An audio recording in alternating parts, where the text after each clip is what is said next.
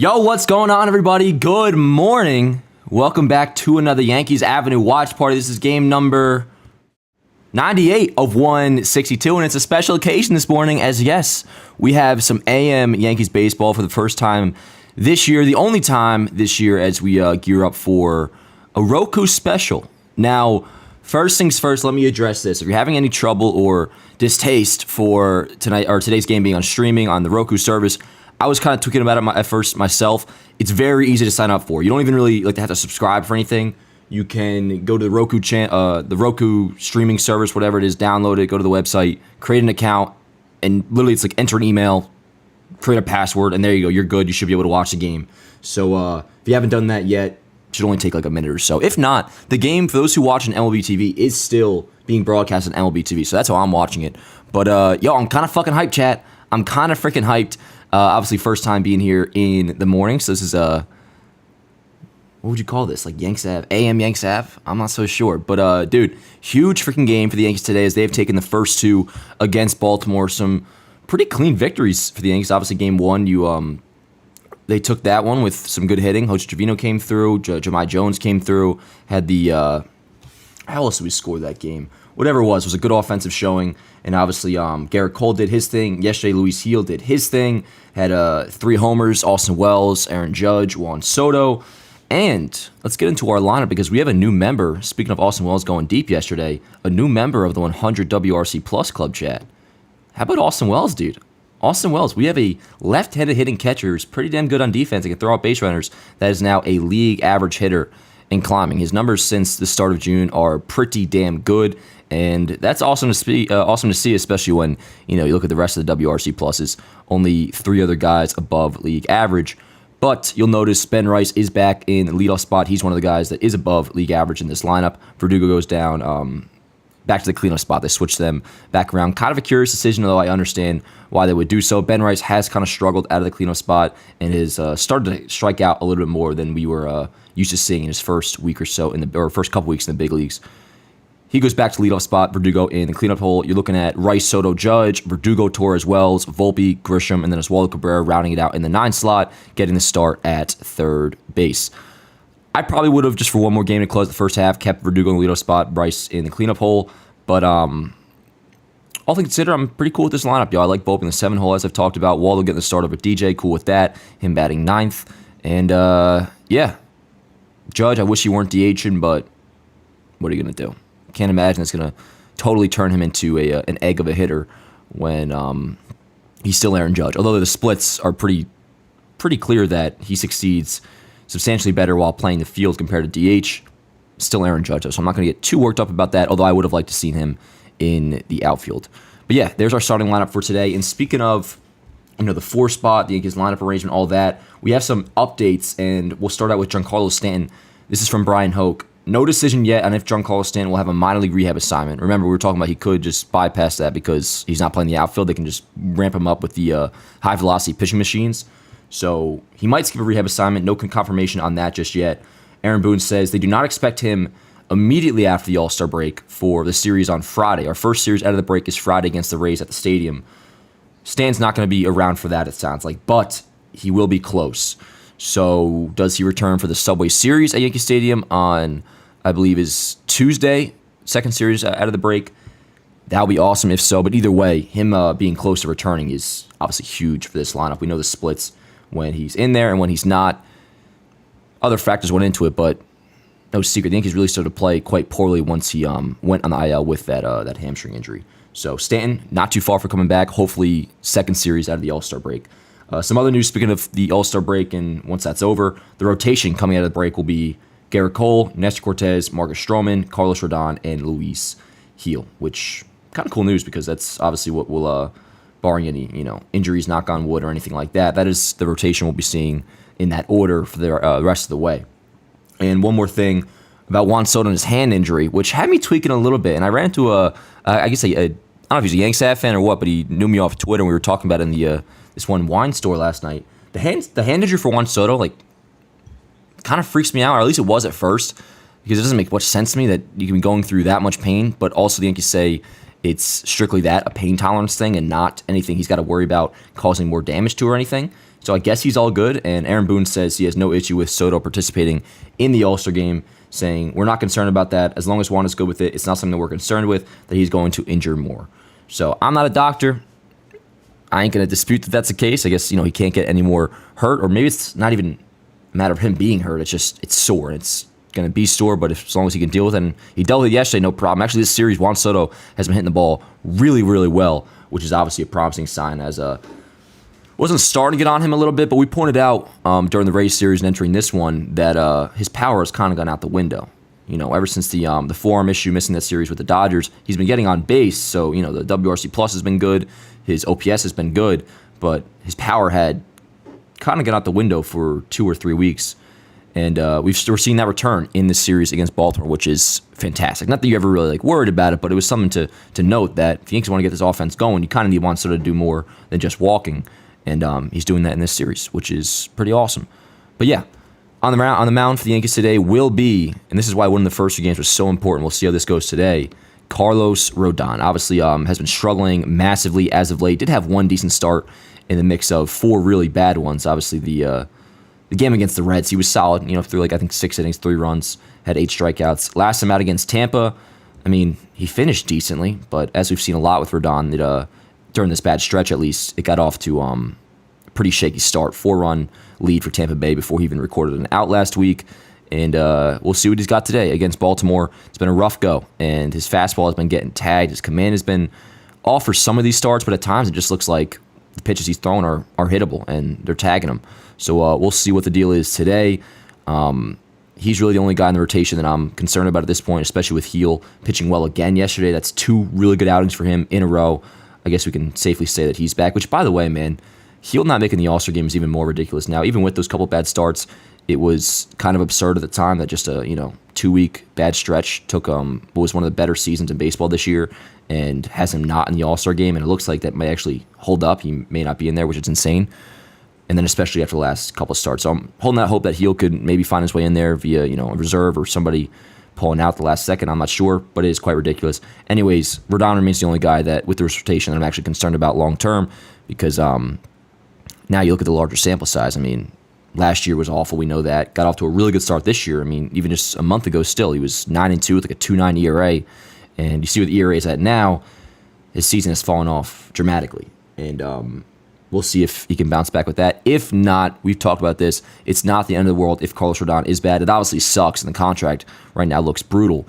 But when you think about a playoff rotation, you still are, especially with Clark coming back at some point in August, you have a staff of 5 guys, even if Rodon is not good. Your playoff rotation can still very much look quite good in Cole, Heel, Stroman, Nestor, Clark. Nestor I would only pitch at home, but pitching Nestor at home, that might as well be fucking Garrett Cole getting a start with how good he's been in the Bronx. So while you want Rodon to pitch well, especially for today's sake, he's got to, let's get a fucking sweep, because a sweep would be incredible. Yankees sweep today, then they overtake first place, sole possession for first place in the AL East, which what feels like it's been a few weeks now since that's been the case.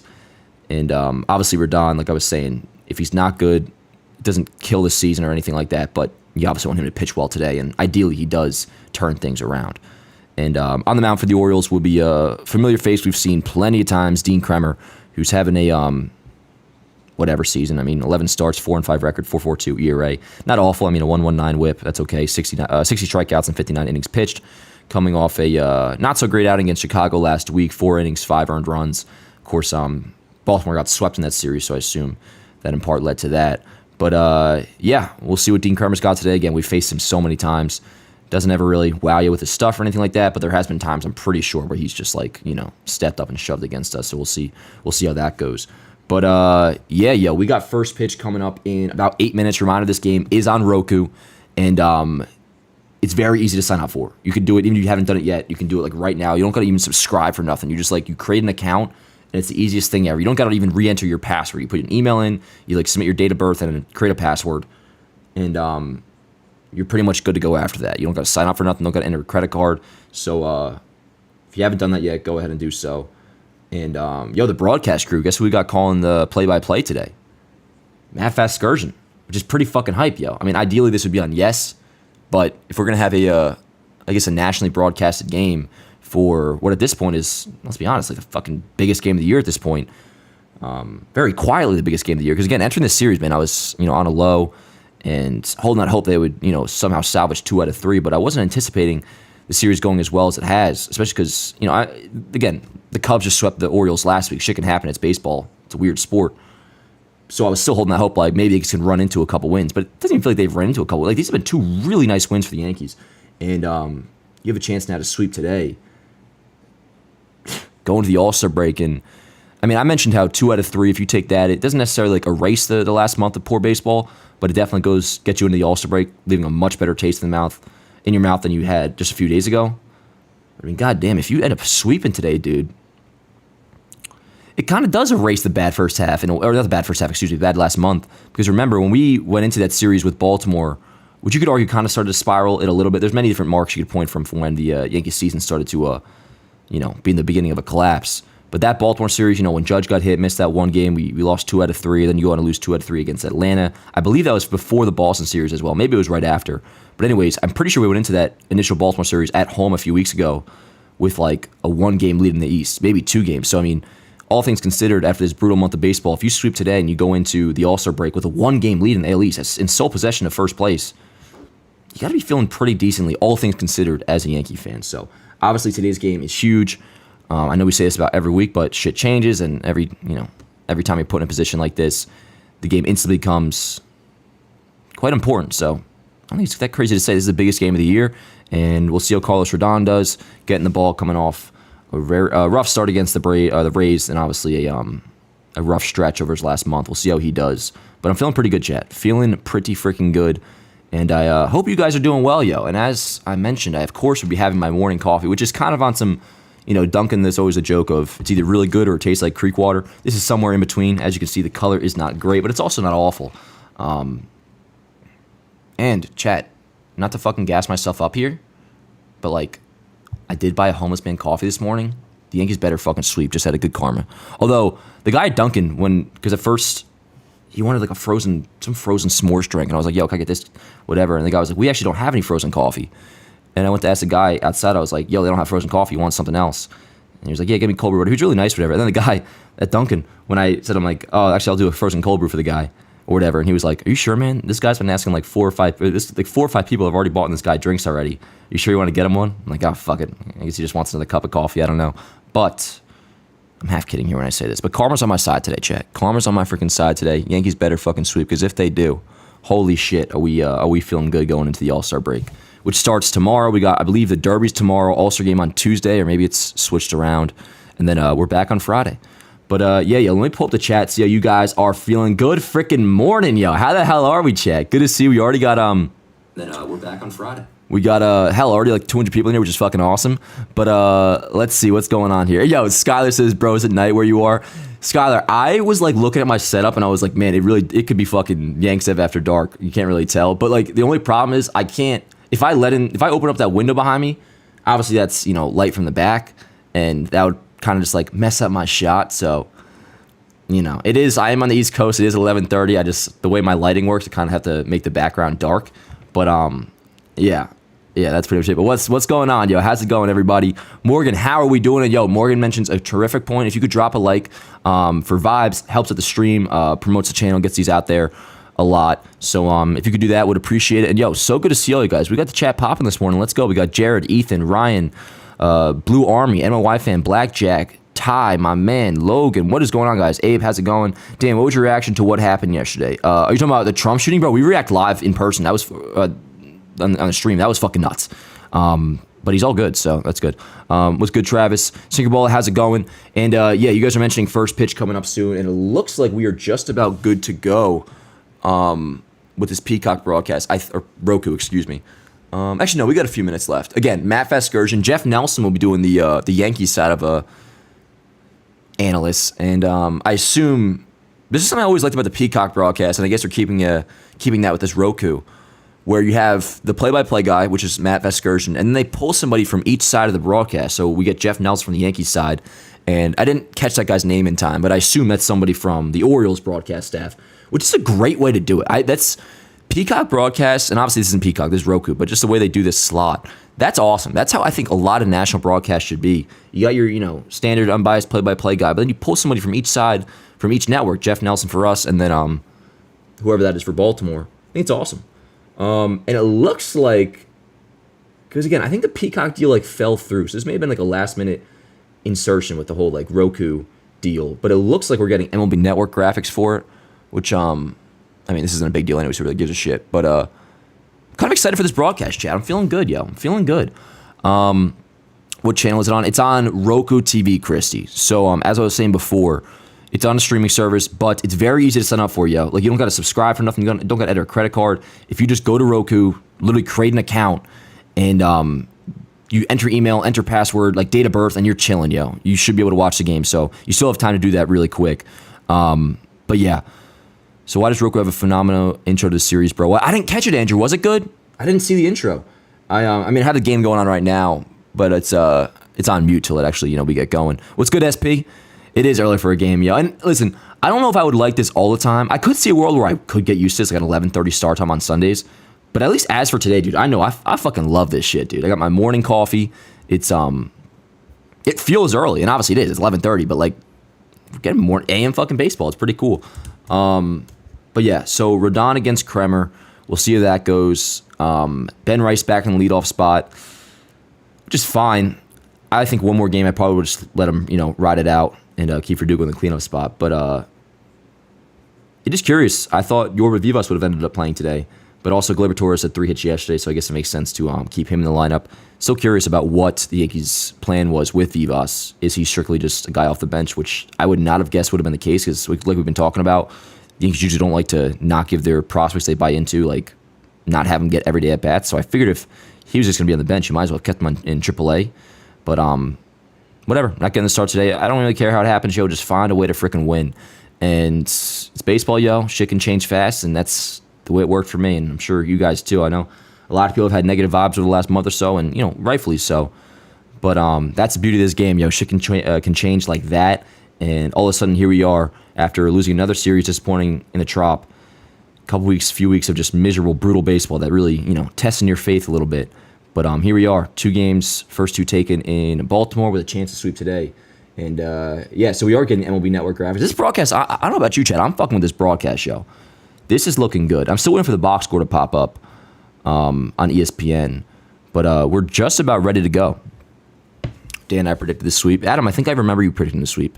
Dan, why is the game at 11:20? The Orioles should be ashamed. 11:35, but no, it's nothing to do with the Orioles. It's just this is the Peacock slot, Roku slot. It's just it's a once-a-year thing. We've had it in the past. 2022 we against the Tigers. We had an 11:30 game. Probably had one last year too. I don't remember. But word, here we go. Can I get a box score, ESPN? Give me a box score, yo. Sorry, one sec, chat. I'm gonna get the box score up as soon as possible. But Kremer's taking his warm-ups, and we're just about ready to go, yo. Again, thank you so much for being here. I just fucking pushed my hair back, and a lot of fucking dust just particled around, so I must have some dandruff. But word, yo, let's fucking go. Let's do it, yo. AM baseball, Yanks have in the morning. Yeah, so there you go. Kremer, he's not all that great, but you see April 30th, he threw 7 innings, 2 runs against us. So, he can be good. Or even when a pitcher's not good, bro, the Yankees sometimes will just shit the bed against certain guys. Obviously, we hope that doesn't happen today. BRB chat. So still about 46% fastballs, and it's the cutter, the splitter, and the curveball after that. He kind of changed the grip, had more of a circle change last year, went to more of a splitter this year. It's been a pretty good pitch for him, but the two-seamer made a difference for Dean Kremer a couple years ago. It was all 4-seamers until about 2 years ago. Started to incorporate the two-seamer, work it down the way to lefties, inside the righties, and it's really changed the game for him. Repertoire brought to you by StatCast, powered by Google Cloud. I've got a question for you, Jeff, as we have a moment before first pitch. This is a Yankee lineup that has the dude, I'm hyped to have that excursion too, dude. This is good. Let's fucking go. How does that affect the calculation? Last game before the break, which is pretty crazy, dude. I mean, I don't want to be cliche and be like, time flies when you're having fun, because, the last month hasn't been fun, but holy shit, dude. You guys remember being here for opening day, which obviously does not feel that long ago, and yet here we are, game 98 of the year, first half coming to a close. God damn. God freaking damn. And goddamn, the box score still isn't popping up, yo. Come on, ESPN. What are we doing? I like Michael K better than... Oh, dude, you don't gotta tell me I'm my fan. Trust me, I know. K's... I'll take K over any play-by-play guy easily. Here we go. Box score is in. Let me get this up. But for a national broadcast, dude, I'll tell you right now, this is definitely my... Here we go. Yeah, here's Rice it off. Here we go. Compared to other national broadcasts, bro, I'll take this broadcast pretty easily. Here we go, Rice. Dude, this is badass. This feels like a playoff game, chat. Let's fucking go. All right, got my box score in. I'll have to adjust it, I'm sure. Well, it's good for now, but I'll keep my eye on it because I know... Usually when I first put it in, it like gets all fucked up. But yo, here we go. Rice it off. Got the MLB Network scoreboard going. Again, Matt Excursion behind the mic. Yo, are you guys getting like morning playoff vibes from this, or am I on my own there? You have a 3-homer game in the leadoff spot. Of course, you're Good eye, Blue. Good call, Blue. Good eye, Rice. Is going to be nice and robust. Yeah, so Rice back to leadoff spot. One more game, dude. I would have just let him stick it out in the 4-hole, but it's not like Verdugo was killing a leadoff spot, though. Although, got off to begin the game yesterday and ended up scoring on the Glaber single. Trying to experiment with Rice. They had Verdugo. They had LeMahieu the other day. Yes, this is Jeff Nelson. Typical leadoff guy since probably Brett Gard. Let's go, Rice. 2 balls and 2 strikes to Ben Rice, leading things off in the Hey, yo, Camden Yards in the morning, bro. This shit works. No! Yeah, so definitely some rough at-bats for Rice lately. Now, he had the 2-run shot after, since the 3-homer game, he had that 2-run shot in the trop. But whether it's to do with the leadoff spot or the cleanup hole, rather, we're seeing him strike out a little bit more over the last week or so. Oh, that's where the Orioles pitched a lot against Rice yesterday. Got him out Which, no big deal. No big deal. I mean, very well could just be entering a little bit of a fucking slump where they're adjusting, but cheer, pardon the pun, as a all good. Reception for Juan Soto. Let's go, Soto. Turned into something of a villain around so OPS at 998 entering the last game of the first half.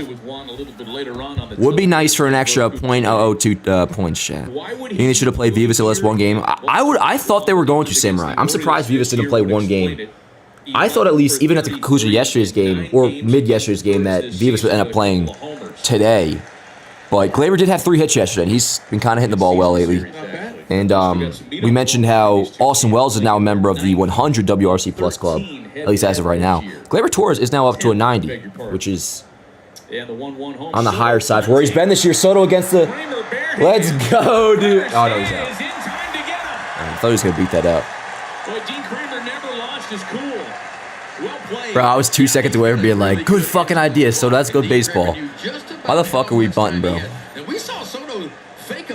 mean, it was a decent bunt. If it was a little more over to the left, it would have been. No, he's out. He's out. All right, all good. 2 dead. All good, chat. All good.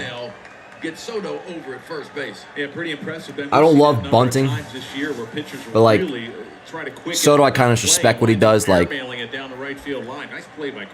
I trust his judgment. All right, here's Judge back in the DH spot, which... Oh, what are you doing? All right. Oh, it was on the shoulder? I thought it was on the hand. And the Yankee fans in the ballpark, and there are usually plenty. Dude, this is crazy already. Like what they saw. They call this the South Bronx. All right, Judge took it no problem. Did that definitely get him in the shoulder, or did it get him in the hand? He was wearing the wrist guard after he got hit last time by Baltimore. Dude, that's fucking crazy, dude. Holy shit. I mean, obviously not intentional. I don't think. Oh, it got him in the elbow. Got him in the elbow. Judge took it like a beast, bro. But this is kind of fucking crazy, dude. Because even though nothing happened here, dude, that kind of sets the tone for some shit to go down. It's been a little bit different. God damn. I guess I should post it on Yanks ad, right? Mostly away. That was the first time the Orioles have really come inside. I mean, that's not. Judge in 3 games. Alex Verdugo led off for the Yankees. Chad, that wasn't intentional. You don't think, right? And the only reason it would be like Dean Kremer thinking he's a big shot and trying to like, you know, be a hero after what happened on Friday. It was first pitch, and it was a very uniform hit by pitch, almost kind of like matter of fact, like here you go, plunked. Hit him in a good spot if you're trying to hit somebody. The way you do that is you fake a bunt or put one down and try to I don't think it's impossible. Because he loves using that 6-hole over there. And when the so get fucking ready, yo. In this case, when he swung over, he's covering that 6-hole, so it takes get ready, because we might be in for something. So if you lay down so one sec, y'all. I'm just getting this up on Yanks ad because. Back out and create that hole that is normally there. And he's done that in the past. And I ain't gonna be like fucking tweaking in my caption, but it is something to know. That is news. And like you said, Matt, it's all about I'm not not going to be calling for on Dean base Kremer's for death Judge. like And I if you often wind do. up walking Judge, then you have second and third. Yeah, I remember my first fucking before Alec went no high fly ball, right field. Alex Verdugo on a 3-0 pitch. Son of a bitch. Ball out to center for Colton Cowser, and nothing. Oh, inning over. Yeah, I remember my first like not interaction. I never actually talked to the dude, but Alec Manoah before I even fucking actually hated the guy, like before he even made his debut in 21. I remember he hit Judge of the pitch in like that spring training or something. Yeah, it was that spring training. And I was just fucking tweaking about it, so I like tagged him. I was like, "This motherfucker just sit Aaron Judge with a pitch." Blah blah blah. It was when he was like some rookie in spring training, and then like hella Yankee fans like went to his page and started like I don't know like hate commenting or whatever, and he fucking like blocked me by the end of the day. Classic. Fuck him though. What is Alec? I think he's hurt, right? He was having a couple good starts. He was actually starting to bounce back, but I believe he's on the IL right now. Actually, might be. Didn't he get like a serious injury, Manoah? Anyways, Aaron Judge. So that was first pitch, right? We already established that, I believe, but I'm positive that was first pitch. I want to be positive. Yes, first pitch. Aaron gets plunked first pitch by Dean Kremer in the first. I don't know if it was intentional, but can't rule it out after Friday's game. All right. Aaron Judge gets plunked first pitch by Dean Kremer in the first. Don't know if it was intentional, but can't rule it out after Friday's game. See, that's what we call a very level-headed caption, folks. I ain't fucking causing no trouble. I'm not calling for Gunnar Henderson to get one to the fucking ribs. Which I will. Like, when Judge got hit, bro, that was... And Nestor ended up kind of taking care of business after that. Like, he did enough. But he kind of did it very... It was kind of like a half-ass retaliation. I would have... First batter. But that's... Shout out Victor Gonzalez, because he did. He did take care of it. For us to reload the stream. Oh, is my shit, are we lagging? My connection looks... It should be good. It should be good, chat. What the hell?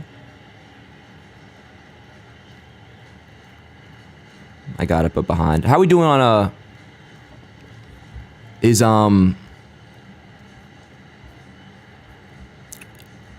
it lagging?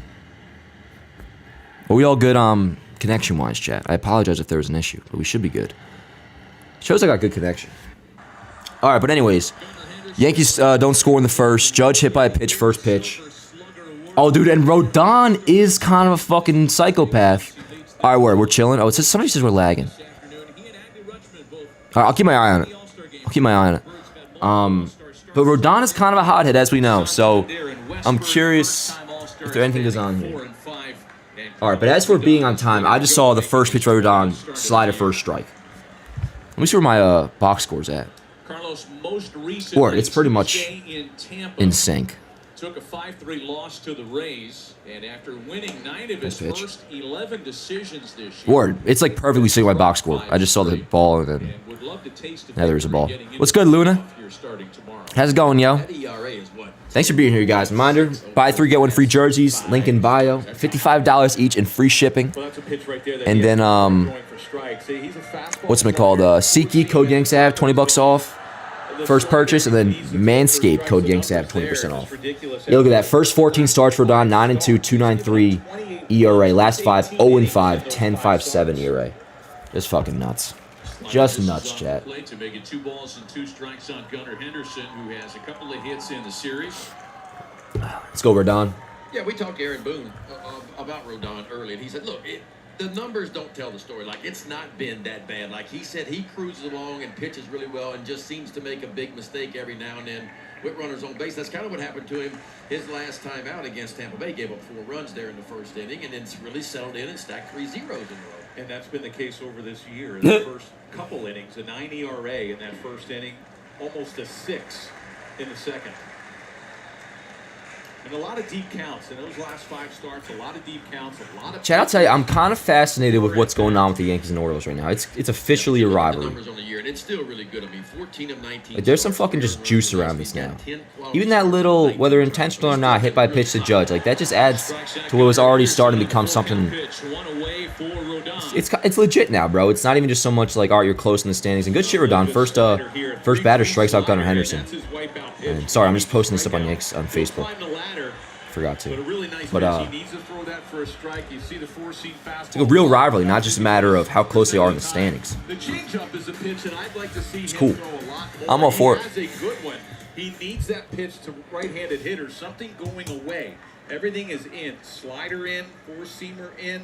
He needs that pitch to go away, and that changeup, that circle change, has really good action down away from a right-handed hitter.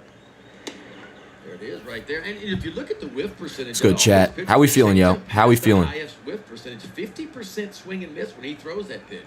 So you wonder why he. I agree, Logan. I think it works well, especially with like the. Well, no, I shouldn't say that. I was about to say the Astros rivalry kind of dying out, but I have a feeling that's nowhere near over, actually, Yankees and Astros. But at least like in division, it's good to have something. I mean, no matter what, you always hate like the Blue Jays, the Rays, and obviously there's like this taste for the Orioles, but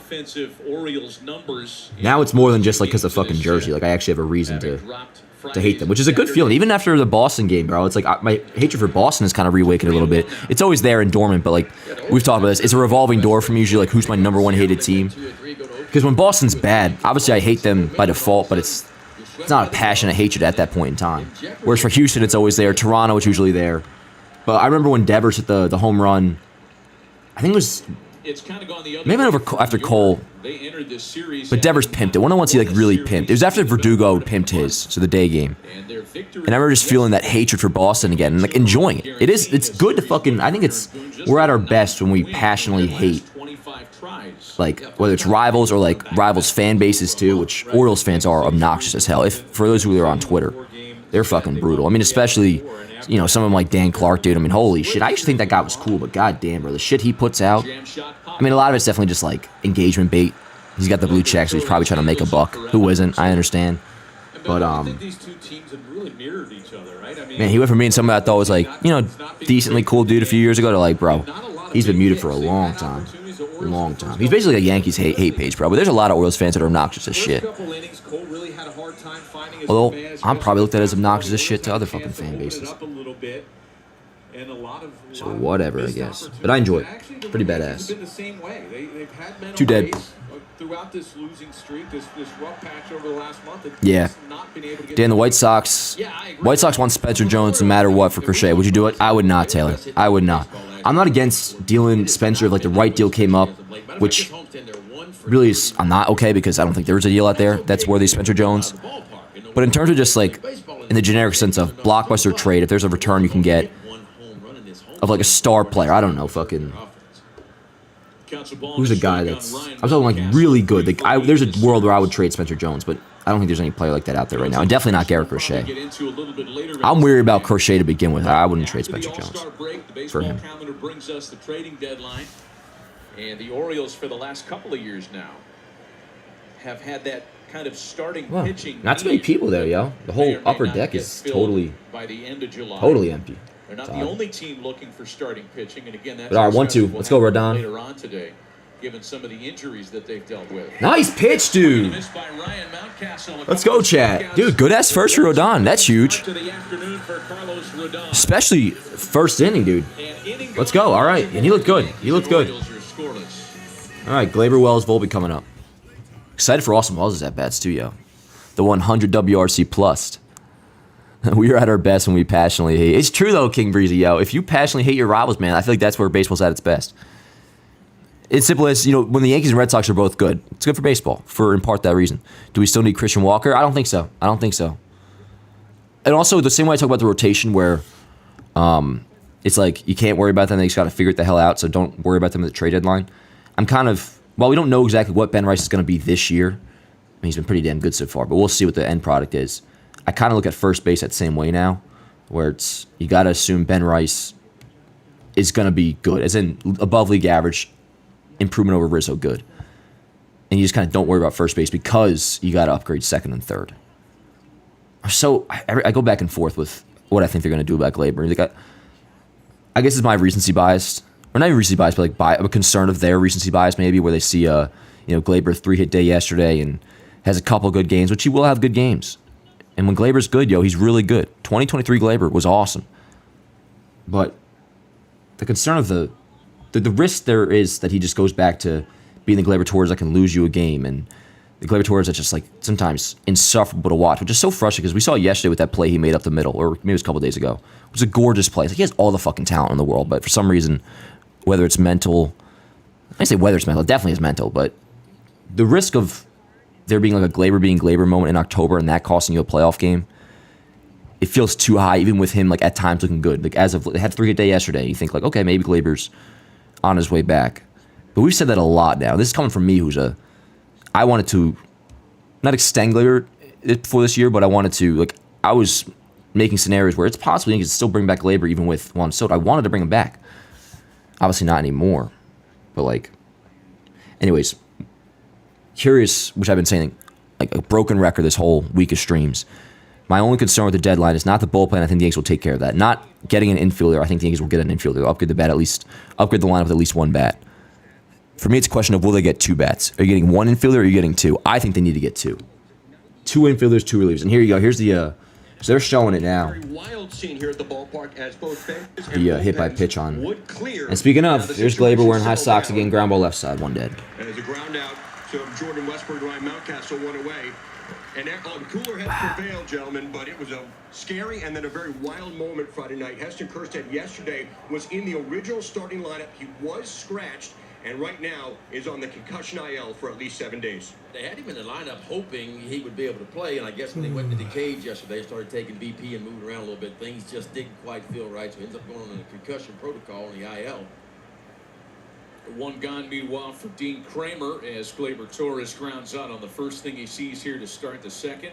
I don't know if Brett can still hear us, but Brett, do you plan on let's go, Wells. that shirt after the game, or are you just going to throw it away? You know, there used to be a basketball coach around here, Matt, named Gary Williams. No. As this fly ball goes to Cowser. Lululemon.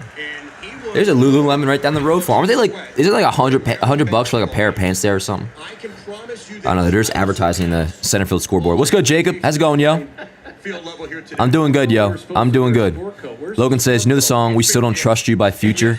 That's what I say to Gleyber even when he's playing good. LOL. I don't know that song, but that sounds perfectly accurate. Yeah, no, exactly. And that's a new feeling for me. Like, I've been a Gleyber supporter for the most part throughout his whole career, including early on this year. I think what did it for me is, remember he started to play well in May, and I was thinking, okay, just a bad month in April, then he's turned it around, like 2023 Gleyber is back, here we go. But then he started to fall off again. He had another 3 weeks of just brutal offense, plus the defensive, you know, all the frustrating shit on defense. To where I finally was just like, man, I can't risk like having hope for this guy anymore. Then, of course, as I start to, you know, feel that way, he's starting to play well again. So it's being tested, folks. It's being tested. But forget what I feel, bro. It's a matter of what the Yankees feel. Are the Yankees kind of out on him? I'd like to think so, as much as I like Gleyber, because if they aren't, if you are buying into Gleyber as a guy you're going to have play every day in October, then you really only have one infield spot to upgrade, unless they do upgrade first. But if not, then it's just third. That's mandatory. You can't go in October with DJ LeMahieu as your third baseman. But I don't think they will. Let's go, Volt. The numbers for Anthony Volpe have come down a bit since yeah, you can say that again. Start of April. And he finds himself hitting .245 at the start of play here this afternoon. 1 for 8 in this series. Aaron Boone explains it as just the kind of ebbs and flows of a young player. Volpe's still a young guy in just his second season. Well, the one thing, this is a great look. The head on. Yeah, there's a stat. Volpe has only faced one starting pitcher that's been younger than him in his whole career. Chicken parm or whatever it was. When he lifts that leg, don't remember who the name was, but let's go to shot. I mean, he's still really fucking young. But I mean, shit, goddamn, last 25 games, are 445 OPS. That's what do the hips do? They open up that front foot. That's pretty insane. Towards the third base side. Nope, good eye. It's a really hard time covering that outer. He has started to have like decent takes at times in the last week or so. And he's been going to the opposite field a couple times, but still, I mean, WRC plus down to 92, bro. At this point, I'm finishes around like a. If he finishes around like a 100, that'd be a win at this point for the season. You're going to run out of battle balls on the outside part of the plate. He's going to be able to cover. Which still, with the defense, yo, I mean, he finishes with 100 WRC plus, he'll still be at least a 4+4 player, maybe even close to 5. But we'll see. It's hard to stay on the ball on the outside part of the plate. And the Orioles have attacked him with a lot go, of Volt. speed stuff on the outside and fastballs on the outside part. Battling on 3-2. The next full count pitch. That's Taking it dropping. for the gap in right center field. Let's go. Oh, Derek gets behind him. probably a double. Yo, get a tighter helmet, dog. God damn. Yo, let's go, Chad. Yo. First of all, good shit, Volpe. Is that something new? Have you guys seen that? They keep doing the eyes thing. That's like new, right? Every time they get a hit or come through with something offensively, they do the eyes. Hell yeah, dude. No, that was nice. That was good AB by Volt. Good AB. Good takes. Fouled a couple pitches off. And then, there you go. Another one into the opposite field. So, okay. Slowly but surely, we are seeing some decent signs, Chad. Some decent signs. He's uniform dirty early. He is moving well. I mean, for an all-star for the first time in his big league career, 8-year big league career. All right, let's go, he's Grish. moving well on defense. Trent Grisham with an RBI opportunity, and now Volpe at second with 2 gone. Oof. All right. Good cut. At least he swung. Little Willie Mays Yo, piece here with what actually is the reason behind that, bro? Like, why doesn't Volpe have a tighter helmet? They're going to have to start using chin straps for a lot of these helmets now. Or Velcro or something. Let's go, Grish. Oh, yeah. Yeah! Let's go! Fuck yes! Dude, that's good shit, Chad. That is good shit. Good shit, Grish. All right, word. 1-0 Yankees. He tried to sneak another fastball by Grisham, and that's the ball that's been beating Grisham. A fastball's up. Hell yeah. Yo, props to fucking Grisham, bro. One of his like most annoying traits is that he'll just like, it feels like a lot of times just like take pitches right down the middle. It's like, bro, what are you looking at? 2 nice hacks there on 2 strikes, and the second one worked out. Hell yes. All right, so let me get this up on Yanks ad. So Yanks had to a 1-0 lead. Cabrera taken for his strike. So to chew out the double by Volpe, the RBI single by Grisham, and Cabrera will try to keep the line moving. Let's go, Waldo. Waldo making his first start of the series. Had a pinch hitting opportunity on Friday. Grisham not really a threat to run. Only 1 stolen base attempt on the year. He could if he wanted to. He is decently quick. Yeah, Yankees don't run a whole lot. That actually surprised me. Grisham's only got 1 stolen base.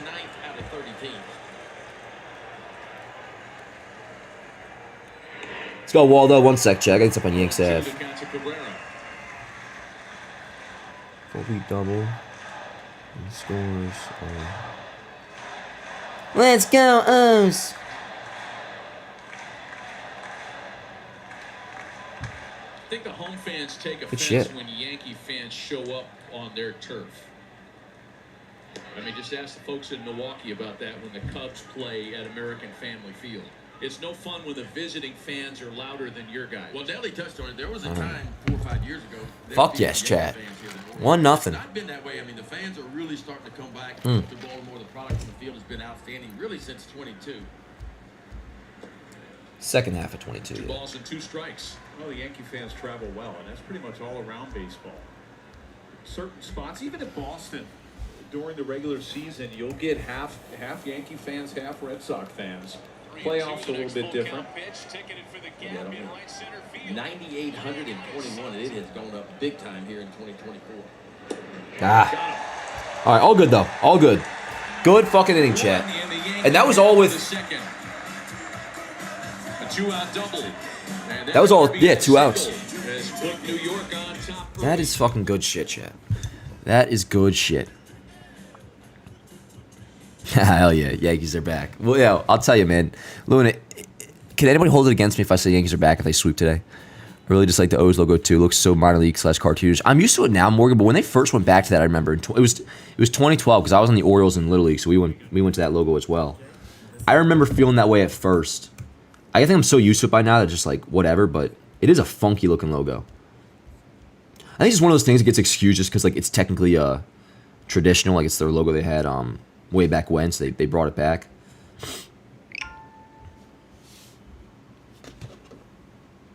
I hated Toronto's uniforms at first too when they got those new ones, but those are kind of I'm used to by now. Why is the game on my TV so delayed? Try if you're in the Roku app, try just clicking out and back in, possibly.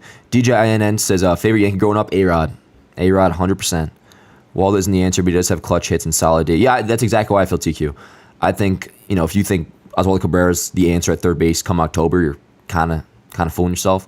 But in terms of until we do upgrade at third, him or DJ, I always am pleasantly surprised when I see him playing. Because the defense is good enough at third. He does usually seem to come through with some sort of a big hit. It's not even always, one that you remember as that being that big. But even the other day when the Yankees got on the board, I think their first run against Baltimore came, the one, I think it was Trevino when he doubled them in. Waldo had a leadoff single and ended up scoring. So he plays, even though the stats are not good at all. OPS or WRC plus entering today at least was 79. But he's a representable player when he gets in. I'm excited for the All-Star game. Yeah, I kind of am too, Maddie. I kind of am too, because me and all my dogs are going to this Airbnb or whatever. So to just watch it there, kind of be kicking it, will be good. But next live stream will be Friday.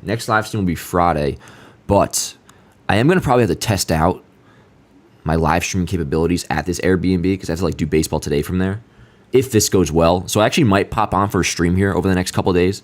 Just for a quick one, maybe 30 minutes, and I'll just, BS with you guys for a little bit. But, yeah, at some point we'll probably hop on for, just a little stream like that. But, all right, here we go. Rodon back out there for the second, of course, and he looked really good in the first. Stuff looked good, command looked good, and, let's see, how many pitches did he throw? 18 pitches, okay. Oh, shit, Soto's mic'd up, goddamn. Soto mic'd up, all right, let's hear. Hey, talk to us about the hunt. My feed delayed. Hold on, don't ask me a question. This is some fun. He's doing his own audio. He's his own audio engineer out there. I'm good now. I can hear you. Gotcha. There's a 2-0 pitch first of all to Santander. I want to know about the bunt in the first inning. Did you think you could just drop one down and surprise folks? Was that something you had thought about before? Yeah, definitely. I was trying, I've been seeing the third baseman. They've been moving up every time. So I was ready for it. As soon as I saw him moving up, I was like, why not? Let's put the... It was close, I mean. 6 inches to the left, he definitely beats it out. Maybe even 3 inches.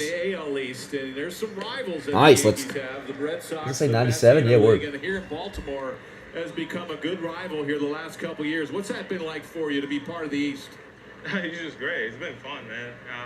Every rivalry I've been, it's just amazing. I'm feeling good. I've been having fun. It's just tough games that you play, and you just got to play hard all night and be right there. So nice, Rodon. Let's go. Another K. What is that, 2? 3?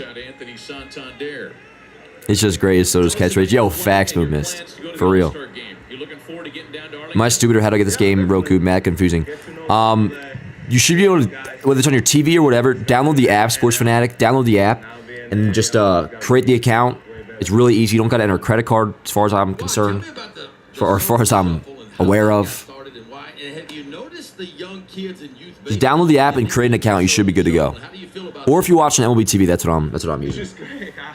Like I say, it's just part of my game all the time. Yo, you just said it again. It's just great. And try to, fill my box and feel myself in the box. And seeing those kids trying to do it, it's just feeling great. Yeah, Rodon wanted that call. Like an 8-year-old kid the other day took a pitch that was up and away from him, did the Soto shuffle and kind of slid around a little bit. I wonder if you've seen. Yeah, I'm gonna start doing that in fucking Blitzball, yo, the Soto shuffle. I've been seeing some of them. Would that make me the ultimate fucking tool, Chad, if I did I that? see it. I'm just laughing because the kids make it better. Nice. The kids make it look way better than me, so I think it's great. No, they don't. Yo, when people honestly, if I ever did a Blitzball, it would be 95% for gag reasons. 5% of just being a fucking wannabe one Soto. But anytime you do see a video of somebody else doing the Soto shuffle, like kids in Little League, you ever see a Little Leaguer do the Soto shuffle? The players follow. Not to call fucking the Youth of America tool or nothing, but it doesn't. It usually looks pretty funky. But actually, I never look at the walks. How hard they hit the ball, and how good they were in the field. So for me, Couple calls there that Rodon wanted. That one was probably a ball, but the first one looked decent. I just been getting better and better. Remington, we scored. Volpe had a 2-out double last inning, and then One gone.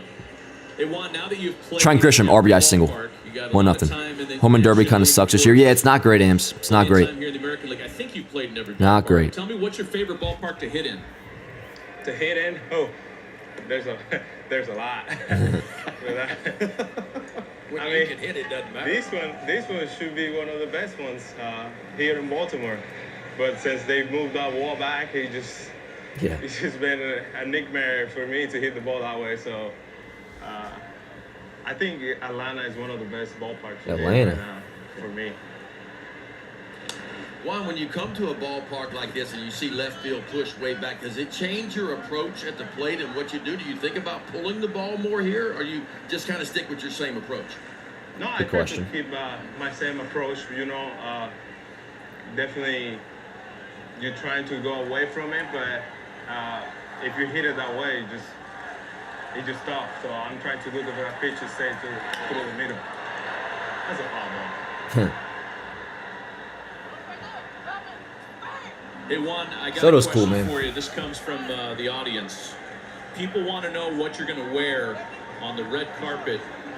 On the red carpet show. Who gives a coming up shit? for the All-Star game. You got your uni already. See, now this is a classic fucking like mic'd up TV national broadcast question. The first couple were actually like half decently interesting. We sit down and start talking about. All right, give me the full screen now, bro. Nobody cares. Help the model in DR, help all the designers in DR. High fly ball. There he is.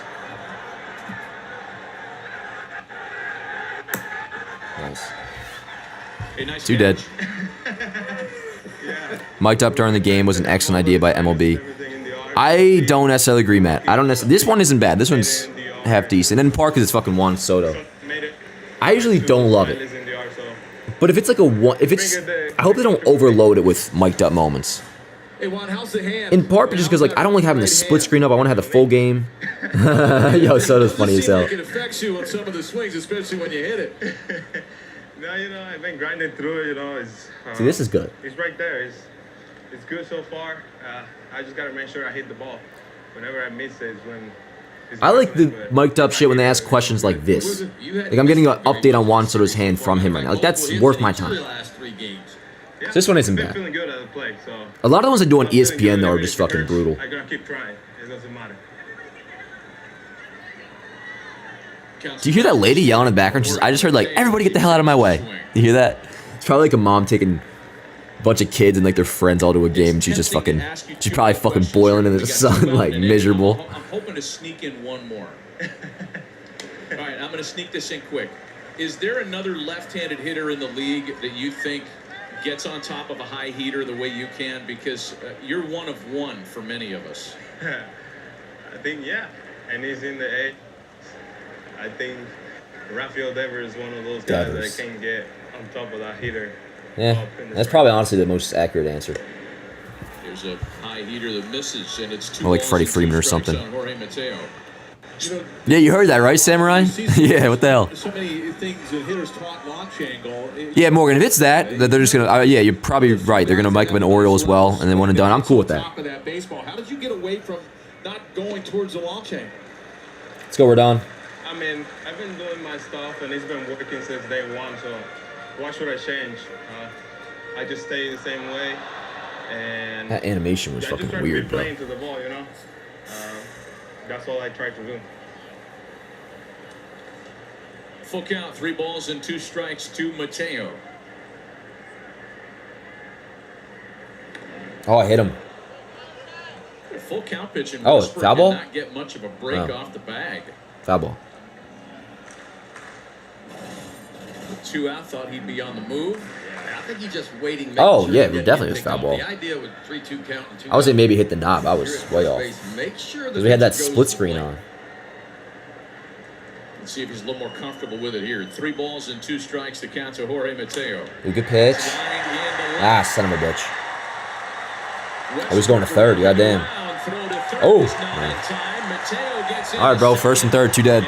Baltimore has something cooking in their half of the second inning. Yeah, Jorge Mateo can hit some left-handed pitching. And when he's staying on the ball, he's a lot like Anthony Volpe, right? When he's staying on the ball and covering the ball on the outside part of the plate, he can foul hit a little backdoor breaking ball here, but he stays on it, puts his nose on that one, and just finds a barrel of rocket out there. Westberg and the Orioles do a really good job of this, going first to third. Westy runs right in the face of Verdugo. He ends up at third, and then Mateo takes an extra 90 on the throw. Yeah, Verdugo doesn't have a great arm, and you figure maybe he hits that cutoff man, and you might have a play at second base for Mateo. But since you overshot the cutoff man, Mateo gets the second.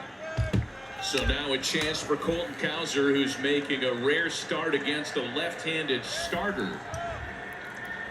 Of his 69 starts this season, Colton's made only 18 against southpaws. Sorry. Second and third with 2 gone. These are the come on, Blue. situations that Brandon Hyde's Rodon feels he's getting squeezed, yo. Runners in scoring position has been very difficult as of late for the Orioles. Only 1 for 31 in these 5-game homestand here. And this has been the issue for Rodon. It's those first couple innings, the second inning, almost a 6 ERA. He gets 2 outs, and not that he loses focus, but he starts losing his command. He gets behind hitters, the lefty on lefty situation. This is a chance for him to get out of an inning and throw up a 0 for the Yankees. Yeah, if you look at the overall command, and we talk about walks. It's good, chat. Rodon came in with only 30 walks and 103 innings. What's good, Ant? Hell yeah, bro. But you're right, when he works from behind and out. So far, Yeah, Verdugo's arm is definitely solid. that slider in plus. Oh, they said Verdugo doesn't have a good arm. Really benefited him. No, Verdugo's arm is pretty good. No matter what level you pitch up, anytime you can begin to land. It's not amazing, but no, it's pretty good. And fastball counts. The game changes a little bit. So far today, Rodon's been able to dump some sliders in there and fastball counts. Behind Colton Cowser, 2-0. James McCann, a right-handed. Yeah, 75th percentile, so he's significantly above average We're about to see in how arm much he strength. trusts his slider right now. Colton Cowser, a Let's go, very Rodon. good fastball All hitter. right, so 2-0, second and third, 2 outs. Huge pitch. Strike. Word. I guess he trusts it a lot. There you go. And he got the call. And I think if you're the Orioles, and if you're going to see this and this trend continues, when you get yourself in plus counts, maybe you start to sit on the breaking ball a little bit in plus counts. 2 balls and a strike to Cowser, who was 2 for 4 yesterday. Nice. Putter? That's slider. 90 miles an hour. Oh, they don't show the, it was a slider. They don't show the pitch type on the scorebook. Stay in the zone here a little bit. You see if Wells sets up on the outside part of the plate. Oh, I would gun a fastball I always in. love the sequence, slow, fast. I figure if you Yeah, can yeah, slow I would go the bat down fastball in. twice and then come back, because Rodon's been up to 99. Right? Fucking gas that So shit. slow the bat down twice. Let's go. Here we go. 2-2 count. Big pitch. Grab that Big number fucking one, pitch, try to go chat. Up in the zone with it here. Ooh, good slider. Slider. Okay, now it's 3-2. It's like you definitely going to a fastball. You're gonna throw a fourth slider. Slow, fast. That would be even better. That would be even better. This is a good broadcast crew, bro. James McCann waiting his turn. So I guess they just said peace out to Soto, which is cool. Here we go. Like 3-2 pitch. you don't gotta make it last the whole inning. Fuck! Got the middle. Oh, let's go! Let's go, chat! Fuck yes! That was badass. That was badass, and I'm posting it on Yanksab, motherfucker. Oh, there you go. There's Soto. Fuck yeah, Volt. Let's go. I mean, that's a play that no matter what he should make, but still a nice play. And that looked like, that looked like a for sure. I mean, that would have scored 2, bro, if that got down. All right. Here we go. 3-2 pitch. All right, word. So, Rodon scoreless through 2. Second inning a little bit messy, but just the 2 walks. You're the one that I want. Bum, bum, bum, bum. All right. Let me get this up on Yanks Ave. CFO, sometimes it's referred to as chief executive officer. Wherever there's a fire in the business, I'm often there first. And I think that's the bit that I really enjoy and love. It kind of spreads more widely than finance. Whatever hat CFOs like him need to wear, Sage tools and insights help them knock it out of the park. Sage, helping business flow. Why pay too much for cable TV when it costs less for Fubo TV? Get all the channels you want. Breaking news and live sports. All right, who we got due up? Top. Rice, Soto, Judge, chat. Let's go. Let's add another. So 1-0 lead. Rodon's looking still pretty good so far. I think his stuff actually looks quite good. And him getting off to a good start is fucking huge because that's usually what I feel like leads to all his bad outings is just getting lit up early. So far, so good for Rodon. Here's my future platinum glove. You're probably right, Pato. You're probably right, dude. I bet he will end up with a platinum glove at some point. Do I need money to watch the Roku game? You do not, Shay. At least the way it worked for me. You just download the app, make an account, and you're good after that. Then you see that McMahon top 10 hard hit rate. Oh, really, Morgan? Nice. I still don't think the Yankees are going to end up getting him, though. Kind of early for a game. Didn't know it was on, Dan. Yeah, one time a year, Gene. One time a year, this 11:30 slot, which I'm a fan of you. I like it. These broadcasts are okay, but I'm much more comfortable hearing Michael K with Paul and Neil, guys like that. For sure, Don. I'll always take yes over everything. But for national broadcasts, this is probably my favorite. Again, one of the best things they do.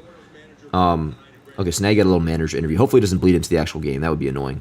That'd be some ESPN and Fox shit. But I like how they pull a announcer from each broadcast booth. Like we got Jeff Nelson for the Yankees side. That other dude, I assume, is from Baltimore side. That's cool. And Matt Vasgersian is play-by-play. That's awesome. So 4 national broadcasts, I'm a fan. Volpe saved us 2 runs there. Yeah, no, for sure. What did Volpe do? I wasn't watching. He just made a nice play at the middle, like a diving grab. That if he didn't make the play, I'd be like, kind of like, why didn't you make that play? But it was nice though. It's on Yanks Avenue if you want to see it on Instagram.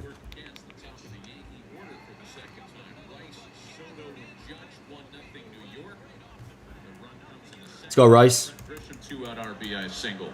You know, in Brett's interview there with Brandon, guys. Sword, like that even is so much better than what ESPN does. Like that was a quick little interview and it didn't bleed into the game at all. Last game before the break. Before the first pitch of the inning's thrown, it's over. For a number of reasons, right? There are probably a couple of guys. Let's go, Rice. Bullpen that could use some Good eye. work. Good eye. The balancing act of too much work versus too much rest is really poignant on a day like today.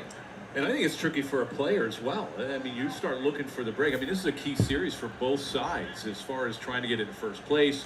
You want to stay on top. Both teams trying to get back to the way they played and go into the break in a high note. And as a player, you start sniffing. Can I get a link for the Roku app? Yeah, I can get it. 4-day break, and you just don't want to do that in an important series. You got to stay focused and stay locked in all the way through. And it's hard. I just used literally Roku.com is what I looked up.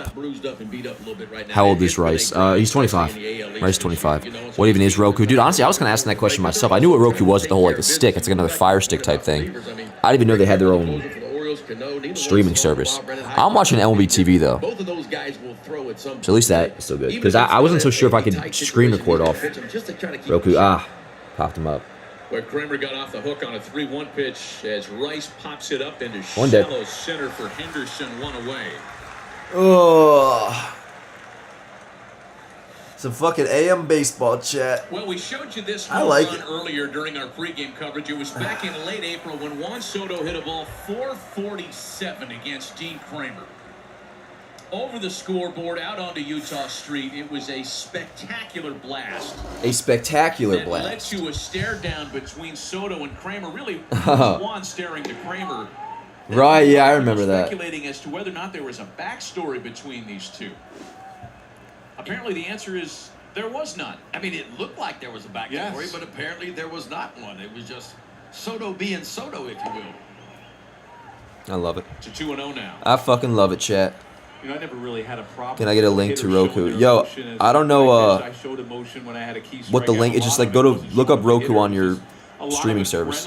Wake the F up, Dan. I'm awake, Yankee Joe. What the hell? I'm fucking chilling, bro. Like the emotions, the bat flips, I got like I'm morning vibes watching Yankee baseball, bro. Trust me, I'm awake. And yo, I got my large cold from Duncan. Don't worry about me, bro. 2 balls and a strike to Soto, who again tried to bunt for a hit in the first inning today. Bottom of the Crush zone that. to make it 2-2, and there's that extra fuzz you talked about, Ben. It's kind of an old school approach, kind of like we used to pitch back in the day. Cruise along at 90% max effort, and then when you need a little bit extra, Dean Kramer has that ability in a time where I feel like a lot of pitchers are max effort from the beginning, every pitch. He'll reach back. This guy's pretty good too. Whoever this the Baltimore analyst is. Let's see what he comes with on 2 balls and 2 strikes. Let's go, Soto. 2-2. Moving on deck with 1 out, the base is empty. Oh, Soto fouls that one back. But I 2-2. would ask you as a reliever. Dan, do some day drinking and get Chinese. I mean, how tough is this for Adam, Kramer and I'll get Rodon? Chinese at some point, bro. I definitely am not getting it this morning, bro. I got my morning coffee. I don't really like to eat my coffee too much. I just empty stomach, then I have a nice big afternoon meal. Then it's extra week after it's a half-game nap. He's like, no, I'm feeling good.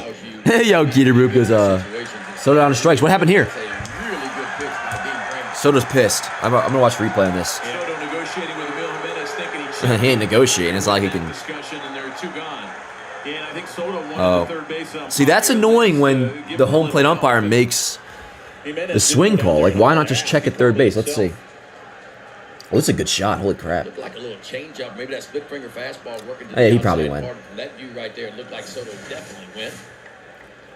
All right, let's go, Cap. Empty for Judge. Ooh. A notorious first pitch swinger. I only eat fruit in the morning, then high protein meals after. That's a good vibe, Luke. Yeah. That's a 100% swing. Now, I don't want to make myself sound, that much in the top 1% or nothing, because you guys do know. And I should just take back what I said earlier entirely. I do like one certain food, my morning coffee, and it's fucking Munchkins from Dunkin' Donuts. I didn't get them today, but I will scarf down Munchkins in the morning with my coffee. Outside of that, though, like an actual meal with coffee, I don't know. Never was one, if I'm at breakfast at a diner, I wouldn't get coffee with my meal. I don't know. But yeah, no, I'll have one of my factor meals later. I think Probably Dean after the Kramer's game. a guy, and again, Which, it'll be crazy. It'll be like 2 o'clock, and the game will already be over. Dean Kramer likes to pitch inside. He'll grab that 2-seamer, run it inside a little bit. And look, for me, Judge is one of those guys, you got to stand him up every now and then. Like, he's comfortable in the box. When that dude gets comfortable. Good eye, no blue. Good call, good call. That is a ball. That is a ball. 2 balls and Good 2 pitch, but it was a strikes. ball. I mean, we never try to hit guys, but every now and then you got to throw a fastball on the inside part of the plate just to make them think you might. If you can locate it, I have no problem with that. Yeah, throw inside. That's fine. You got to be able to fucking locate it. McCann wants it out there. Ooh. Again, Judge swings. Fuck. Sends a high fly God ball damn. to center for Cowser.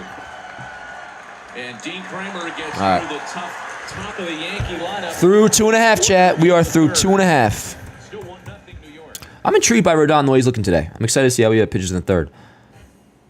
They're so addicting. Oh, Munchkins, facts, Chris. They really are addicting. Yeah, I do fruit plus fiber powder smoothies in the morning. I'll put fiber powder in my protein shake sometimes, Morgan, which does help. Got to start with fruit in the morning, maybe oatmeal and almonds too. Yeah, no, that's all good. It's just I don't really combine it with coffee is what I'm getting at. Sausage, egg, and cheese on a croissant. Yeah. That always, at nighttime, I'll fantasize about that. Be like, yo, I always tell myself, I'm getting fucking Burger King breakfast in the morning. Especially if I'm up real late. It's 2 or 3 a.m. Like, yo, the second I wake up, I'm getting Burger King breakfast. But I don't know. When I wake up, I just know that shit knocks me out, bro. I just become a slug the rest of the day. Which is why, I eat my fair share of fast food. You guys know that. I usually do it once my day's pretty much done because then I just get slumped into the fucking couch. Rodon is determined today. We will sweep them. Cautiously optimistic about the way Rodon looks so far, for sure, Adam. Question number 1 for Dan. How many innings do you think Rodon will go? You hear that? Do you hear those fucking cops in the background? That shit is badass. It makes you feel like you're in you ever see that TikTok sound from Amazing Spider-Man 2 where it's good morning, New Yorkers, the temperature, and it's just so cliche as something out of a movie? I love that shit. Anyways, Rodon, I'm right now, again, cautiously optimistic. I'm feeling 6 innings out of Rodon today. Or how about this? Pitches into the 6. We'll go 5+. But, yeah. Where's my water gallon, bro? 1 sec, chat.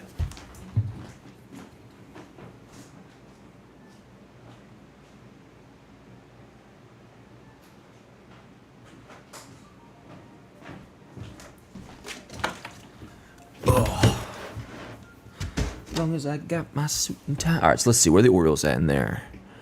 In their order. James McCann, then top, it appears. Yes, McCann, Henderson, Rushman. The fuck's up, Chad? How we feeling, yo? Hungover BK/McDee's is the best shit. Oh, facts, Bernard.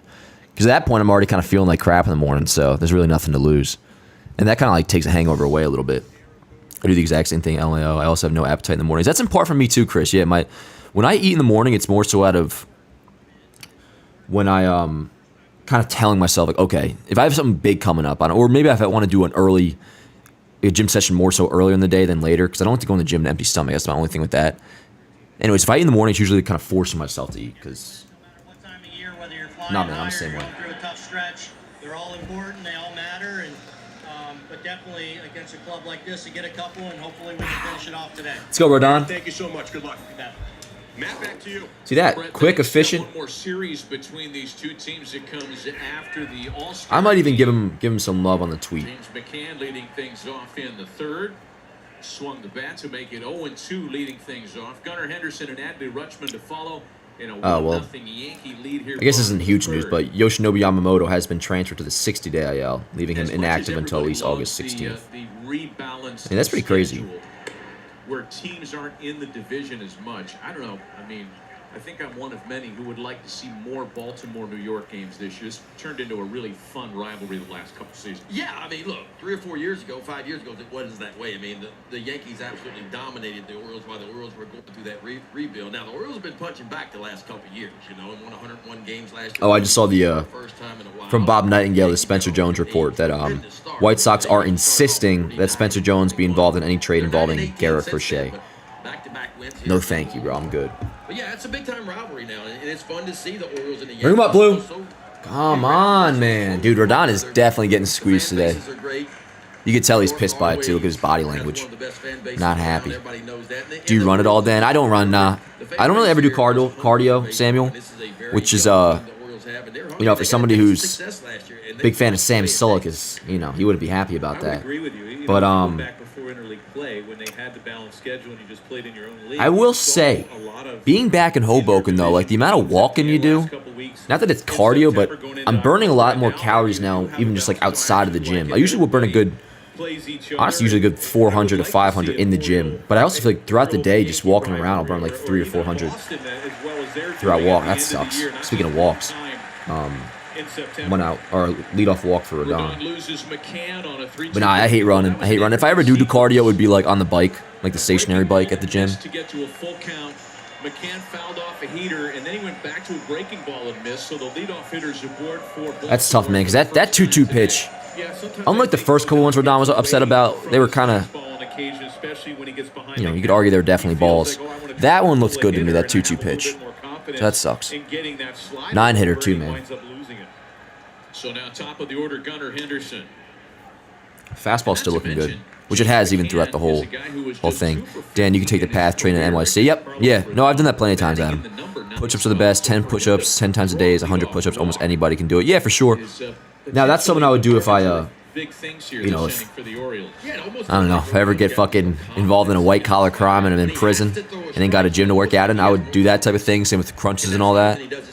But, if you look at the numbers on the year, the opponent's batting average is I just do like my chest day at the gym, but push-ups are a part of that. Push-ups are good. Ground ball, foul. There's one fouled away. Still 0-2 to Henderson, who struck out to start the first inning. 0-2 count. Yo, so you guys know how I was like one of the ones that just got into Suits recently, and I always heard that like enjoy the first. Usually people say the first 4 or 5 seasons because it falls off after that.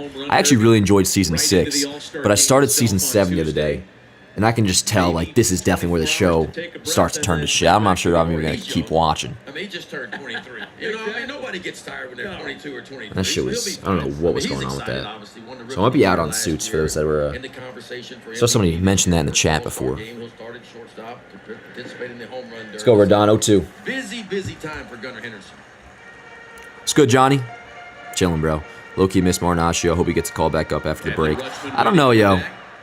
Rodon still, Marnaccio still looks kind of off to me, even when he was doing well. The only pitch he has that's really that good is his changeup is nasty, but outside of that, nothing that crazy. I mean, his slider will be good at times, but the fastball is only, what, 94, 95 at best? Oh, kill me. Shoot me in the fucking head, dude. Fuck, man. See, what sucks there isn't so much Gunnar taking Rodon deep. It's leading off James McCann with a walk. In part to blame with the umpire, but that sucks. God damn. God damn, Chad. All right, 2-1 O's. 2-1 fucking O's. 63rd RBI, and the Orioles have a 2-1 lead on one swing by the kid, Gunnar Henderson. And leadoff walks kill you. Yeah, potato. Yeah. You walk the 9-hole hitter. That sucks. Again, the Rodon The homers, that's part of it. And early on, he was doing a really good job of, well, he was giving up some homers. They were pretty much all solo shots. And now, you know, a lot of guys getting on ahead of time. Like leading off that with James McCann with a walk just sucks. And Baltimore enjoys a 1-run lead. What are they calling the octopus down there that they go and get a drink after? That's the hydration station. All right. That's just so fucking stupid, bro, but whatever.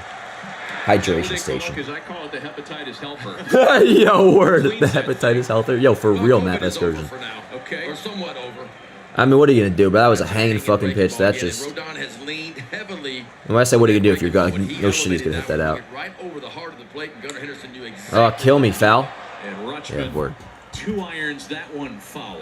Yeah, that was a bad pitch. Yeah, so Really there's bad pitch. 4 hoses hanging off of it.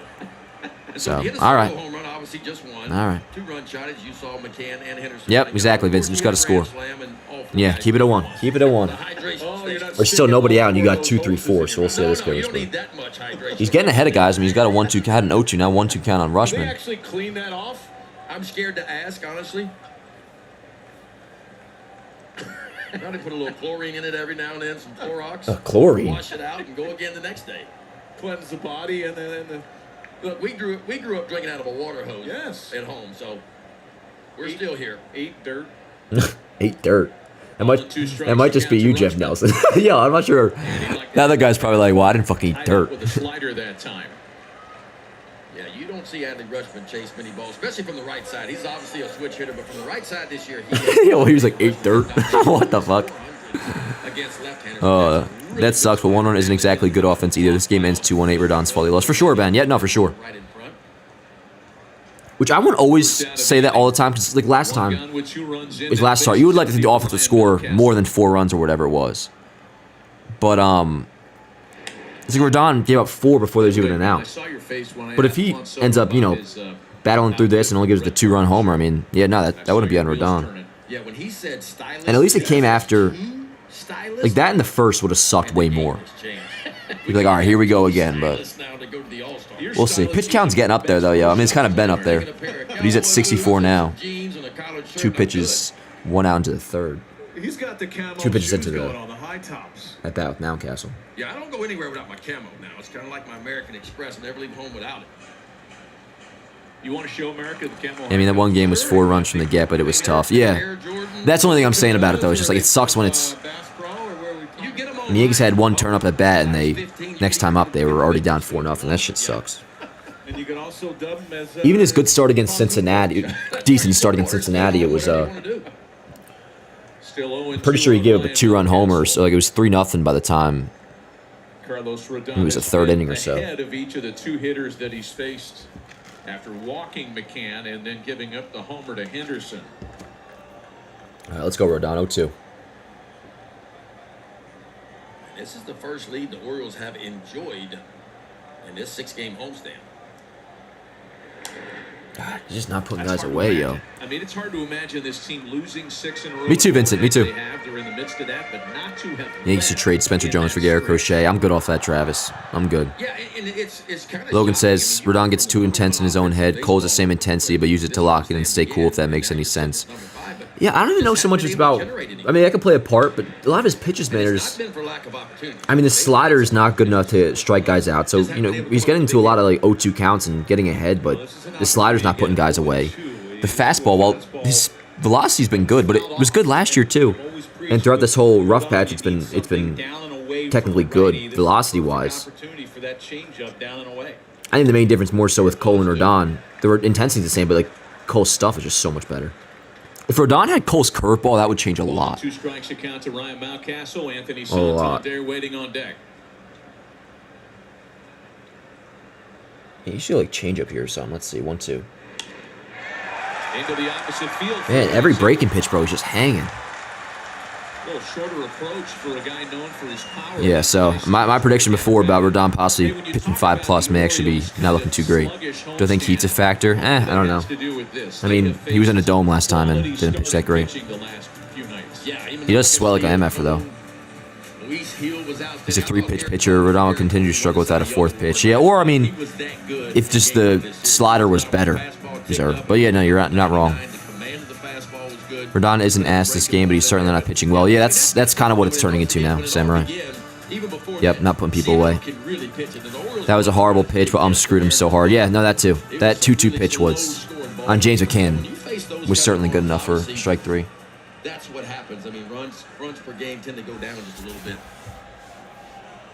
Pitching coach Matt Blake, manager Aaron Boone starting to pay attention to what's happening with Rodon now. And the Orioles got him up to 70 pitches already. They've worked. Yeah. Fouled off a lot We'll of be balls. lucky if he gets through 4, honestly. And here's Santander, the first-time All-Star. So we can take a look at the bullpen. Let's see here. So Tonkin's definitely available today. I would love if Rodon gets us through 4. If you go Tonkin starting in the 5th and have him kind of bridge you to the 7th, then you can go Kahnle, Weaver, Clay. That would be my plan here. Have Tonkin try to give you 2 innings. And obviously you got the break coming up, so you can kind of let him. I would let Tonkin, throw up to 40 pitches, get you through 2. So if Rodon can bridge you from, or get you through 4, Tonkin 5 and 6, and then Kahnle, Weaver, Clay 7, 8, 9. That would be, I'd like to think, what I assume Boone's plan is here at this point. If Rodon's not going to go deep, which, I mean, shit, he's at fucking 73 pitches now, so. A couple of good ones by Santander to put him in front 1 and 2. And Ben, you mentioned he hasn't walked a whole lot of guys, but when he's gotten behind, you've seen a hang me slider or a get me over fastball that's been hammered.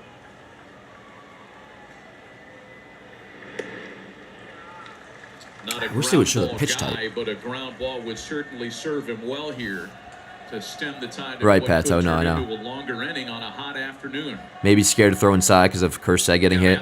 Some guys, maybe Mr. Smith. I don't think Rodon gives a crap, though. Love that Tonkin give you multiple innings. Such a good perk about him. Yeah. That's honestly what makes him, in part, so good, dude, is that he can give you multiple innings. 2 dead. Good shit, Rodon. His problem is he's lost confidence in his secondary pitches and boxed himself into fastball slider. Yeah, he hasn't been throwing the cutter as much. I mean, I guess he has been, but that's not really a put-away pitch anyways. I think it's more so like the slider just isn't good enough right now.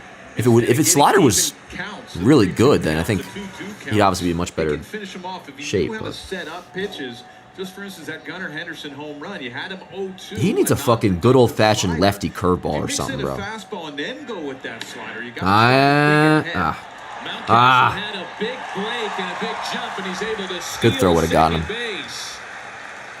Not a guy known for his wheels, but that's his third bag. That's something usually. That's where not having Rizzo is, we're at a disadvantage because that's what exactly Ty. Yep, that's something Rizzo would do. I wish you could watch from under the black on MLB app, but the stream is nice. I got you, thank you, Cardi. If you ever want, you can get a VPN. It's like $15 a month. That's what I'm doing right now. I'm watching MLB TV. My location is technically in Dallas, so it allows me to watch. But in scoring position, glad to hear, though. Glad to hear. For Westburg. Jordan looking for his first hit of the series, 0 for 8. And a strike to even the count at 1-1.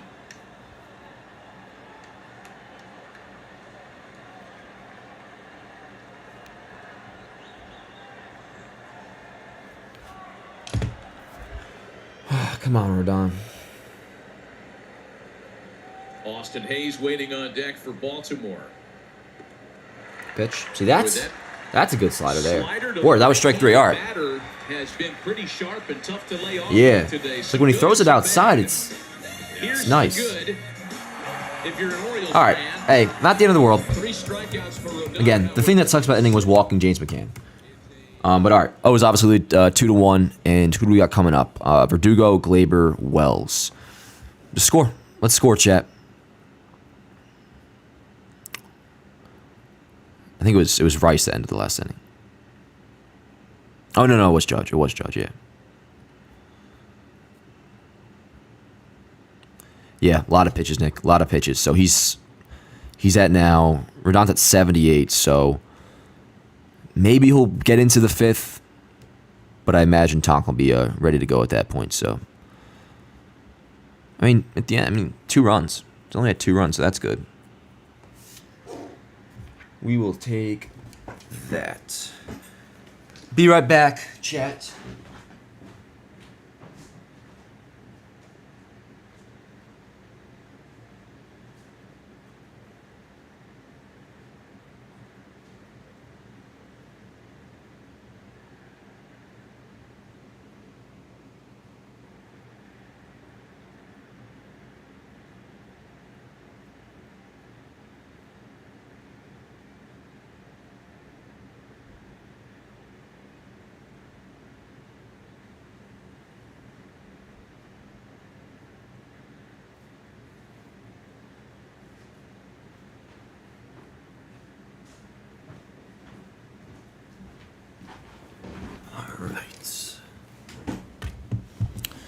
So let's see.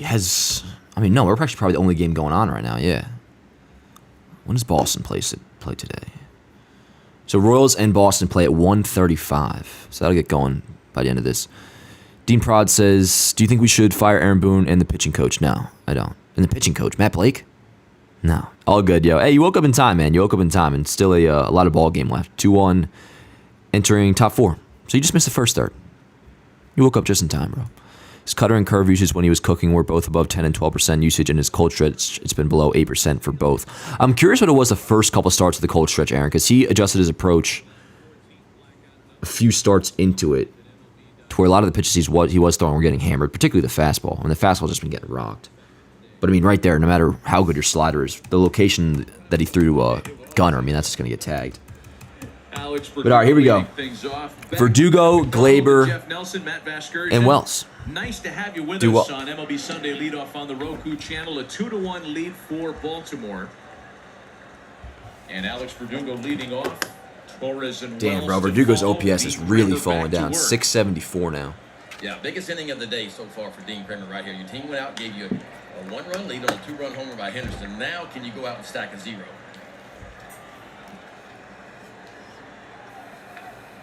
Kramer got Verdugo to pop out to end the first inning after falling behind him 3-1. Alex is one of a number of Yankee hitters that's had some previous success against Kramer. A couple of home runs in a 7-for-21 line. Good eye. Lays off fastball 2-2. It's good, chat. You know, Dean Kramer's a guy, and I noticed. Hell yeah, Morgan. Hell yeah. It's only on Roku, Nick. Or if you have MLB TV and you're not blacked out, you can watch it there. But his anywhere with Wi-Fi? Oh, you're responding to somebody else. Than his nighttime ERA. And we're talking about a similar yeah, we're Dr. And I don't know if it's a creature comfort thing for him or if there's something about the conditions here in the daytime that is favorable to his game. I know he's a hard worker in the offseason. He puts his time in, with the running and getting his body in shape. And on days like that, that really pays off.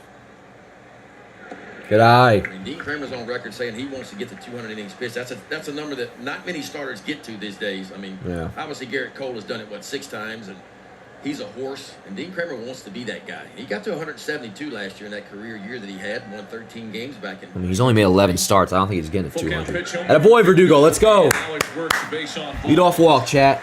Lead off motherfucking walk, baby.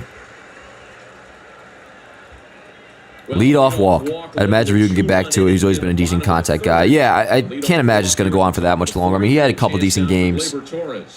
But at the very least, I expect him to hit like league average the rest of the way. Verdugo was having a hard time. Nice working that walk. Another off-speed pitch. WRC plus Verdugo entering today's game was 92. Lead-off walk, and now Kramer here.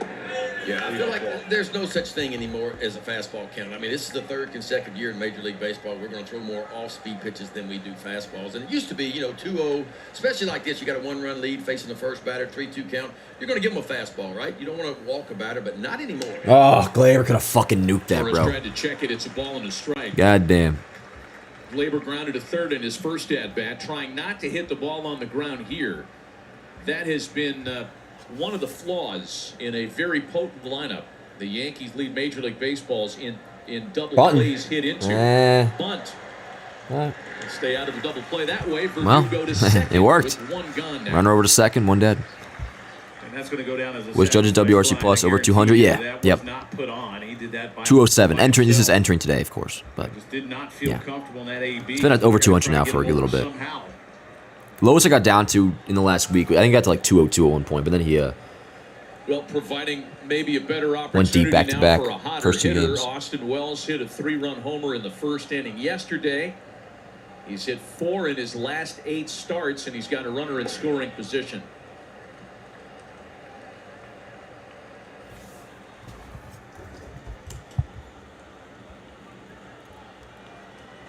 The Yankees took advantage of Grayson Rodriguez yesterday. A few off-speed pitches.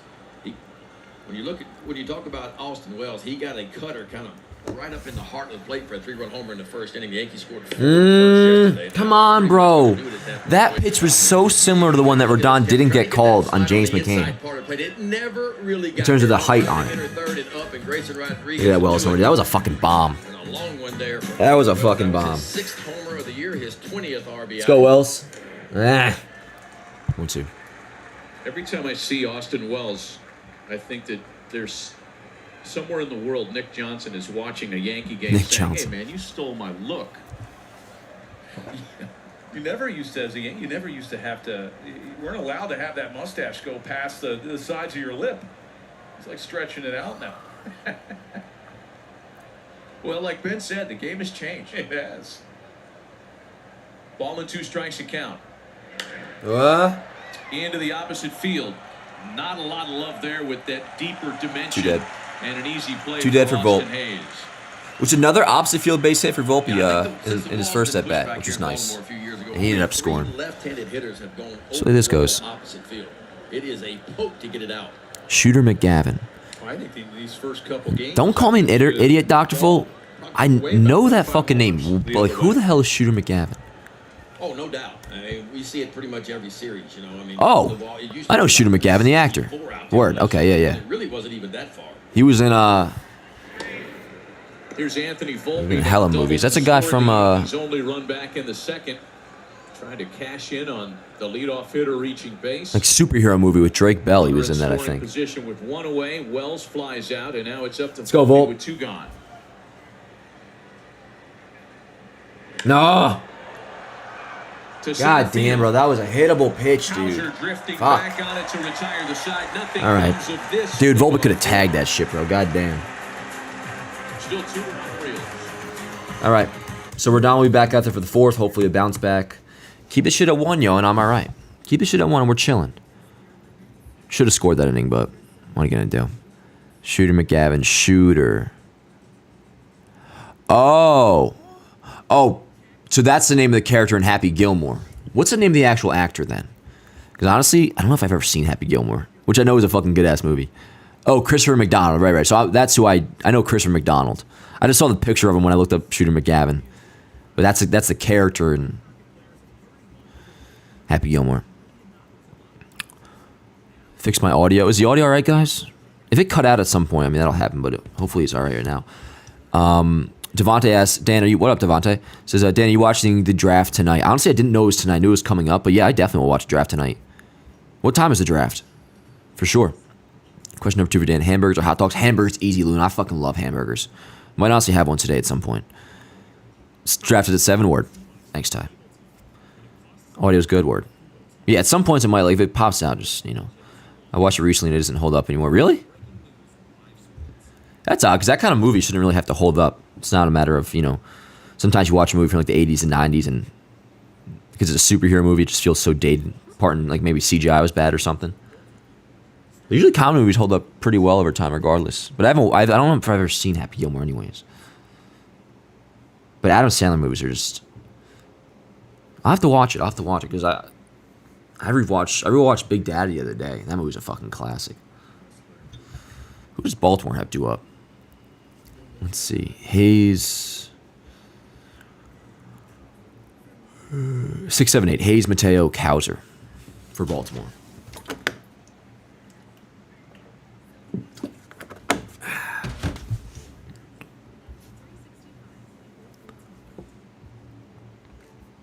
Yeah.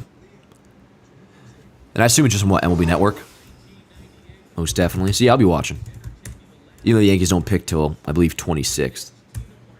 I'll probably post the first, at least the Yankees' first round pick I'll post on Yanks Ave. I'll maybe do a couple of second and third rounders on the story, but I'm always just curious about what position they take and if it's going to be a college guy or a high school guy. And it has a backstory because it happened to Tino twice. So when I was All right, here we go, Rodon. 6-7-8 for Baltimore. Martinez hit a home run off of Rodon not looking great, but Benitez hit him right I mean, in the back. even though he's not going to go deep in this game, he can still have a decent start. I mean, 2 runs isn't bad by any means. Bernie Williams takes him deep, and I go to Graham. I said, Graham, he's going to hit him right here. He said, how'd you know? I said, it happened in Seattle. And if he does, Graham goes, "We're going to charge." I said, "We're going to what?" He goes, "Yeah, we're going to charge no matter what." So as soon as he hits Tino. Oh, they're talking about the 98 There's brawl. a cement ramp down the Yankee bullpen. We opened up the outfield wall ourselves, and we run out there, and of course it was already going on in the center. And in That's the fucking bullpen, awesome. this is a long way to run. So if you're going out there, you're exhausted by the time you get there. You're like, hey, this better keep going because we don't want to run out here for nothing. Want to catch your breath before you get Ground ball left side. Nice. Waldo got it. Pitch beating up the third Nice. base Good throw. line for One dead. Cabrera, and Austin Big out. Hayes Big is out. retired to start the Especially against Hayes. He's good against Well, lefties. Graham Lloyd meant what he said because when he came in and finally got there, I mean, he was throwing haymakers when he came in there. Look at that shit, yo. Graham Lloyd right there going after Benitez. There's Jeff Nelson. Swung and missed. So much for the mild-mannered Aussie. Oh, shit. There's Darryl Strawberry. I think we both got thrown out in that game. And the other night, this is a long way to run when you're coming out of the Oriole bullpen. Come on, Blue. Give him Ball's meant to hit something. Kirstead in the head. I mean, it's a safe situation. The elements, rainy, maybe a little Facts, slippery Ty. on the mound. You're not trying to hit somebody in the head. But that time, yes. What do you mean I think I got thrown out? I agree, Aaron. 100%. Ooh. Close, but. Yeah, I doubt he does, Samurai. Top 5 in baseball. I don't even think this inning's guaranteed for If him. you watch this bunt again, it had just enough English on it. Watch when this ball hits the ground, it kind of backs up like a golf ball in the green because he got up underneath it. So that just kind of stops right there. And if that ball would have kept rolling, Rodon would have had a little bit better Decent chance. play by Mateo's Rodon, but- speed, no chance. All right. Right, One out. your, wedge. Guy on first. Right. Little check up, spin back, Pinch it just right, make it back up. right where you want it. Bunt single has Mateo aboard with great wheels, 13 bags, been only thrown out only twice this year. Rodon aware of that, will disengage once. Brandon Hyde, Raymond, we do not know that. We do not know that. And that's what he is when he gets on base. Is a strike zone for the O's like smaller or something? It appears so, Ty. Appears so, bro. Guys out at second, both Wells and Trevino. Not great at throwing out runners, and the Yankee pitchers aren't great at holding runners. All the come reason on, why man. I would love to see in this matchup in particular. I mean, a lot of these pitches, roll the dice besides with the one to disengagement. James McCann, that was a strike, but a lot of these pitches are In the last few borderline. years. But Last 2 Rodon's not years getting since nothing, the bro. rule put in Well, the place. O's have that one. Pitchers just That one aren't strike call that we saw last willing inning to was take that risk. looked like But let me ask you, pretty if you go over borderline, there and the O's twice, got it. You know he's going. Anyways, So why 2-0. not at least take a chance to get it? Because he's going to have it stolen. Well, if you talk to Corbin Burns, he's going over twice this year on the third disengagement because he says, listen, he's going to steal the base anyway because Corbin Burns doesn't slide step. And if you watch Rodon, he's not picking his leg up. He is trying to be quick to home plate, and he's trying to give Austin Wells an opportunity if Mateo does take off. So he'll slide step occasionally. And this is one of the reasons Cutter? why you have a guy like Mateo over at first. What does he That do? was obviously not intentional. That was a fucking Focuses cutter. more on the runner instead of the hitter. Now you have I mean, they show fucking 3-3. Brandon Hyde's And dumbass. Rodon doesn't slide step a lot. He's more with the leg. It may have even been a instead. slider, And that's actually. one of the reasons why he's having a hard time now. When you slide step, you really got to make sure that arm is up into a throwing slot because a lot of times you start drifting to the plate, you see a lot of pitches out of the zone. Speed is a difference maker, and it causes you on the mound to speed up. And when you begin to speed up your mechanics, a lot of times you leave the ball up, out, over the plate, and that's where it gets hammered. There's that 3-0 automatic strike. What is that? Yeah, what happened there? Balls up. My goodness, that was high by 3 baseballs. Wait, so that was called a strike? So Rodon gets the call, but doesn't get that one. Yeah, whatever, but I don't know what I happened give there. that walk right there to Jorge Mateo because he had a big league. He put the thought in Carlos Rodon's head that he might run, and Rodon tried to. Kahnle's up right now. The Yankees going to get some action going. I mean, Kahnle, the right-hander, up and moving. Bro, you gotta give Rodon a mound visit. Yeah, there you go. Here comes pitching coach Matt Blake. There you freaking go. Rodon's already at 89 pitches. Dude, was that just a strike 3 call? Statcast powered by Google Or not strike 3 call, I mean, Cloud. was that a called strike or- Availability, Jake Cousins That wasn't a, had been up last half inning, but as Aaron Boone told I don't us, know, and bad as or you can violation or see, nothing, right? he's got a full cabinet to work from today. Well, 2 starters. Yeah, Kahnle warming up right now. Also, I mean, Rodon's going to pitch to this upcoming batter, so you got to settle him down a little bit, too. Yeah, called strike 1. Yeah, I didn't mean strike 3. 5 innings out of any of them. So that was crazy, really bro. was overworked in Tampa. They came So maybe that must have been like a tomorrow makeup call to or get something. that rest. Now, yes, today they're in perfect shape because of Heel and also. All right, so back to James McCann. Big AB, yo, especially with Gunner on deck. drew the walk that set up Henderson for a 2-run homer in the third. He's got Mateo and Cowser aboard You with need one DP gone here here in the fourth. bad, bro. This is where you got to watch that first pitch fastball. A lot of times after those mountain visits, you'll see first pitch fastballs, and hitters should be sitting on them.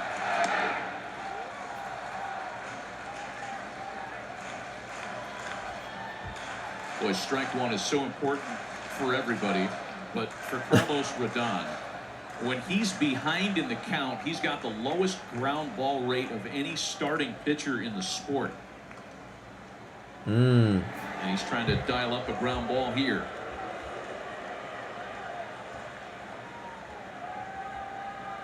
Favorite managers at a Boone? Are you talking about like in baseball or in like waiting next, Gunnar Henderson, the Yankees? who has homered today. Because the only guy I've seen is Joe Girardi, but A ball and a strike. I don't know, in baseball? I like Carlos Mendoza, former Yankee bench coach. God damn, bro, Rodon has the highest fly ball rate in all of baseball. Begin with.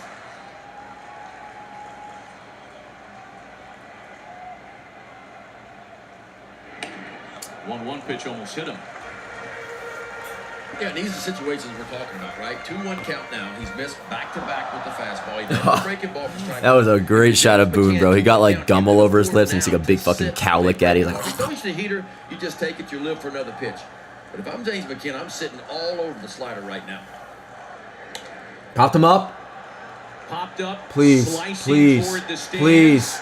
Come on, Rice. Attaboy. Big out. To get there before Big he gets fucking out of out. play, a big set. Big out, chat. Huge out. All right, you got to go to Kahnle here. No brainer, right? Yeah, I think that looked like a. This got to be Kahnle right now. You're absolutely right. I think McCann had the right approach here. We'll take a look at it. Just going back door, and that ball, just a perfect pitcher's pitch, 2-1 right there. Dude. I mean, you can't throw it. What's good, Jackson? 2-1 count. 100%. Why even get Kahnle up if not And don't give me lefty. Rodon's dominant against lefties. Ah, man, they're leaving him in, dude. 2-run home run against the slider. Jesus in fuck. the All right, third. don't hang a fucking slider, Explains the Rodon. 2-1 lead, and Gunnar Jesus has 2 runners Christ. aboard for him this time. There's your first pitch heater for a strike. Take it.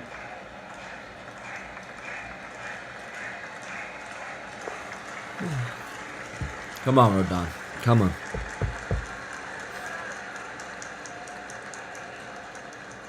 Oh, holy Very well shit. could be Rodon's last batter here. Counts getting up. Yes, who's on deck? To Adley? Yeah. Rutschman, we talked about, been much better hitting left-handed pitcher than he has right-handed pitching this year. All right. So, I mean, this definitely is Rodon's 95 last batter. pitches, so could be his last hitter. That's just, man. Come on, Blue. Give him something. Well, that's pretty good location. Besides that dumbass fucking whatever call that was before. I don't, no explanation for that, but. Dude, like, that's a strike right there, dude. That's not even a borderline call to give him. That's a strike. See, that one at 99 as he's approaching 100 pitches. Come on, Rodon. Nice. 100. Balls and 2 strikes. That was badass. Pumped up a little extra on that one. Yeah, he's emptying the gas. I might even do that again, yo. I might throw him that same Everything pitch. He's got here to get out of this jam. How about a hundy on the outside part? Rodon's such a What do you dog. shake Come on, to? give me a fastball. You got to go fastball. Yeah. Oh, he steps off. That Slows the sucks. hanging slider.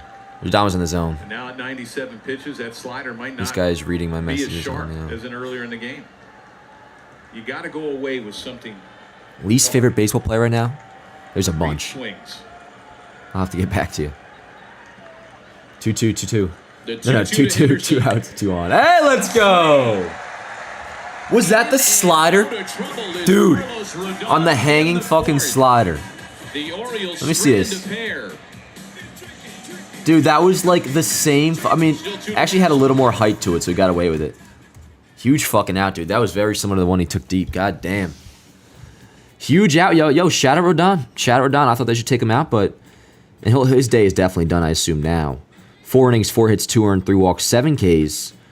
So, dude, he did battle. Not a great outing because he only went 4 innings, but not a bad one either. If this is it, chat, letter grade, what are we thinking? Now, just looking at the line, I would probably go like C+. Even though it was a hanging slider, part of the fact that he got out of that jam makes me want to be like B-. Is a B minus too kind, chat? C plus at the worst. I'm at a C plus. Talk myself into giving him a B minus. What do you guys think? I'm gonna give the chat a minute to breathe on that, to think about it, and then I'm gonna check. But all right, for us though, we got 8, 9, then top. Grisham, Cabrera, Rice. Grisham, Cabrera, Rice. Let's see. So Mr. Smith says D, but you guys go C minus, B minus, C plus, C plus, C, C, C plus, B minus, B minus, C. So I think we're in the same area. I think I might go B minus. I might go B minus there. Definitely good for the mental, Samuel. Yeah, ending with the K. Even though it was not a great pitch, but hey, what I grade is results. So yeah. And now look at the bullpen. I mean, Kahnle's already been up for a bit now, so I feel like he's got to end up pitching next, right? But either way, it's a matter of you have all 4 guys good to go in Kahnle, Tonkin, Weaver, Holmes. That is, you're living with that the rest of this game. Obviously, got to take a lead, but. So what do we got? Top 5? Yeah. Top 5, chat. How the hell we doing? Hey, good afternoon, by the way. It's 1:02. 1:02. Yeah, I think C minus is too harsh. I think it's C plus to B minus is where I would, be thinking. Let's see, what else is Christian McDonald in? The first thing that pops up is Happy Gilmore. Oh, he was in Lemonade Mouth. That's right. Yes, he's in the American Pie movies. He's in a lot. Goddamn. I feel like that makes sense. Though. He's always in something. Wait, wasn't he in a superhero movie? Remember that? Like it was the Drake Bell thing where they made fun of Spider-Man. But all right, here we go. 8, 9, then top. Grisham, Waldo, Rice. Let's go, chat. I need to stretch. I didn't do my morning stretch this morning. Yankees half of inning number 5.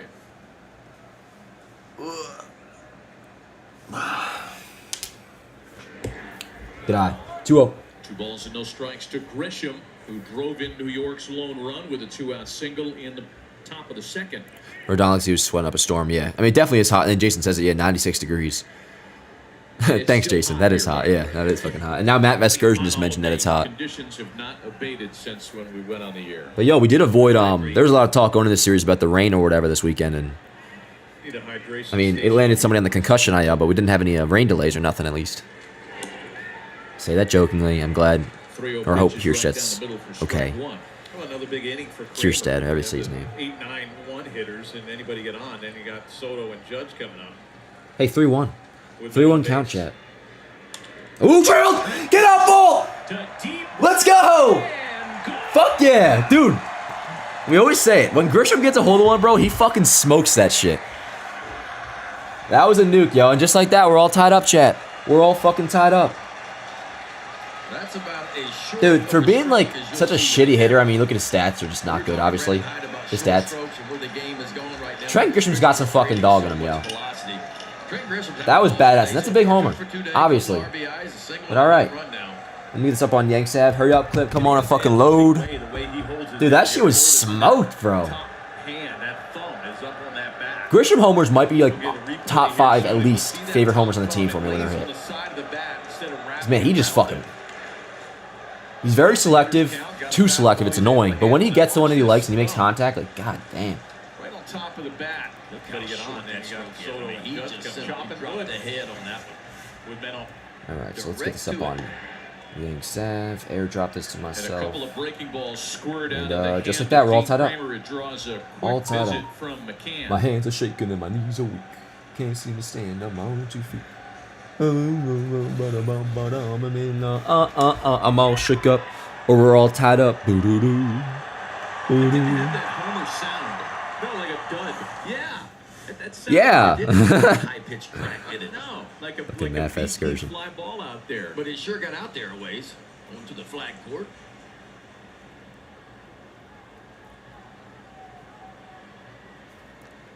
Trent Grisham got off to such a Trent Grisham ties the game with a rough solo start shot in the as a 5th. Yankee. That one's ripped back up the Let's middle. go, Waldo. See? Comes through the nice little single there, Waldo Cabrera. and now turns it over to the top of the order.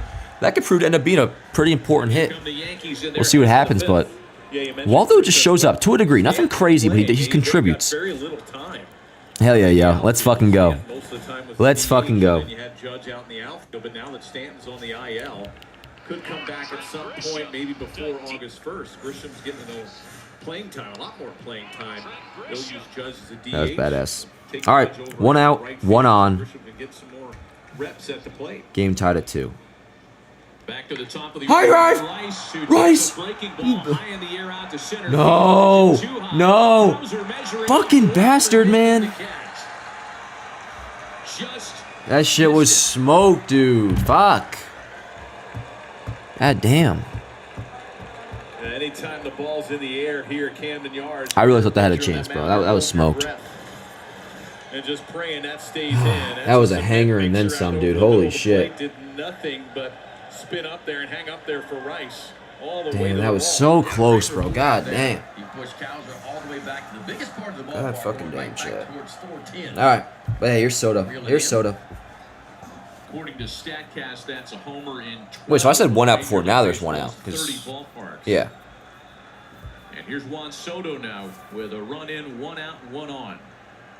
The Yankees are an aggressive first pitch lineup.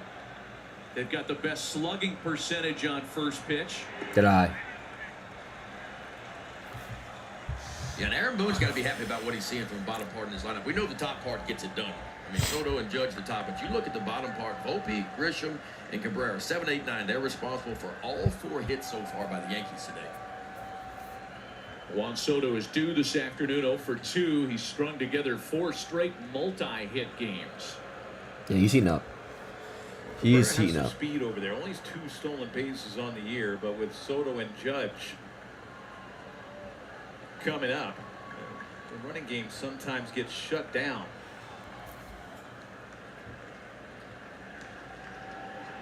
Nah. There's a really Good good pitch, splitter yeah. right there, and that's the key for Dean Kramer.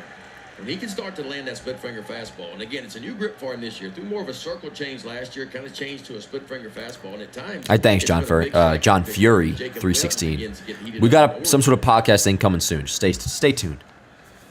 It's in the works. Ah, Chase the high fastball. he's been chasing high lately. Checking on That's a Adley. I guess tough he hit him on the adjustment. backswing I mean, maybe. We talk about Dean Kramer and his ability to be able to step on a fastball every now and then. You go from 83, then you go top shelf 95. That is a Oh, he knocked the ball out of his hand. Let's see. Hit the how glove. They go back outside with that split. That's been the pitch. We asked Soto earlier when we had him mic'd up about the hand. It's the pitch. Dude, imagine sitting in the down sands away in the and sun, getting bro. it That shit's Soto, probably. especially if he gets a swing and miss. Bro, I'd be a fucking tomato, and Back with that split away. there would not be If he one gets it dry back. strand of hair on my Rodriguez head. gave up a solo home run on Oh, a dude, that'd be one of them change sweats where you're just yesterday. sitting stationary. You're not doing nothing, but you have fucking sweat like dripping down your fucking legs and forearms. That one guy, he has a towel over his head. The 1-2 to Soto. Ah, goddamn. Soto looking at him. And Nelly, you nailed that one. That was a split finger fastball. Now, I don't think the Too good. intent was to throw it there. It looked like James McCann was rocking more towards the outside part of the play. But the key is this. He starts it in the zone. And Yankees Avenues. I think I'm just going to name it Yankees Avenue. I think I'm just going to name it Yankees Avenue, but we'll see. We'll see. All right, let's go, Cat. Yeah, and a really nice Now job visit. of changing the eye level, right? You go fastball up top over the head, and then you all of a sudden drop that split down below. I mean, I know you're like me. I don't question pitch selection. Yeah, those were some nice as much pitches, as I for sure. question pitch location. In other words, I can tell you I'm throwing a breaking ball. But if I throw a good breaking ball and it's down the way where it needs to be, even though it might have been the wrong pitch, the results will be good for a pitcher. It's when you make mistakes out over the plate is when you get hurt. And that was a really good pitch by Kramer. So how then does one approach Aaron Judge? Wow, so this is from Chris Kirshner of The Athletic. Trent Grisham came into today's game with a 117 WRC plus since June 1st. And that's obviously before the homer. A 117 WRC plus since June 1st. That's pretty fucking awesome. Oh, here, from Eric Bolin. According to a cross-section of rival amateur scouts, players in no particular order whom the Yankees have extensively scouted and could be taken in. Oh, fuck, that's draft shit. Sorry. I thought that was maybe scouting like for trade purposes. They're talking about draft prospects. Be afraid to go in there. No, Which I'll care about once I see our first-round pick, but I don't know. I don't need any draft speculation when we're picking 26th. Inside part and up to keep him honest, to make him get his foot down and speed him up. Let's go, and then Cap. 1-0. use the off-speed pitches on the outside part of the plate. 42 home runs against the Orioles since the start of the 2017 season. Good eye. Most Great by take. any player Great against fucking any take, Chad. particular opponent in that stretch. And even with Cabrera on first base, they may You're not have been wrong, out and Morgan. talked to him, You're say, not "Listen, freaking wrong." You're going to have to make Verdugo beat you. If you get behind and then throw some pitches to see if you'll fish at him, and it's not a bad idea to put him on. I know you would have first and second, but you have to let Verdugo beat you. Blue. Good sinker there. See, the O's are getting the borderline calls. We're not. Yeah, we all used to have the scouting reports and the meetings and the pitcher meetings before, and there's always Especially on one Judge, guy that's you extra circle bad. and you say, okay, this guy cannot beat me in this series, guys. He can't beat you. And I'm sure that's what that conversation was about. Okay, I want you to make your pitches, but know where to miss. If you miss, we're not missing over. We're missing off, and we'll face Verdugo if we have to. Kramer back in the count now, however, at 2 balls and a strike. Long hold. And an easy take, 3-1. 3-1. I bet they're just going to put him on, bro. And now I think we'd all be Yeah, surprised I like if following the Judge draft had doc. Like, it's a something fun to thing, do. like, but not for me to kind of prep my knowledge on. I'll just watch and kind of enjoy it. Maybe do some research into like Yankees' first couple picks. 3-1 pitch. You know, always got to give him the follow immediately on Yanks Ave. Rip at it. 3-2. There are the numbers against the Orioles. 2017 was Aaron's first full year in the big leagues. And he has worn out the Orioles ever since. Of course, as Oriole fans will tell you, those were different days around here. This is a much more competitive team the last couple of years as compared to the Orioles teams that were fielded earlier in Judge's career. We're still raking against him, so. Full count, 3 balls and 2 strikes. Ooh, good swing. And they'll try it again. 3-2 again. MLB needs to allow trading draft picks. I think that would be awesome, John. 100%. That'd be sick. Sinkers, then the cutter, then back to the 4-seamer on the outside part of the plate. Do you take a chance here with a fastball? Do you take a chance to try to get a fastball up and in here after You throwing had that a stuff away? two-seamer right now, and you run that in, down That's and what in I'm on thinking. them. But you better get it there. Dude, Jeff and this guy are pretty good together. The next 3-2. No, pitch. no, no. Judge checks it. He Yeah, did not ball go 4. around and it's ball 4. All right, so Verdugo up, first and second, 2 outs. Exactly the pitch around that I thought it was going to turn into. That turned into a pretty competitive plate appearance. Yeah, now that's going to be it. It's awesome, Brandon. I don't do much of the nightlife, to be honest. As looks like Brandon Hyde's coming to take Dean Kremer out. I don't do much of the nightlife, but no, it's fucking awesome, dude. It's freaking awesome. But yeah, so Alex Verdugo coming up, whoever's coming in for Baltimore. But first and second. Wait, did you just say second and third? No, first and second. Yeah, first and second, 2 outs for Alex Verdugo, who is 0 for 1 with a walk. So big spot. We've already tied the game. Trent Grisham solo shot. That was awesome. And now we have a chance to take the lead with 2 outs. And again, I imagine Kahnle's going to be the guy coming in the 6th, or excuse me, the bottom of the 5th. He's been warming up for a while now.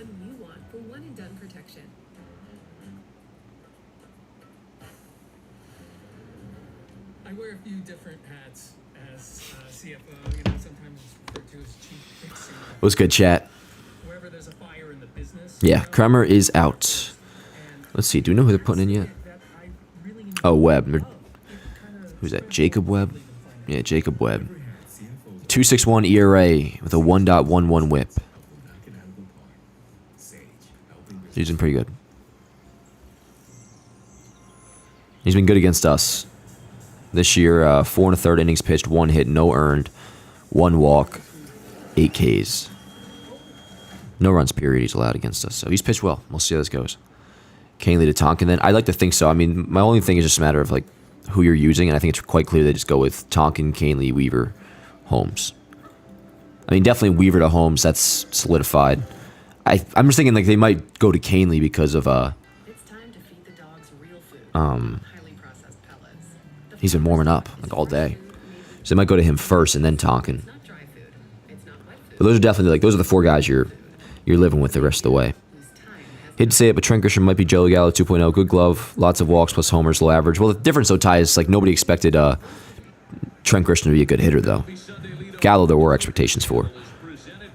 And hell, Joey Gallo, when he was good, I mean, that all worked. Like, when Joey Gallo was with the Rangers, he was legitimately good. He was getting on base at like a 400 clip while, being a 40-homer bat.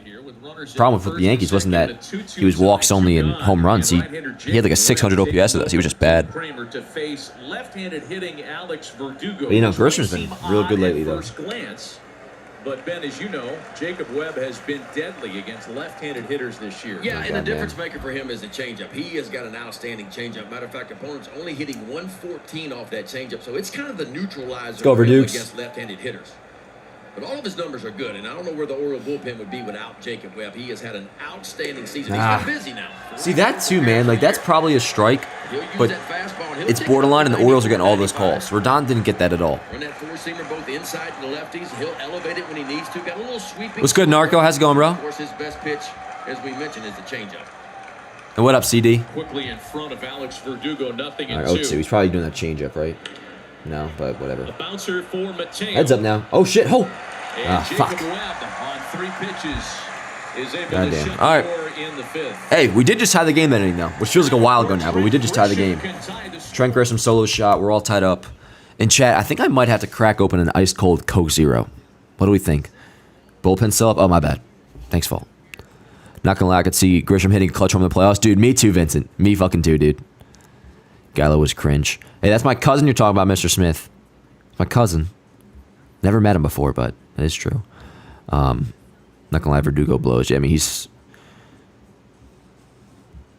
we'll see. If not, hopefully Jason's healthy in September. And, gotta go grab lunch. I'll be right back. Hell yeah, Ty. Go get some lunch. I'm gonna go grab a Coke Zero. And then, we got... Let's see. Do we know who's pitching yet? Does the Yankees box score say... Still says Rodon, but we'll see.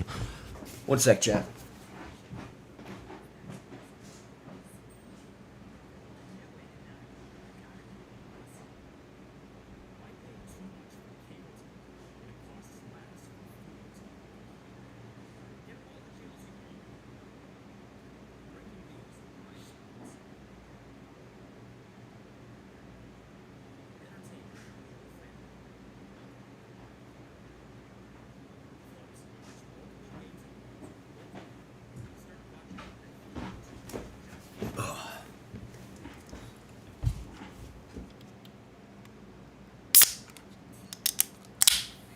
Come on, bro. Fucking come on, chat. Look at that. Good afternoon, yeah. AM Yankees baseball. Although now it's PM, but we are bottom 5. And okay, it is Kahnle. Yep. Kahnle is listed in the box score. So pitching change Rodon is done. We already did his letter grade before. And we kind of were in the C+ to B- territory. Ended on a high note. Struck out Gunnar Henderson, although the pitch was not great. Like hanging slider again, like the same one he went deep off of. Got him swinging, though, and ended on a high note. So I'm going with B- for Rodon. Final line, 4 innings, 4 hits, 2 earned, 3 walks, 7 strikeouts. Wasn't great, but certainly wasn't bad either. 2 runs allowed, gives the Yankees a chance to win, and also was definitely off the hook for a loss as Trent Grisham just tied it up. So turn it over to Tommy Kahnle when we look at the bullpen. So he gets the ball, and then, again, after that, you got Weaver ready, you got Tonkin, you got Clay. So find a way to score, and we should be chilling. The bullpen's been pitching well lately, especially Tonkin, Weaver, Clay. I mean, obviously had the game against Boston, but Clay's been looking pretty good too. And yeah, so let's see. Honestly, Kahnle's one I'm least confident out of those 4. So let's see how this inning goes. Anytime you strike out 7 and just Yep, Kahnle's in. It's a good day. Tommy Kahnle making his 22nd appearance of the year. He has been outstanding. 2.60 ERA, 2-1 strikeout. First sip, chat. Look at that ice cold can. Can you see how cold that shit is? It's like one of them old like Coors Light commercials or something. Change-ups. And it's a ball and a strike from Kahnle to Adley Rutschman. Get ready to hit that changeup because he's going to throw that changeup. God damn, man. About 64% of the time. That's fucking crazy, bro. Holy shit. Occasional slider. Rutschman, Mountcastle, and Santander. The meat of the order here for the Orioles. A ball and 2 strikes. Let's go, Kahnle. Oh yeah.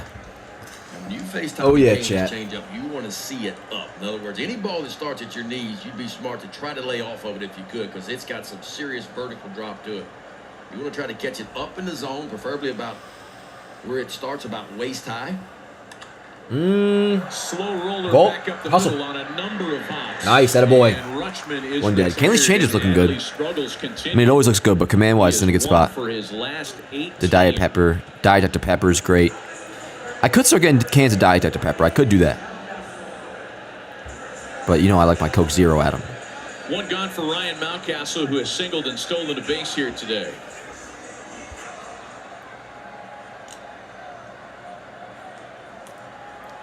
Tommy Kahnle pitched on Friday shit, in the man. series opener. Unscored upon, as he has been on the road since last August. That's 19 straight road appearances without giving up a run. Some time on the IL mixed in there. Come on, Blue, bro. We're not getting anything. Like, this is actually starting to get, like, suspicious, chat. It is in the mid-90s, about 93. This umpire strike zone is starting to get suspicious. We might see him on a Show me pitch. Netflix documentary in a couple years that he was, like, betting on baseball or something. Yeah, I know 'Cause this Yankee bullpen's had a little bit of a struggle lately, but still, it's a really good. he's not bullpen. getting, I mean, we're still not getting a anything. good Whereas bullpen. Baltimore is getting the borderline calls. We're not. And Popped him Mountcastle up. pops it up. 2 dead. 2 gone in the 5th. Let's go. Well, probably a place that I think the Yankees Coke Zero have caffeine. Yeah, it's got swing and miss I think like down there. 40-something grams. Start coming into August and September, especially the How much caffeine has this got? You need that strikeout. 34 on grams of occasion. caffeine. And that might be a spot the Yankees look. Sounds like an old MLB The Show game. Yeah, I kind of miss when Vescursion was doing MLB The Show. A little bit easier, yeah. Wow, 19 RBIs on 21 hits for Grisham. That's insane.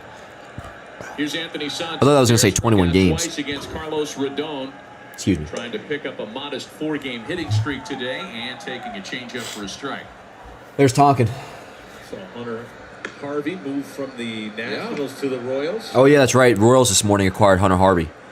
Or maybe it was last night, but yeah. Hunter Harvey traded That was to Michael Tonkin up in the Royals. bullpen. Nice. Let's go, New York, Kahnle. and Come a on. Swing and a miss to put Santander behind 0-2. Tonkin hadn't pitched yet in this series. Kahnle pitched in game 1. I got some fucking Right Coke behind Zero on my Garrett screen. Cole, What the one hell? shutout inning for him.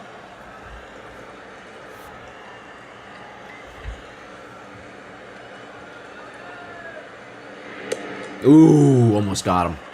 Almost freaking got him, chat. Kahnle's the guy who usually just gives you one. I usually do Yankee news. I haven't been playing as much this year. Between him and Weaver, Have you been to a baseball game? Yeah, I've been playing in my life. The only one this year, though, was the Yankees home opener. LB 18. LB 18, honestly, I had no problem with. A lot of people consider that like one of the worst ones, but I only play franchise, so. Santander high and deep to right. Soto doesn't even move, and the Birds go back out on top. God damn it. Hanging changeup? Is that what that was? That stinks. Oh, Tony Tater's in the house here in Baltimore. That was a big fly, folks.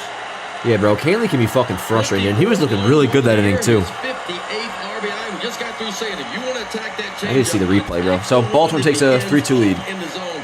That was a hanger by Tommy Kahnle, and Santander knew just what to do with it. high, let it fly. Low, let it go. That was a high changeup. And that's a BP fastball when it's coming in about belt high. He'll get a little sip from the hydration station. God damn. Can I see a replay of this shit, bro? Are they using a different hose, or they clean that one off with Gunnar and Henderson? I'm being told that they do clean it once a day. Who gives a shit about the stupid How fucking well they hose? clean it, I can't test to that. The third homer of the afternoon, second by an Oriole. And Baltimore back out on top. All right. Hey, a lot of game left. A lot of game left. It just, Kahnle was looking so fucking good. It's annoying. He just hangs a changeup like that, but. True, though. At least it's a solo shot. Travis, we did not lose yet, bro. What do you mean still 2 of 3 is huge? It's huge. It is, but why is the bullpen such a mess lately? I mean, the bullpen's actually been pitching pretty well in, like, very recent, like, the last, like, few games or so has been pitching good. But, Kahnle's been, like I said, out of all the four, like, the big four, if you will, of, like, reliable relievers we have. Yeah, hanging change up. Tonkin, Kahnle, Weaver, Holmes. Kahnle's definitely the one I worry about the most. But all right, I imagine it'll be Tonkin for the 6. Let's just score, chat. Let's just freaking score. Hey, reminder: buy 3 get 1 free. Jerseys, link in bio. And I think I'm going to run the commercial real quick. Why spend over $150 when you can buy them for $55 or less at Jersey and sneakers.com? We're having a limited time buy 3 get 1 free deal, but wait, there's more. We've got a killer selection of sneakers and shorts too. We've got all sports covered with worldwide shipping available. Don't miss out. Click the link in the description to shop now. Buy 3 get 1 free, yo. Buy 3 get 1 free, $55 each. And I'm wearing one right now. My I think it's a Juan Soto. Either Juan Soto or Aaron Judge. But all right, who do we got due up? Let's see. Glaber, Wells, Volpe. Okay. Affordable all-season tires for great handling and longer tread life. Turo puts performance within reach. Trent Grisham to deep right and gone.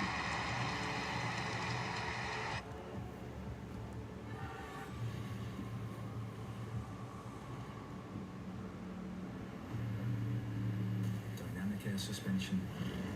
All-wheel steering. It's good, chat. Of course I think that, Travis. Of course I think that. Ben, Orioles fan 22.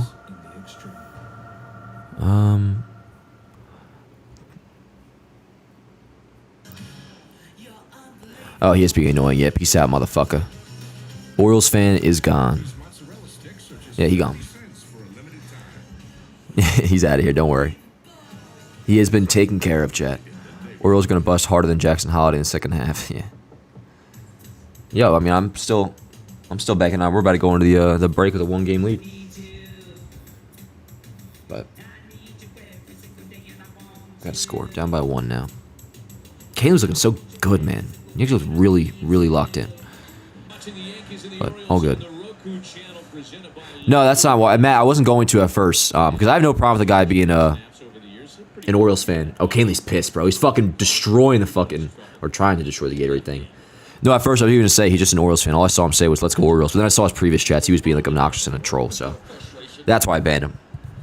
I got no problem with the fan bases being here. There's Homer touching off that emotion from Tommy Kahnle. Let's go, Glabes. It's a 3-2 lead for Baltimore.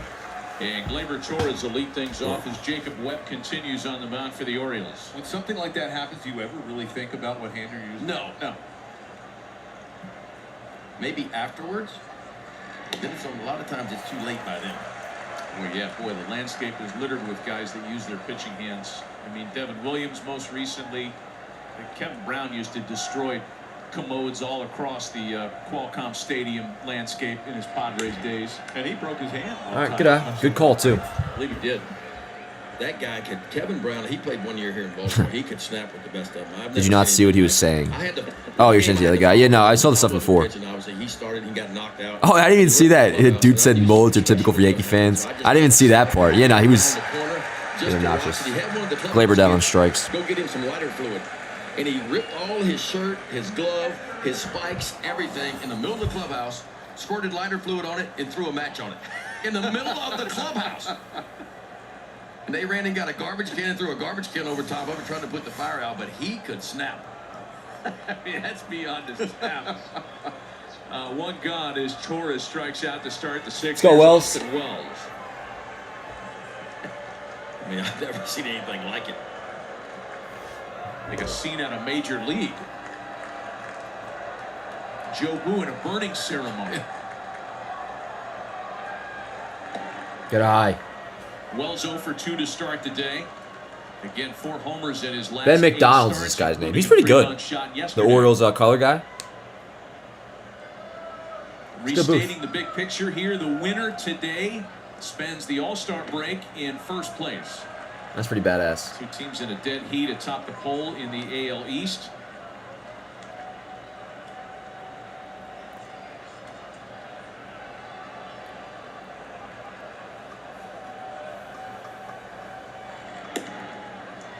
Good eye, let's go. All right, one out walk for Wells. And that's, yeah, Volpe and Grisham on deck then. They don't see each other until they go to New York, the second to the last series, those 3 games. Oh, fuck you, Brooklyn Juice. I'm not banning because you're an Orioles fan, bro. I don't give a shit that you're an Orioles fan. I was going to keep you at first. You're just an obnoxious fucking troll and you're annoying as shit. Calling it fucking weak. Fuck you, bro. Fuck you. You can keep coming on new accounts, bro. By all means, I'll just keep banning them. 6-4. They just have to win one game in that 3-game series. Tool. That last series you're talking about. The Yankees win today, and it's whoever wins 2 out of 3. You know, he's banned. I mean, if he makes a new account, then If you win the division, WW Fresh. Are you fucking trolling too, bro? You a Baltimore fan? You fuck you. You're gone too. Well, last year it wasn't. I mean, the 3 best teams in baseball last year were started out. All right, I think he's gone, but I'm gonna take a look on the chat. It was the Braves, the Dodgers, and the Orioles all got buys. Good eye, Vol. 100 or more games last year. And yo, if I don't see it, let me know, because I'm sure the guy probably will make a new account. Last year it was not an advantage. Now, some people say the layoff's too long. If you think about it, sometimes I literally goes, you banned me because I'm not a fan of your team. Baseball players, as we know, like to play. Yeah, that's why I banned you, bro. So I think sometimes you lose a little momentum when you have to sit out that first round. Now, good eye. Guys that are banged up and some pitchers that are sore. 3-0 chat. 3-0. To have a few off days, but if you're healthy and feeling good, I think most of these guys want to get up and go again, and it's hard to That is a tyrant. once you've had 5 or 6. Now I just gotta keep my eye on the fucking chat for this fucking tool bag. The Orioles in the ALCS. Let's go, Volt. Red light, you're not swinging. Strike. And they boat raced us the first couple games. I mean, you can have. Hey, Dan, have you ever sat in the Jim Beam suite? If so, how was it? I have, actually, Daniel. I have sat in the Jim Beam suite. And it's one of the only times I've ever, like, vlogged something on YouTube. If you look on, go back, like, go to the vlogs playlist on my channel. Me and Pat Hennessy, we went to the, I think exactly what it was with the Jim Beam suite. Look it up. It's like staying in a Yankee Stadium, or watching the game in the Yankee Stadium suite vlog or some shit on the channel. It's from, like, 2019. Fell behind Volpe 3-0, and now he's 3-2 count on Volpe. It was a game, remember, in 2019 against the A's where, like, Gardner tied it up, and then Mike Ford walked it off, I think, or something. I think that's the game it was. It was a day game. But no, it was good. I loved it. It was awesome. Like he can do it out of shortstop. Very athletic. Let's go, Volt. Be smart. He struggles from time to time to hit a little bit, but he can flat out play the shortstop position. Ground ball left side. Henderson. Don't get 2. No, I ain't getting 2. Not in time. Volpe beats out the back end. Volpe was yelling something. Looks like he was pissed, I guess, about the result. What's odd about this year for the Orioles, they've turned the second fewest double plays in baseball this year. For whatever reason, they were top 10 in baseball each of the last 2 years, back in 20. Jim Beam squeezing the upper deck, man. Really not that impressive at all. Oh, I wasn't talking about the view necessarily. It was the, I think, like, second deck. No, I mean, the view, dude, I think anywhere you see Yankee Stadium, you're chilling. But I assume the guy was more so meaning, like the perks of the suite. I think it was the Jim Beam suite. Because we had, like, all, like, the food and shit included. And the view was fine. The view was fine. Yeah. I don't mind the Roku, though. At least because you didn't have to, like, really sign up for nothing. I mean, you had to sign up, but you just, like, create an account and you're chilling. Boot 'em. Who, Aaron? I think we're chilling. I don't think the fucking trolls around here anymore.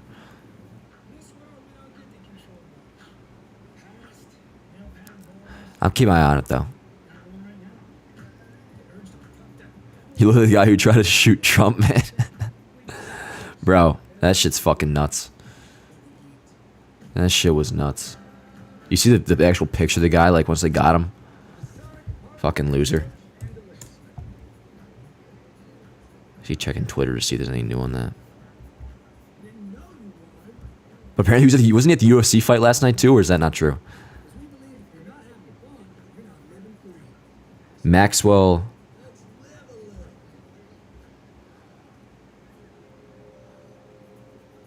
Matthew Crooks? Or Maxwell Urick? Is that the name of the guy? I don't know.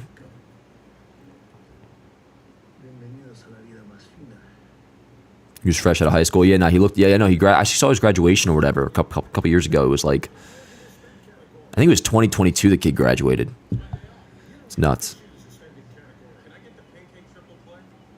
Thomas Matthew Crooks. That's what it is. Yeah, fucking loser. Now he's shot dead. Died like a dog. Dude, those fucking pictures of Trump are just insane. Insane. They're awesome.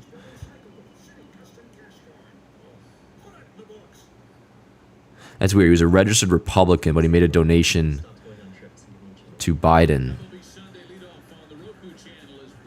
in the past.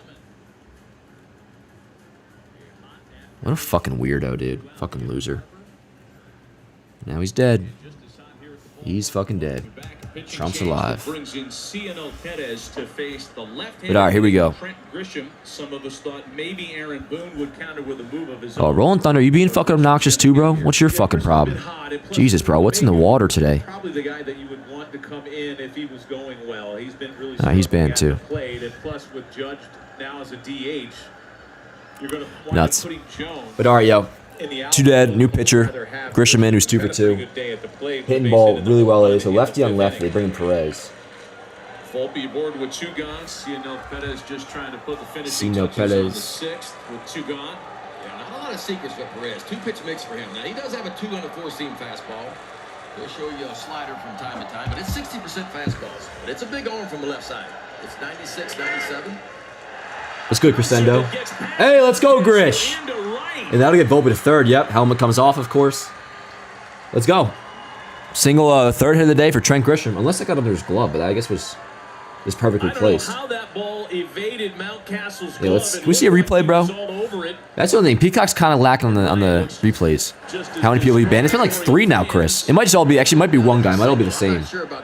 He was holding on. Yeah, he kind of just whiffed on it. I mean, that's a hit, though. Third hit of the day. Yeah, no politics, bro. No politics. Come on. Baseball.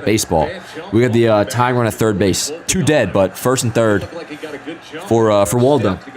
Let's see. Let's see what happens. Yeah, he is. Having a great game, Adam. And yeah, so Waldo up in the spot. 2 dead. Yeah, Volpe's defense has still been really good. Nice play earlier. Now a first and third situation with 2 out. Yeah, all right, first and third, 2 dead.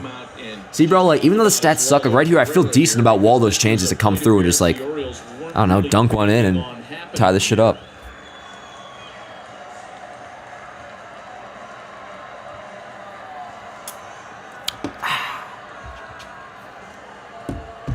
Cabrera has singled and struck out. Yankees haven't had a lot of opportunities with runners in scoring position today. They're 1 for 4. The Yankees were 3 for 11 and risked the first game, 2 for 9 in the second game. Let's go, Waldo. Here, Cabrera does bunt. Good eye. No bunting. Swing the fucking bat. No bunting. Behind the bag, you have a very fast runner in Volpe. I know it's 2 outs, but the Yankees have done. League average is like 230 or something. I think it's actually even lower than that, Cyrus. Cabrera batting right-handed, the switch hitter in from his better side. A ball and a strike. Which is crazy. I mean, even like Austin Wells, I'm celebrating, and I showed like he's at a 100 WRC plus. He's a league average hitter, at least entering today. But then you do see his OPS is fucking like 687. So like a league average 100, WRC plus or OPS plus, whatever. Ish is a 6 in OPS like below 700, which is pretty nuts. Good eye. 2-1. 2-1 now. Nothing's come easy today, by the way. No. It seems like it's We don't know that yet, Larry. We don't know on either side if he's going to be good or bad. Close games typically. What we do know, though, is the defense is already, like, he's in the top tier defensive shortstops. Volpe is. Come on, Waldo. They'll probably throw him that shit again. 2-2. About Cianel Perez, you talk about that slider now. He's got one of the best sliders. We talk about vertical break. That slider is as good as it's good, Ryan. From the left side as far as excuse me. the depth that it creates when it comes all right, 2-2, 2 outs, 2 on, down by 1. He's gonna throw in that same shit, bro. Look, you see the catcher setting up. The 2-2. Maybe not fastball. God, he's such a fucking loser, this Perez guy, man. Holy fuck. Look at Waldo looking at him. That shit's obnoxious, man. I just don't get it. I know I'm old school with that shit, bro, but just like relax. And like that initial screen's cool, but like, dude, like, what? I mean, whatever, bro. Like, it's just so fucking whacked me. I don't know. But all right, we'll have top of the lineup to begin the 7th. But yeah, Waldo goes down on strikes.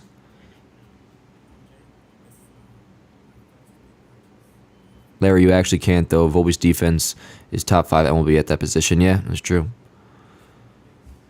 Definitely. That was a pretty horrible at bat, though, man. Yeah, I mean, I'm not really excusing Waldo. I was more just talking about the pitcher's reaction. Yeah, not great. Not great. Still early, but man, that fucking That Kahnle homer they gave up just sucked. That's to Santander.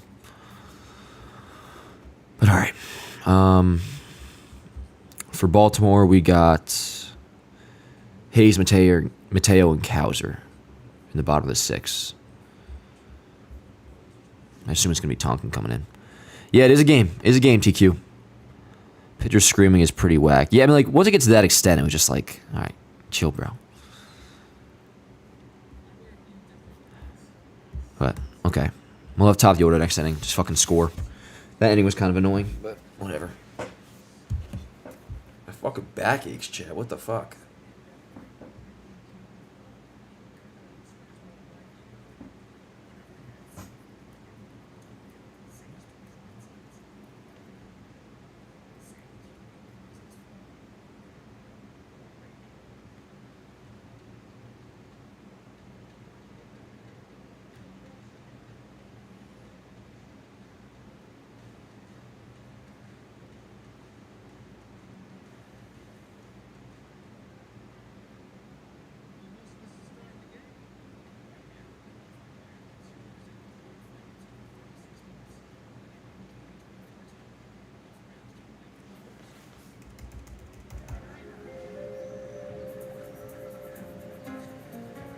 When the AL East have fluctuated quite a bit, they were about even getting into June. Then by mid-June, it looked like the Yankees were going to run away, an 82% favorite. Yeah, a lot of time left. A lot of time left.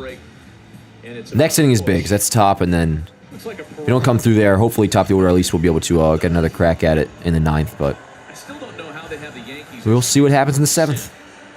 It is a good game. It is a good game. Only down by 1. Now, let's see. Is Tonkin in? Yep. Like that. I think it's pretty clear both teams Do like are that. going to the postseason. It's just a matter of which one of these two is going to win the division. And I think it's pretty clear both teams are going to make some moves by the trade deadline, and that might be the deciding factor who's able to land a couple of pitchers, whether it be relievers or starters. Ow, God, motherfucker. New pitcher for the Yankees entering the Let's go, bottom Tonk. half of inning number 6. It's right-hander Michael Tonkin who takes over, making his first appearance of the series. Well, what a journey Tonkin has had this year. Started with My the fucking Mets, foot can't get comfortable below the 5.14 desk. ERA with the There we Mets, go. goes to the Twins.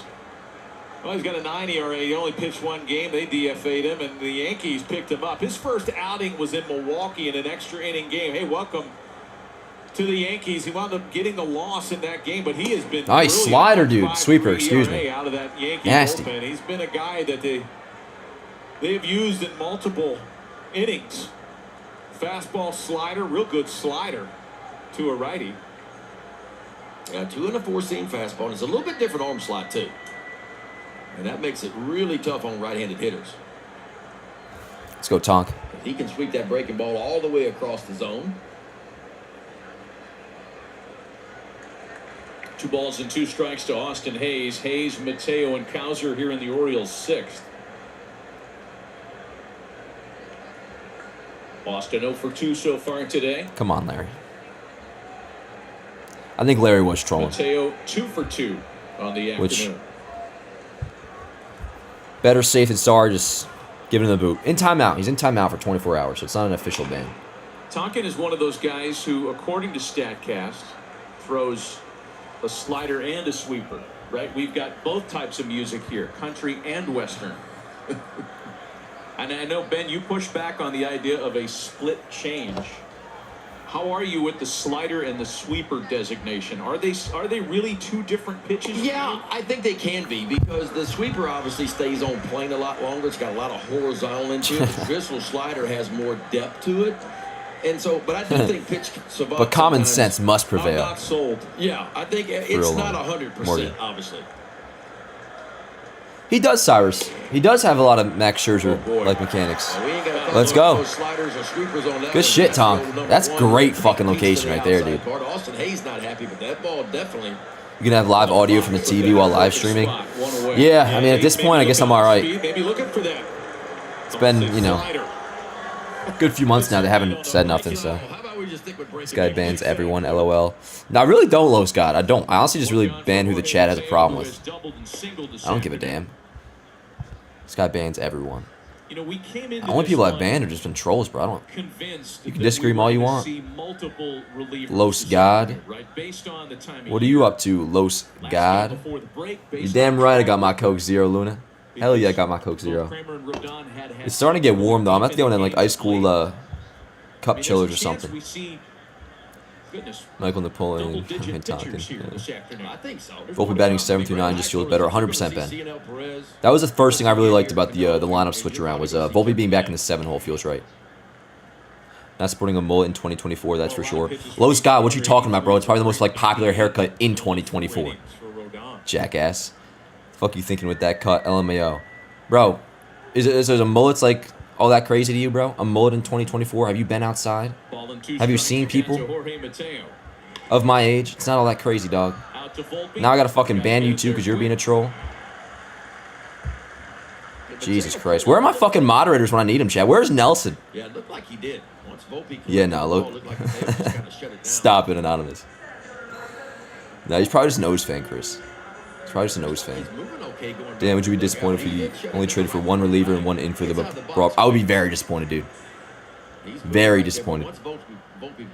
Dude.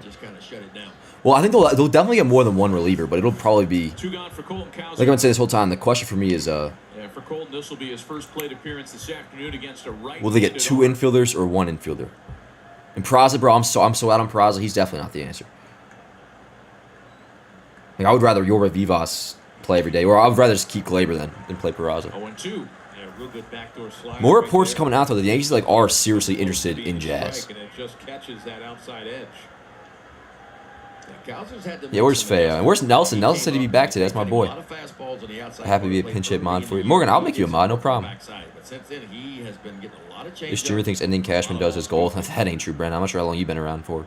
I've watched him before. What, one time? For that Kaiser fan who came dressed in full regalia this afternoon. If they only get one infield, I prefer a third base over second base. Definitely, Samurai. Definitely. Third base is priority. You can't have DJ going into October, this everyday guy.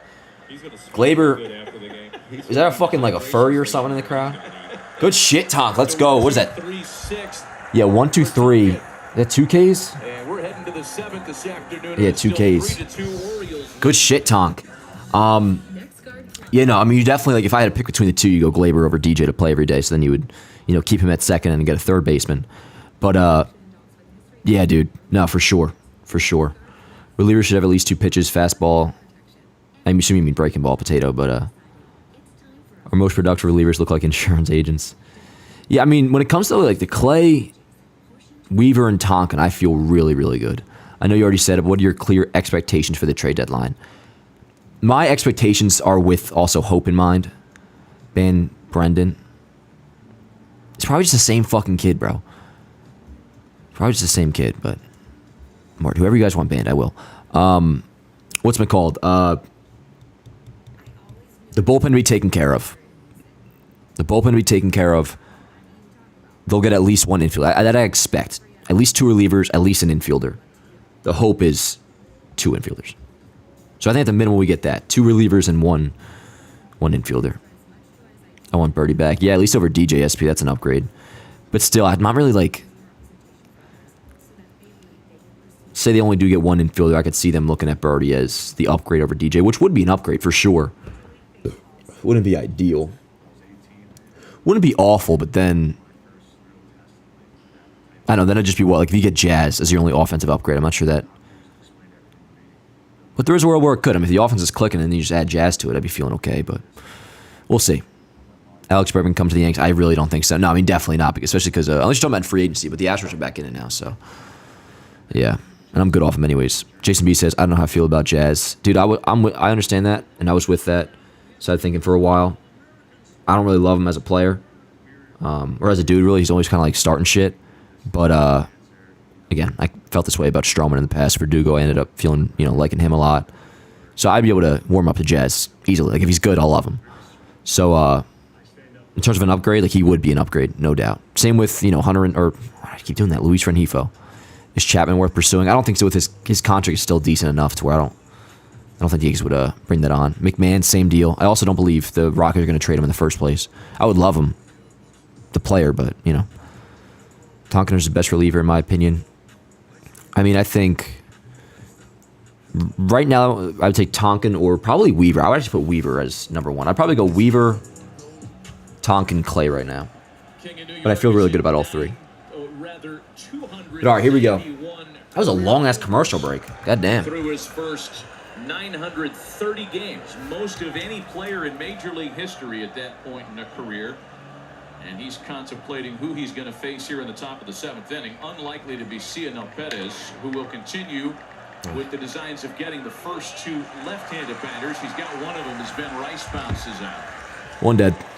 I would probably say no matter who he faces, he's going to be pitched around. Is Jazz a switch hitter or a lefty? I believe he's a lefty. I believe he's a lefty, Luna. I mistakenly said yesterday about him that he's a switch hitter. I believe he's just a lefty. Last batter, he'll face Juan Soto. Then I would think there's your guy, Kahnle, who's going to face Aaron Judge. Yeah, he's a lefty. Juan Soto's been quiet this afternoon, 0 for 3 with a couple of strikeouts. Let's go, Soto. Here's a scenario. What do you think of this? Yeah. Okay. Yep, lefty. You get Soto here. You want lefty on lefty. They're not pinch hitting. New rule in extra innings. Both teams start with bases loaded. Good idea now. Nah. I hate the runner on second idea already, but I think at the very least it should start in the 12th. If it started in the 12th, I would understand it. It's not a crazy suggestion. No.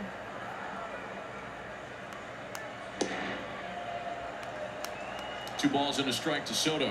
The key here is you got to get Soto. And then with 2 outs, you can decide what you want to do with Judge.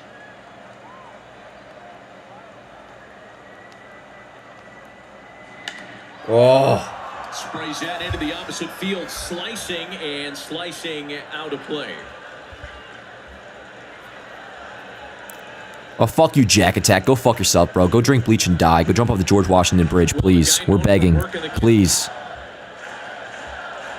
That must be the... I don't know if it's the same fucking dude or not, bro. I'm gonna have to hit up Nelson and get my fucking moderator here. I don't feel like checking on this troll nonstop. I'd say you gotta have him put it in play right here.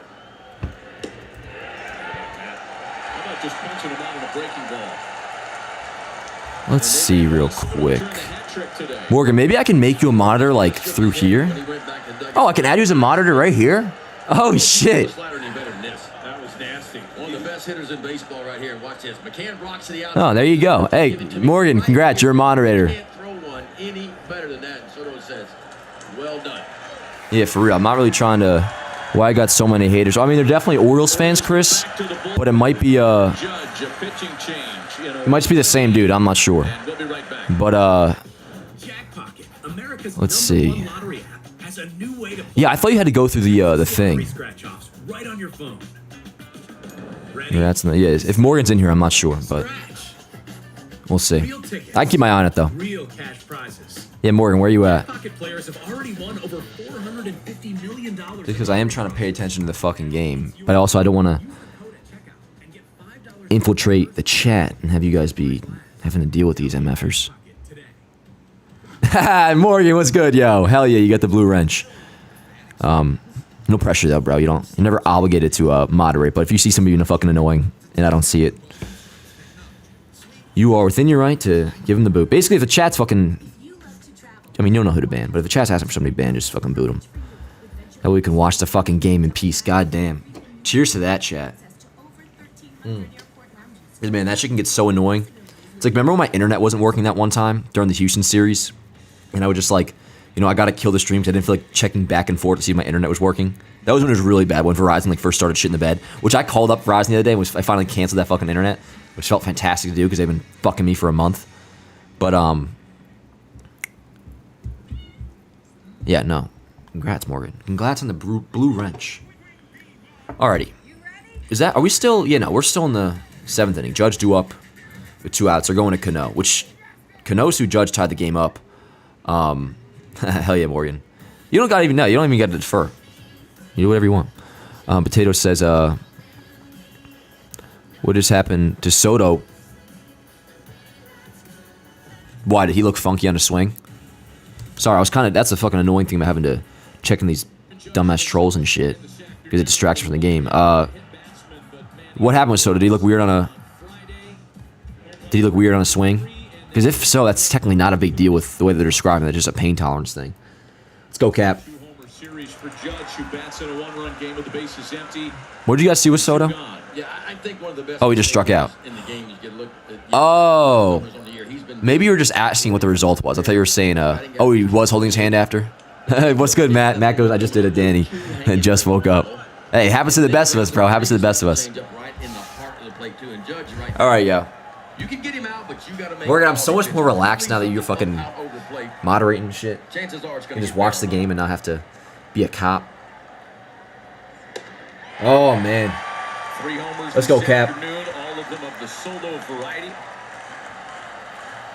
Starting to get late, yo, especially after this inning. Four-seam fastball, mostly a two-seamer. That pitch right there, 97. Now he's been incorporating the four-seamer a little bit more this year, throwing a four-seam fastball right about 11% of the time, just to kind of change the eye level every now and then. A really good changeup, a little slider to go with it. Beg your pardon. 2 of the 3 homers of the solo variety, and the 1-2 home to Judge misses the corner. Good eye. Red Sox winning. Good job by Cianel Perez. Rafael Devers 2-run shot. Okay, 2-1 Red Sox over the Orioles right now. Top 2. So that just, I mean, the whole day's slate basically just got started within the hour. The 2-2. Cut, Judge. Good cut. It is a different lineup complexion. With It's a big game, Travis. Big freaking game. Longer absence of Giancarlo Stanton than what was originally hoped for. And the protection policy for Aaron Judge today is Alex Verdugo. He waits on deck. Nope, no. No swing. Correct. But No call. No swing. Close to a called strike. It was close, but no, I don't think he went. That's a real good take. And the 2 pitches, that first pitch that he saw from Kahnle and that 98-mile-an-hour fastball, the previous pitch that he fouled off. I mean, this is a perfect pitcher's pitch. It's a good pitch. Judge, All right, let's go, Cap. 3-2. Nope, good eye. Which isn't all that thrilling. I mean, now you got fucking Verdugo up, but we'll see. I honestly think more people in here think that than not Vito. I know you guys love Boone, but he's not good. Yeah, no, I think that's more so. I'm on the. That's more so me than the rest of people. A lot of people don't like him. No, he does shit I disagree with. Honestly, more recently than not, or more recently he has done shit I disagree with than not. But I don't know. I guess more so just a manager thing in general. Verdugo, stinky little chopped ground ball. That's ass. That stinks. Verdugo, man, is rough, bro. Where's fucking Jason? Yeah, I think the problems he's been going through the last month are problems that any Yankee manager or manager in general in baseball would deal with. We were talking about it yesterday. I think no matter what, like outside of maybe a few teams, fan bases are going to complain about their closer and their manager regardless. But there are things that I disagree with them. I'll say it on here too, like whether it's lineup decisions or leaving a certain guy in so long. You're chilling, Morgan. No pressure, yo. No pressure. Why is Verdugo protecting Judge? He is terrible. Yeah, there's not many. I mean, Rice was struggling, so I understand why they took him out of the cleanup spot. But out of the leadoff hole, he's 0 for 4. I still liked Rice behind Judge and Verdugo leading off. But outside of that, there's not really to have. Unless you want to go like. I mean, Wells behind Judge isn't the worst idea in the world. I mean, we'll see because it's the All-Star break tomorrow. So I'm just kind of like look at that as a reset for Verdugo and then keep it the way it is. But if there was a game tomorrow, I would want to bet Wells cleanup and Verdugo 6. I would switch them too. Really need Stanton back. Yeah, and another report came out today that while it's not official he's going to skip his rehab assignment, he probably will, and then won't be ready first series out of the All-Star break, but possibly for the Subway Series. Against the Mets, obviously.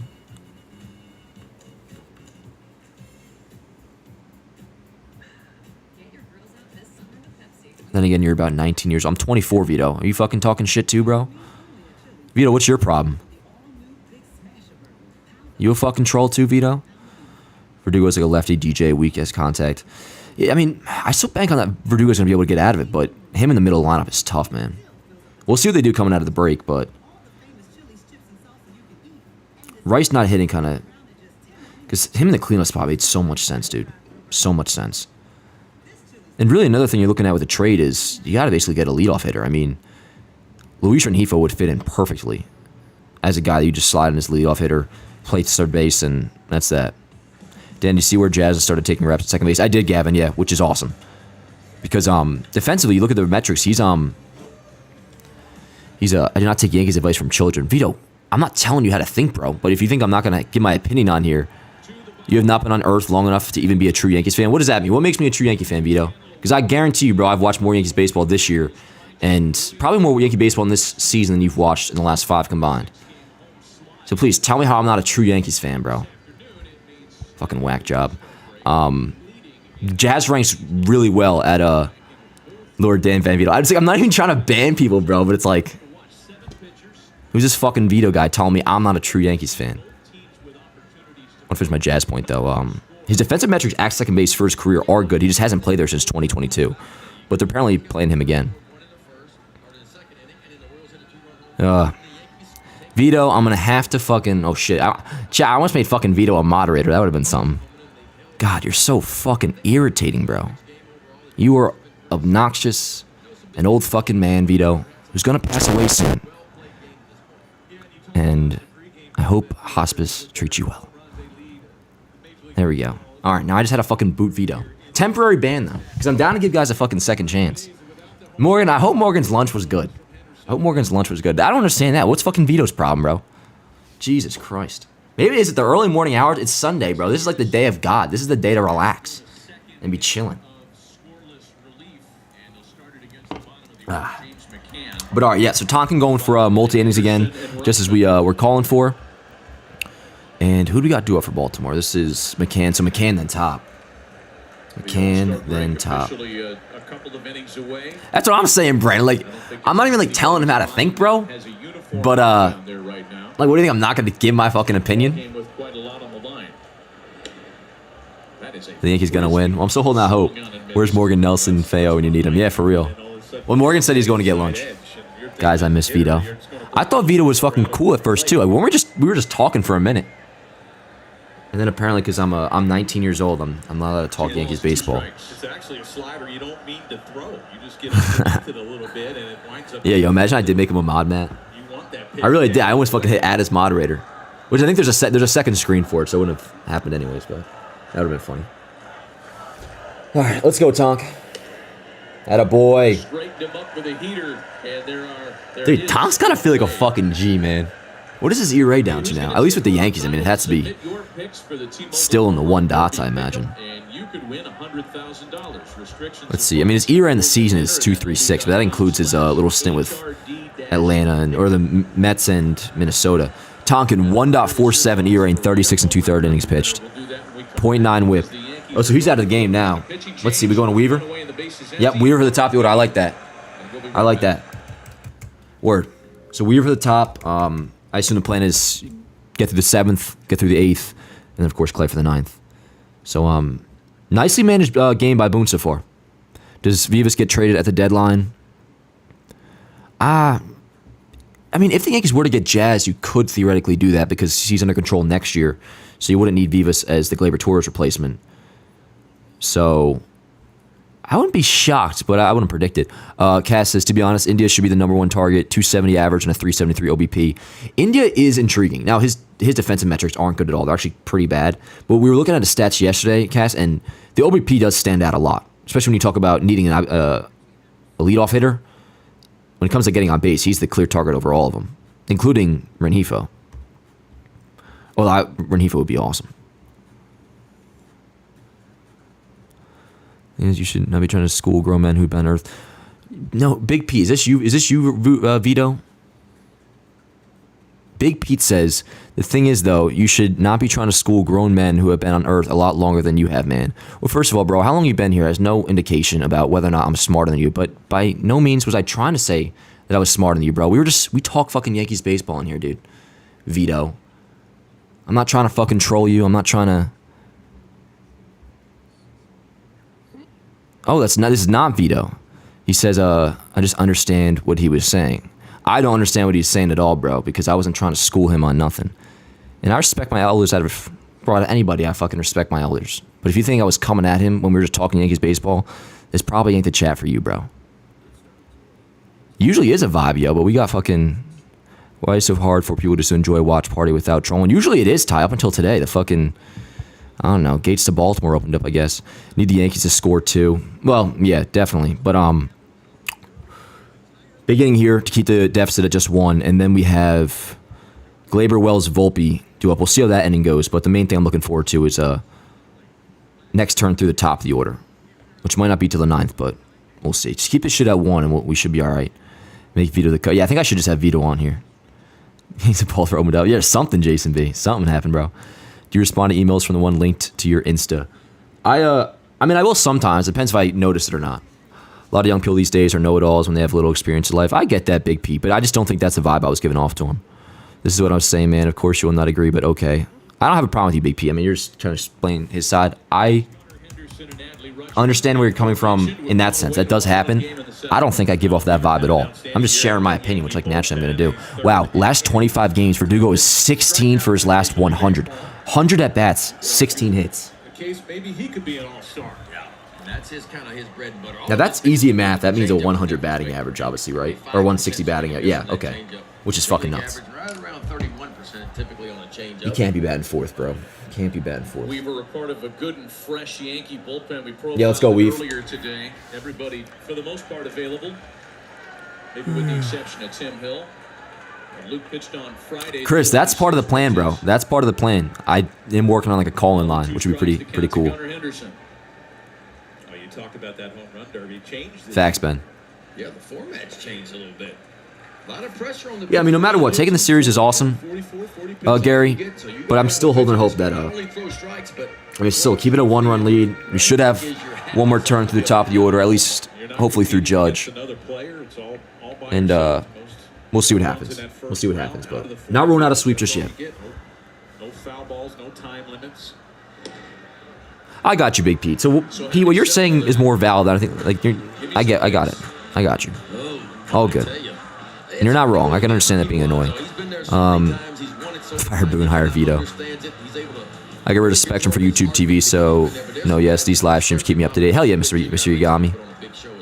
Hell yeah, bro. Dan, you think Boone might send Volpe down if he keeps being bad? Well, it's not really up to Boone. That's a front office decision, Brian Cashman decision. But no, that would, hell no. He's one of the best defensive shortstops in baseball. That's had multiple stretches of being a pretty damn good hitter this year. So, no. Definitely not. Gotta start hitting, though. And there's been signs. Just gotta fully put it all back together. Ground ball, slow roller. Volpe sliding onto a knee. Nice. 2 dead. Dude, Weaver's kind of fucking nasty fielding-wise. Yo, Dan, what is your role in John Boy? Editor/producer. I don't know, a Dolish at home, that might be kind of fun. Remember Todd Frazier in Cincinnati, and I think it was 15. Making a trade during the All-Star break would be nice. I'm thinking the same thing, Devontae. Like, I have slight hope in my head that we'll have a new player by the time the second half starts. But and I say in a weird format, nobody knows how it's going to go. Why not go? Obviously, I have no idea if that's going to happen. By the way, he's been taking one that'd be ideal. Derby BP a day. Doesn't want to do anything more than that. And he's not a home run hitter. He's a line-to-line guy, but why not? Alec Bohm's my guy on Monday night. Could be a good pick. Ball and no strikes to Rutschman. Is the roof going to be open? That's a great question. If they're smart, and I think they are, what everybody says about ballparks like Arlington, Milwaukee, Phoenix, roof closed, panels open. The outfield panels, Fire Catchman, hire you, Dan. And don't you want honestly, bro, I probably wouldn't be a great GM because I would have like the George me where I get too impatient and I would make some probably stupid deals. Baseballs are a little different. Baseballs are wound typically a little. I would need like a right hand. I want to be like an dude. Give me like an assistant GM, just like being Cashman's ear. That would be badass. I got you, Pete. Sometimes you just got to hear him out a little bit, but no, I got you. With Junior S Gold Glove on lock. You think so, SP? Really? Aren't they close though in defensive metrics, or is? Although I think now you say that does ring a bell. That Volpe's always like second, I think, to Bobby. And good take to make it 3-1. Let's see. Outs above average 13 for Bobby Witt. Four defensive runs saved, 13 outs above average for Bobby Witt. Volpe, I'm almost positive. Isn't Volpe double-digit outs above average as well? Oh, he's 9. He's out 9 outs above average, 5 defensive runs saved. So yeah, but I'd say it's definitely between them two. Maybe they give it to Bobby because Volpe won last year. Dan, who do you prefer on this roster, Waldo or DJ? Between the two, Waldo. Sometimes I would wear one of those pull-up sleeves. Honestly, Jason, probably Citizens Bank Park would be my favorite stadium outside Yankee Stadium. Citizens Bank Park is nice. And we'll be there, actually. I think that's the series maybe 2 weeks from now. We're playing, we have a series at Philadelphia, I think the end of this month. So soon. 3-2 pitch. Nice, ring him up, dude. Weaver's fucking locked down. Tonkin's locked down. 1-2-3 bottom of the seventh on a hot day in Baltimore.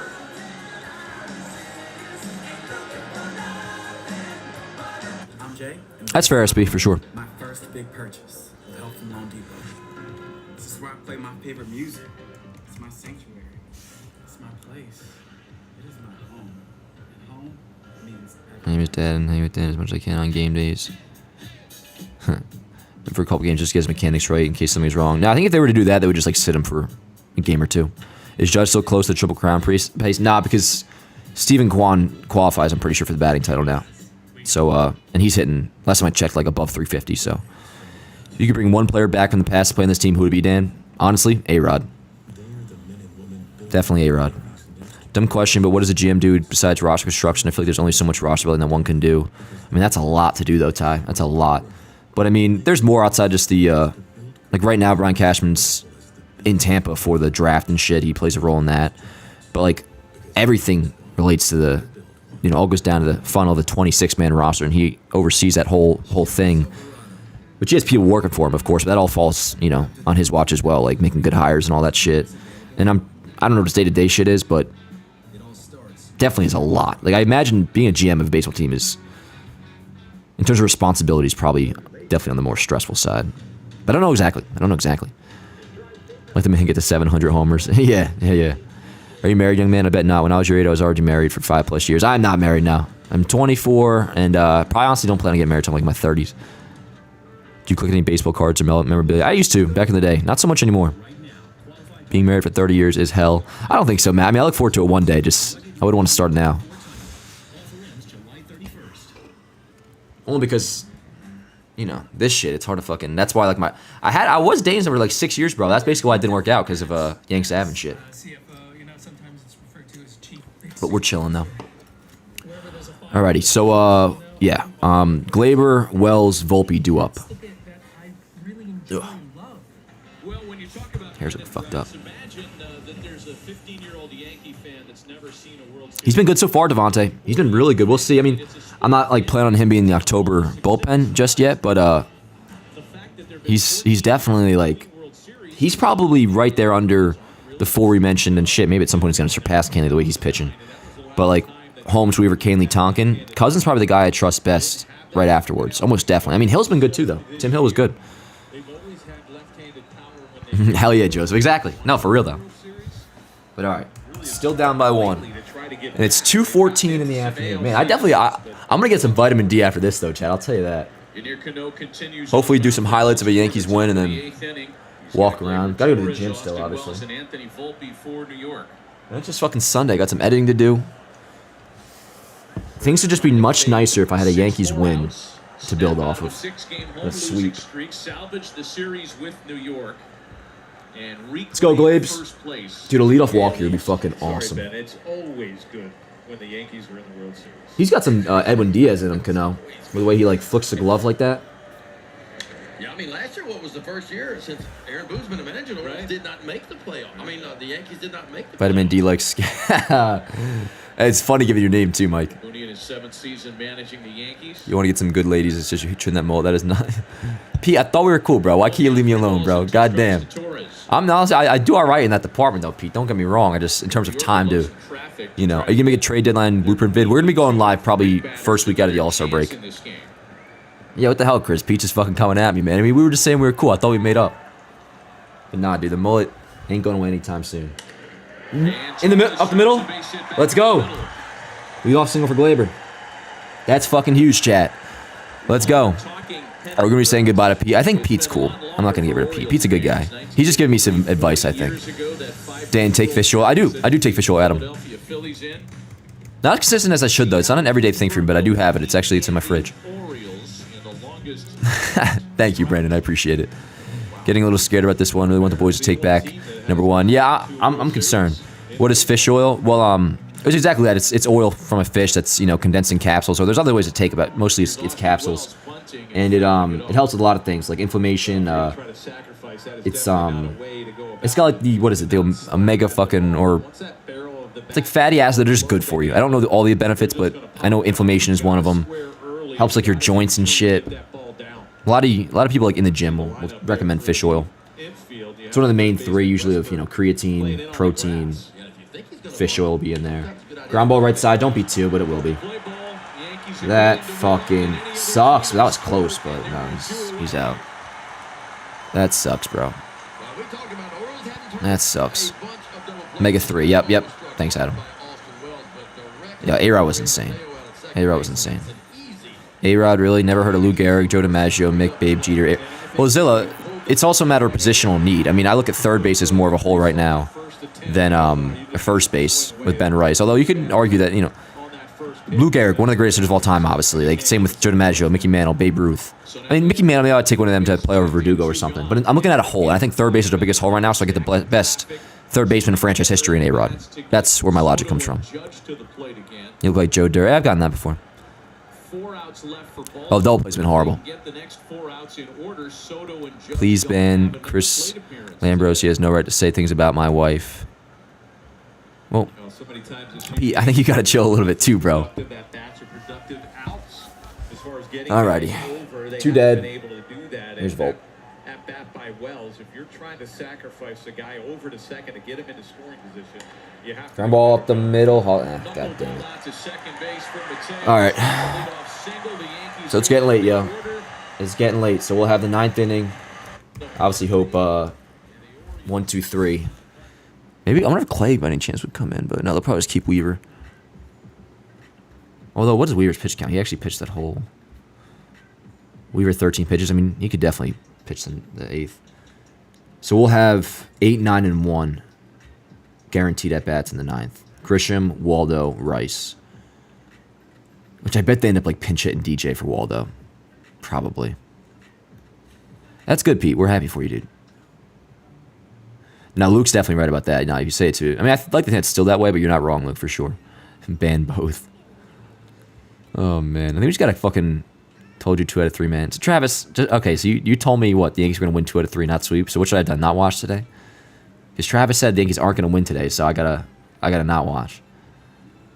Keep yourself... Yo, chill, Chris. Chill. Let's all just fucking relax. Chad is fucking off the walls. And actually, not even. There's like a couple people are... God damn. Alright, so let's just see what the hell happens here. Keep this at a 1-run deficit and then get to 9. Yeah, this is a baseball channel. Honestly, maybe that's my bad. Shit kind of got haywire when I mentioned the Trump assassination attempt. Alright, that was only 2/3 of an inning for Weaver. What am I saying? Yeah, no, he definitely is getting the 8th. For real, Chris. Nelson, you're needed now more than ever, bro. We got... Alright, Pete, you're talking about you have guns in here, dude. Listen, Pete. You sound like you're a decent guy. I think you need some tuning up when it comes to being in a YouTube live chat. Happy for you, bro. Nobody really cares about your marriage with your wife and that you have guns in your home. I'm going to put you on a 24-hour timeout. Come back a changed man and like more normal. I think there might be hope for you. But for now, just a temporary see you later. Nelson, it's been a crazy day, bro. Pete's definitely trolling, I feel like, Kyle. Although he sounded like he was serious, so I'm not sure. Do the 2021 live is going to... 2021 lineup. Oh, I don't think so. I disagree. Yeah, nah, Pete's out of here. Nelson, we've had an unreal day with fucking trolls. It's been insane. Dude. Dude, the animations they use on this Roku shit is pretty insane. It looks like Soto's fucking cranking one out, bro. What the fuck? God damn. That's a threat. Good on you for not taking that lightly. I think it's more so just like he started to go off the rails. I don't think they're just gonna like shoot me up or nothing. But I also just don't feel like fucking checking on the chat. What he said gives me an inclination that it might just be a troll, which means I have to keep checking the chat to fucking see what he's saying if I have to ban him. So Kind of saves me time. And yes, for half my life as well, Chad. Maybe I just fucking... Oh, shoot me in the fucking foot. Big wall. Oh, how about that? How about that? Nice fucking wall, dipshit. Bro, Vasgersian really jumped the gun there. Vasgersian really jumped the gun, dude. And he even said, like, big wall or not. But nope. Good play, Verdugo. How about that fucking wall, bro? How about that fucking wall? Dude, what if that wins us a game? Oh, it's all good now. I'm just busting your balls. I'm not sure Pete Ken anymore, Matt. Dude, I really thought that was gone, dude. Really thought that was fucking gone. But, yo, that wall... It's nice, though, yo. You see the contact off the bat, you automatically think, well, you know, when you're the ones pitching, you automatically think home run. But then you see the wall. That ain't getting out of here, but that might be trouble. Ah, shit. Hopefully Soto's all right. He probably is. That might be a triple, though. God damn. Get the ball in. All right, 1-out triple. That sucks. How about Santander, huh? Punched out his first 2 at-bats, a solo homer in the 5th, and now a triple in the 8th with 1 out. Outfield just gave up a triple. Yeah, I mean, that's... Soto could have kept it at a double if he didn't go for it, but... Like the effort. Obviously not the result. Instead of making this slide. Now the infield will come in. This might be it for Weaver. And Santander right there, he realizes he's got to find a way to get to third base with just 1 out. Anthony Santander's 6th career triple in almost 700 games. A couple of changes, a pinch runner, a new pitcher, and we'll be right back. Alrighty. Pitching change. Who do they say was coming into the show? You guess he was coming in? Ban Santander. Yeah, right. It is Clyde. Okay, word. I feel good about that. Now, I wish there was a runner on first. So who's up right now? It's Westberg. It's just what, runner on third. So we kind of need Clay to get a strikeout, which would sucks. But maybe just play the, yeah, you probably play the infield in, bank on a ground ball. Oh, it is Jake Cousins. Some of you saying it's Clay. Well, let's find out. Is it Clay or Cousins? No, it's Cousins. It's Cousins. It's Cousins. Which, cool with that too. Cool with that too. Now, let's see. Yeah. All right, word. But cool. I like that. Cousins, like we were saying before. Out of the outside of the main 4 guys, Cousins who I feel the best about. So, coming to a big spot. Need a strikeout. He's been racking up strikeouts lately. Remember, he had that 5 strikeout 2-inning game in Tampa Bay.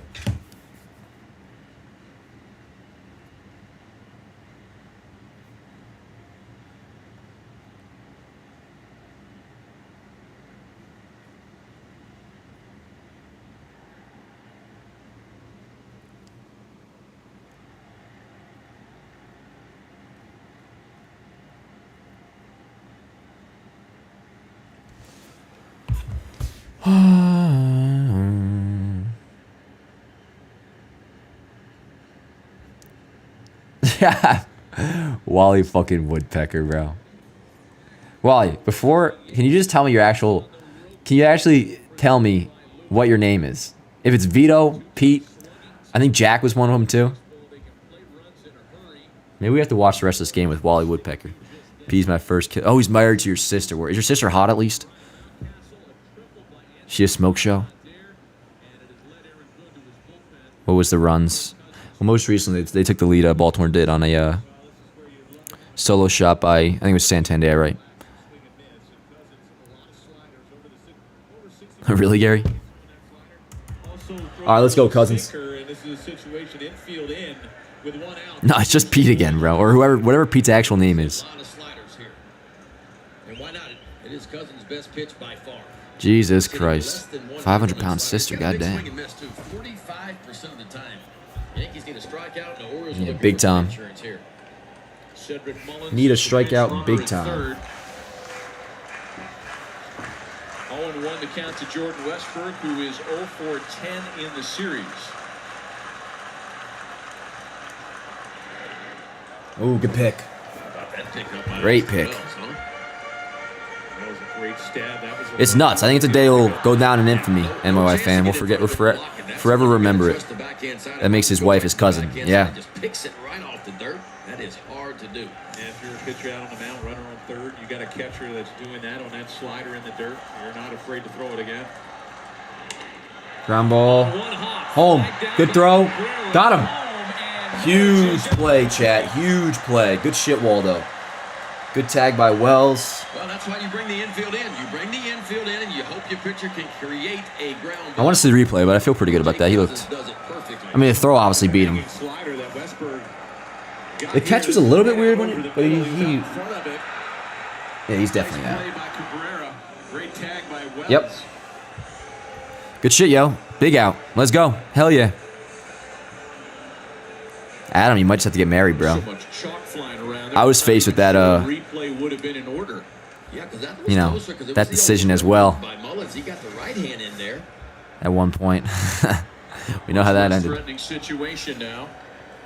right, let's go, Cousins. Two dead. Big fucking out, yo. Big out. And Austin Hayes will bat. All right, Austin Hayes against a righty. Don't you want me, baby? To have the ball, the catchers cannot. No. No, you see that picture I saw last night? Hey, good for her. He looks really nice. But yes, there's a lot of history with that question, Adam. But I think I think if you're fucking feeling it, bro, by all means. I have nothing against marriage. That's what that Pete guy was saying earlier, yo. Or whatever his fucking name is. Nelson, you've missed so much fucking drama today, bro. I'm not sure if it's one guy or multiple. He keeps like making new accounts, coming under as Wally Woodpecker. Big fucking something Pete. Vito. It's like a whole family tree of trolls, but it's like one guy. Said he was married to it. It was a whole thing. You missed the show today, Nelson. It was pretty nuts. Good pitch. Good fucking pitch. And then, yeah, who do we say we got coming up in the ninth? It'll be Grisham, Waldo, top. Yeah. Grisham, Waldo, top. Nelson, can you just stay in here the rest of the game so I don't have to monitor if this dude comes back? So I don't watch some fucking baseball, man. Ooh, good pitch again. Good take, but a good pitch. Indeed. 2 balls and 2 strikes. What up, Morgan? Morgan, what'd you get for lunch?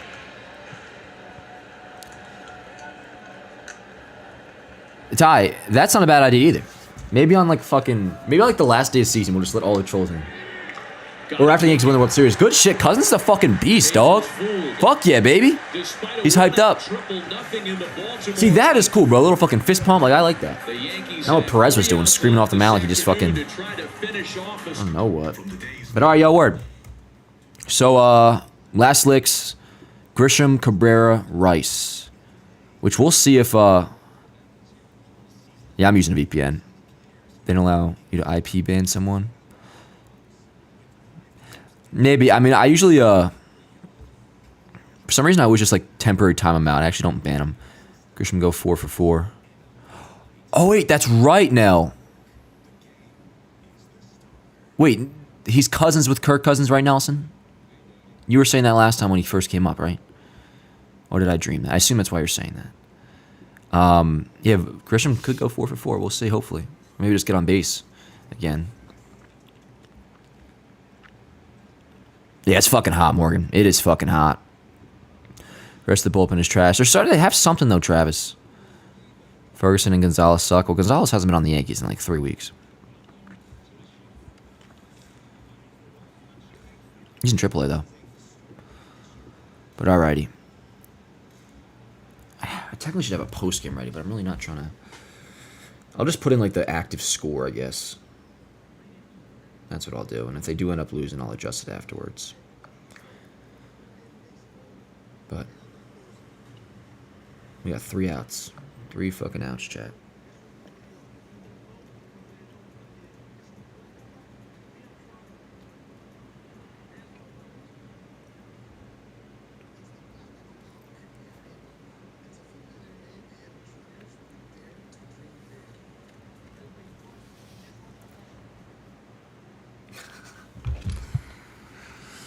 All right, chat, how we feeling, yo? How we feeling? Chris, I can't show the fucking game, dude. Do you want my channel to get not only banned, but I'll be throwing the fucking slammer, dude? You think that would fly, dude? You ever hear what they say? It's copyright telecast presented by Thought New Yankees may not be reaching a minute, any of that bullshit. You think I could show the game, bro? And if I could, don't you think I would? Come on, bro. What's the temp in Jersey right now? What is the temperature in Jersey? Let's see. I was only outside before the game, so that was morning, but it is 86, real feel of 91. Ooh, thunderstorms apparently today. Oh, no, we should have a land. All right, Craig Kimbrell. Here we go, chat. Let's do it, yo. Let's do it. Chris thinks fair use means you can just show the game, LMAO. Not in live time, yo. Yeah, no. Which would be fucking sick if I could. That would be, dude. That would be insane. All right, here we go, Grish. Come on. One run. To tie out the last game before the first half. One earned run in his last 21 innings pitched. Good eye.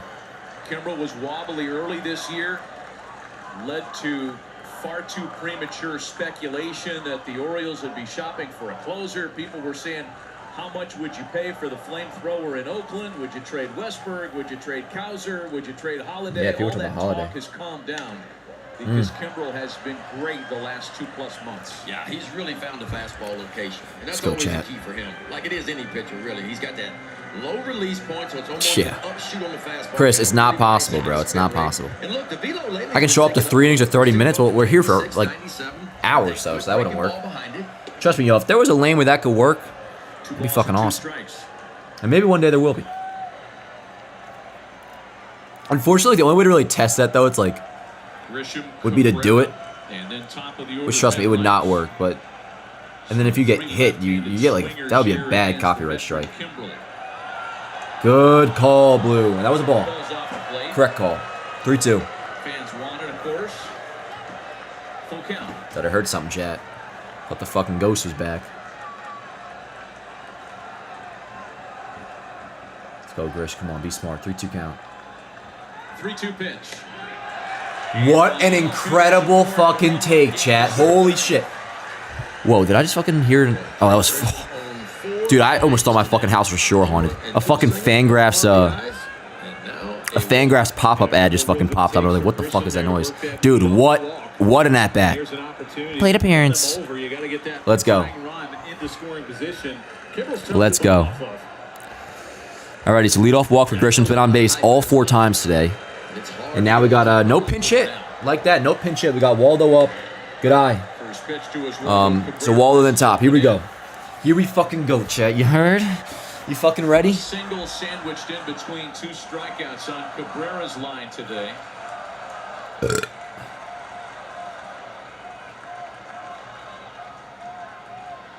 Good eye. 2-0. We got something brewing.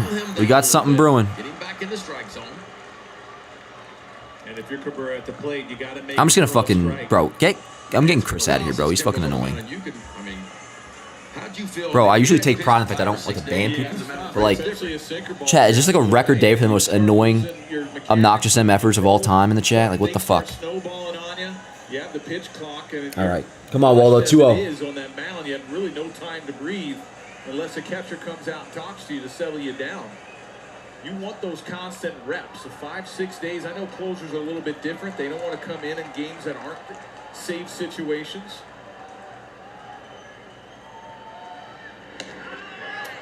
Ooh. Kind of gave him one there, but whatever.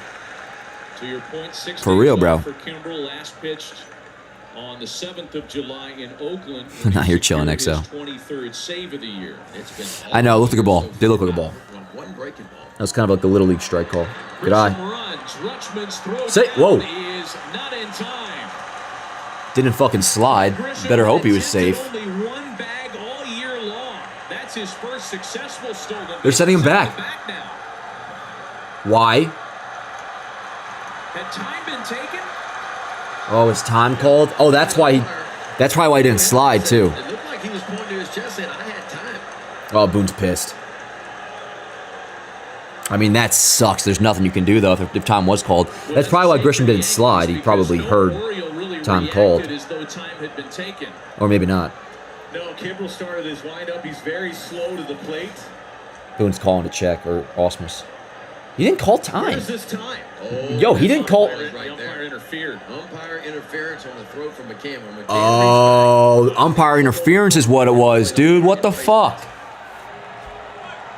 And is that a judgment call? I mean, that was an easy. That's stolen crazy, base. bro. There's no way. I think it's one of those automatic things. No matter what's going on, if the umpire And the catcher hits didn't it even the way really- it hits the arm, Dude, that it's the way of the sucks. catcher. What do they got to do something, bro. Has to go back. We have seen this That's fucking horseshit, dude. No way. Talk about it. I mean, Grisham had this base Bro, no way. He didn't even slide. And you notice the catcher didn't. I'm sure he maybe noticed. I don't know, but he didn't say nothing. It's not like he was like, "Yo, interference! I hit your helmet." Craig Kimball's got that big high leg kick, man. It takes No idea why Grisham didn't slide, but whatever. See, the catcher didn't even really react to it either. So I think Oriole fans might be saying the reason he stole it so easy is because McCann was interfered with. yeah, but McCann didn't even like notice. It seems. Boy, Baltimore But I guess really that's just catches- is what it is. All right, no stolen base. So 2 balls and a strike to Cabrera. Yo, facts now. Grisham back at first. Oh, what is that swing? Come on. And just that little pause, that little break in the game allows Kimbrel to get it back. Now you wonder if Grisham's going to try it again. Because Craig Kimball's not going to slide step. He is not going to slide step. He will not sacrifice his stuff to try to be All right, still got the leadoff man on 3-2 count. Here we go. Gotta Big make pitch. sure he gets it. Good eye. Let's go. We won't even have that discussion because they're Back-to-back walks. 2 on. Nobody out, chat. 2 on. Nobody out. Oh, Billy fucking Masterson. Fuck you. Yo, I know. But yo, 2 on. Nobody out. Top of the order up. Just no fucking double play, chat, and we should be able to tie this up, no problem. We'll talk later now. Go ahead, run at second, but Ben Rice, when he was in the minors, he was a middle. All right, here we go. First and second, nobody out for Ben Rice. Here we go, chat. Here we go. Rice is hitless today.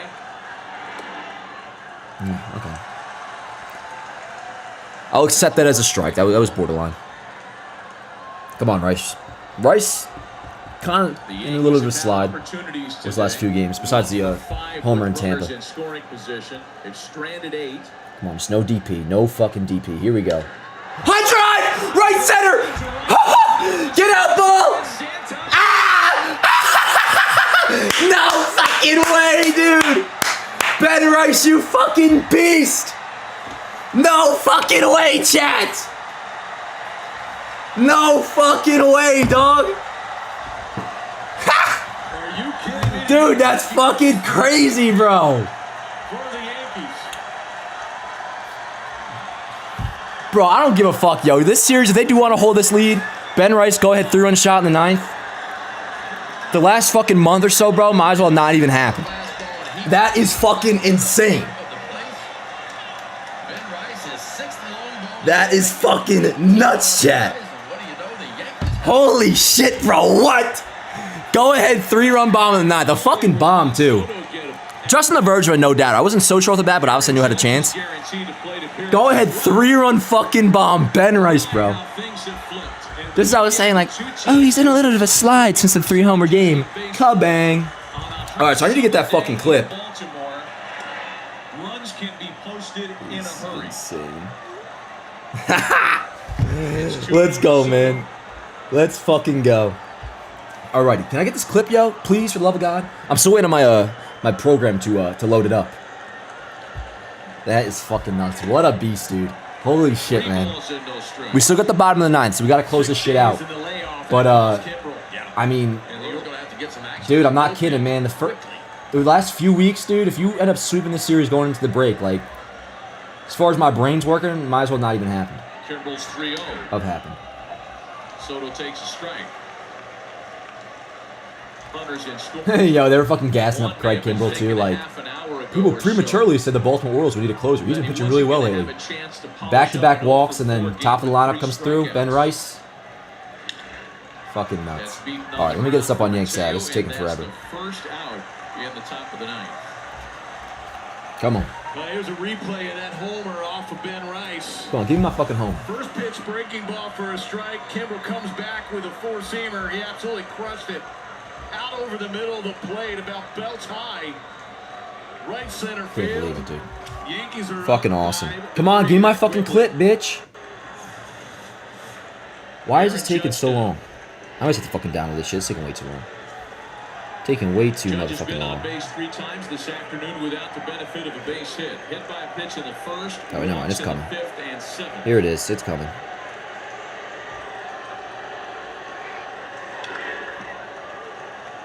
A ball and a strike. Well, it won't be 441 save category for Kahnle today. Bro, that was fucking nuts. Judge MVP chance in fucking Baltimore.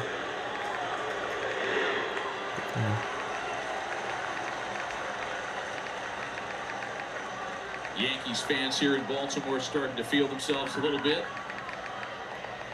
Clay Holmes is up in a hurry in the Yankees. Fuck yeah, Clay. Alright, hold on. I'm getting some on Yanks Ave. Took fucking long enough.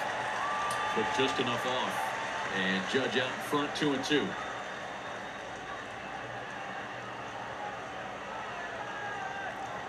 That's awesome. All right, posting. All right, let's go, Cap. Chat, what the fuck's up, yo? So we're talking. What the hell is up? Yeah, I know. I hope I wasn't screaming too loud, bro. But so far, we haven't had any issues with the neighbors. And yo, D was in the super chat. Just woke up from a nap and Yankees are winning. Hell yeah, you woke up at a good time then.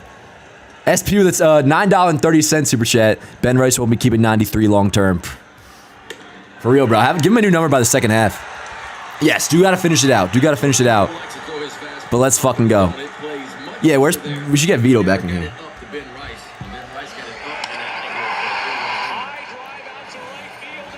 That's crazy, bro. Go ahead, 3-run fucking bomb. And yo, a lot of you guys call for it. Put Rice back in leadoff. I didn't necessarily agree. Leadoff Rice is pretty fucking nasty. So now Alex Verdugo, who's 0 for 3 with a walk, just a 1 for 12 series. Oh, that's insane, for the bro. Yankee left fielder.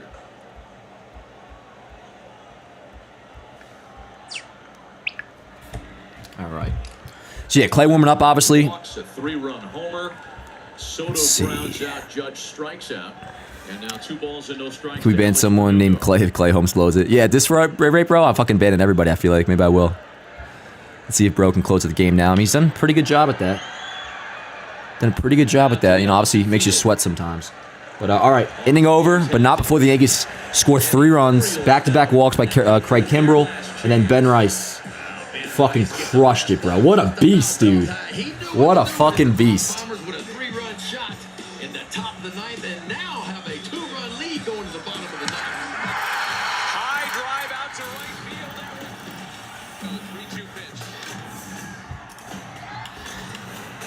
Dude, what a game this has been.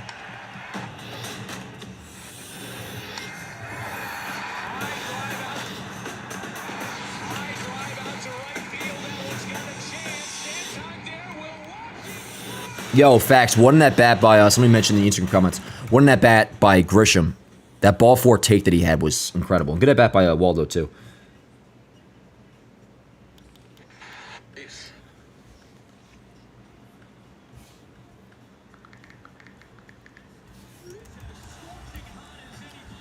Alrighty.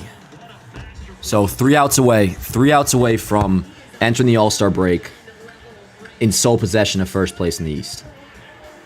It's like I've been saying, yo, through all our fucking troubles of the last month, would be pretty fucking awesome if that's how we close out the first half.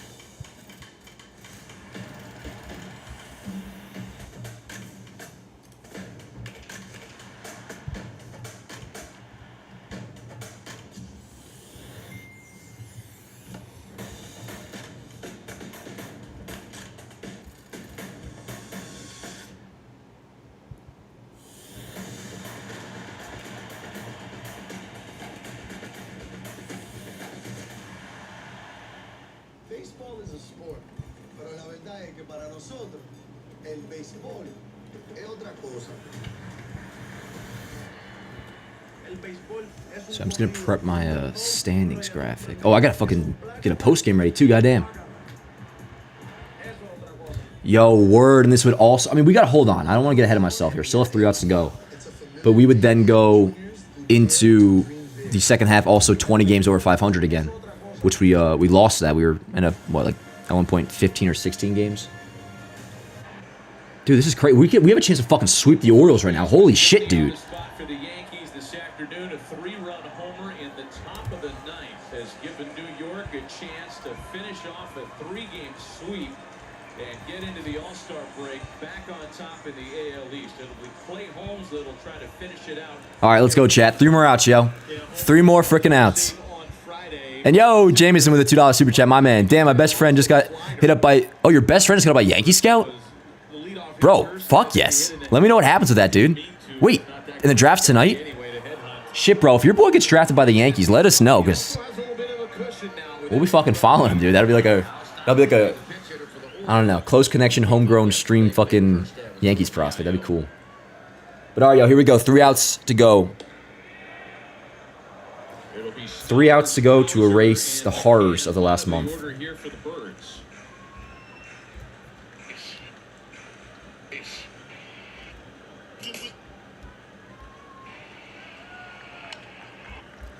Alrighty, let's go, Clay. Ripped. That's ripped into the corner just early foul. Alrighty, 1 sec, chat. I'm just going to start prepping a post game. For the Yankees. Not to maximum completion, but I'm going to get slightly set up with what the current situation is.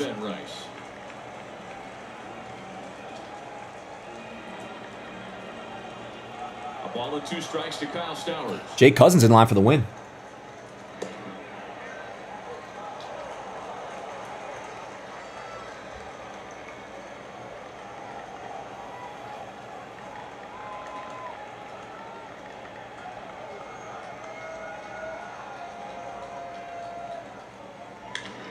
Ground ball up the middle. Fuck, leadoff single. Leadoff hitter aboard in the Baltimore half of the ninth. Kyle Stowers had a couple trips in the big leagues so far this year with the Orioles. Come on, Clay. Pretty good numbers, and I tell you what, he has been really good at AAA the last couple of years. Wait, so this is. It's been hard to find him a spot at the big league level. The Orioles haven't. Those cows are arched. So now they got. It's gonna be. It's McCann then top, unless they pinch hit for McCann, but. Yeah, really good at bat. How he stayed on. Yeah, what is his name?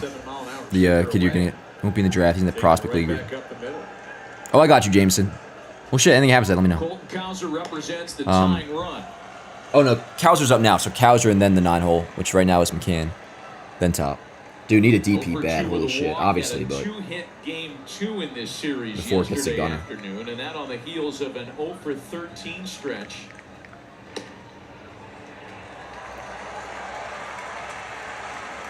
balls and no strikes. Well, Clay Holmes struggles. When he's on top of the baseball is when you see that really nasty sink and then that good slider. When he gets on the side of it, that's when the ball flattens out just a little bit. That slider hangs there. There's that sinker there. Just on the side of the baseball. Allows that ball to flatten out a little bit. You don't see that nasty sink that you're used to seeing from Clay Holmes. Let's go. Watching Joe's and everybody, John Boy's reaction. Another pinch hitter waiting. Fuck yeah. Baltimore. All right, well, we got to win the fucking game, so I shouldn't even be celebrating. 3-1. Come on, Clay. Please.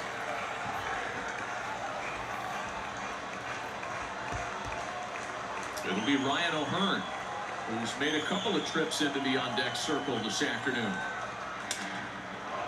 Slow chopper for Torres. Backhand to Volpe. Relay back. Wow, nice turn, but good play, though. Word.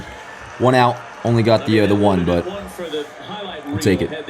Volpe should have been in the All-Star game. Nah, not at this point. Highly humble. He's been. His stats have fallen off like crazy. And defensively, yes, for sure. He's one of the probably the second best defensive shortstop in the American League. But yeah, big out. Definitely big out. That was a nice turn. I mean, they did the best they could. Ball's hit a little too slow, and nice shuffle pass by Glaber and Volpe. Kind of that off-balance jump throw or whatever.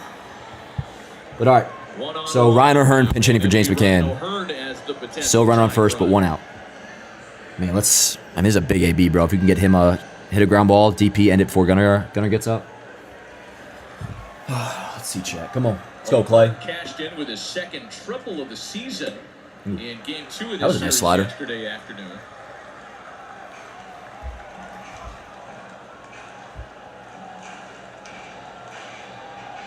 Clay Holmes falling behind a little bit more often than we're used to seeing from him so far.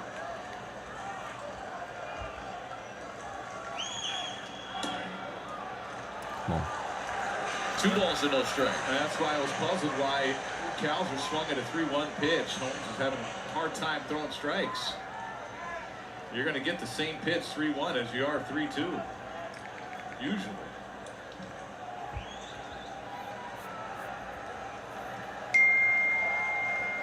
Hi, Justin. Justin, why are you fucking hitting the... My phone's on D&D. What are you, hitting the button? I assume you have a bet on this game, Justin. Justin's my old coworker from Verizon, good friend of mine. Getting married soon. And anytime you text me saying, like, let's fucking go Rice or some shit, I assume you have a bet on the game. Is that true? We're on a 3-0. And 28 of them on the year. Ah, come on, Clay. That fucking sucks. All right, so now Gunner on first and second. Here we go. Headshot Holmes. Yeah, I wouldn't be surprised if they go out and talk to Clay Holmes, settle him down a little bit. There goes Matt Blake. Yeah, no, they're all, they're in Texas right now, yep. It's probably an Airbnb. It's probably an Airbnb. I mean, the Orioles could not have asked for a better situation here. And this is playing right into their This hand. fucking sucks, dude. Their best and hottest hitter at the plate. Come on, Clay. Their biggest power threat. As the winning run. I want to get Clay's stats against lefties real quick. You sit dead red, right? I mean, what is dead red, though? He's a sinker. Over his slider. I think if you're Henderson, you're sitting on Lefties hitting 292 against him, whereas righties 228. And Holmes can sink it in there pretty good now. So you want to see that sinker start just above the knees. Don't attack the one at the knees because you know it's going to fall out of the zone. Gunnar Henderson's a really good low ball hitter like most lefties are. This kind of plays right into what he likes. Nervous. And not even so much because like when Clay gets first and second on, it's usually not the end of the world. That's usually where he thrives, it seems. But with Gunner up, man, this just feels disastrous. In all of Major League Baseball. This actually feels reminiscent of 2021, the Houston series, where we were on the verge of sweeping going into the All-Star break, which would have been a huge vibe restorer. And then Altuve hit like a walk-off or some stupid shit. Come on, Clay. The homer came against Carlos Rodon in the And then you third got Jesus Christ in and this flipped thing. the score, giving Baltimore a 2-1 lead. Nice. 1-1. Good pitch and a better take by Henderson. Not one you're going to hit hard right there. Sinker does not look like it's dropping all that crazy. I will say The that. bat with the fastball and the slider.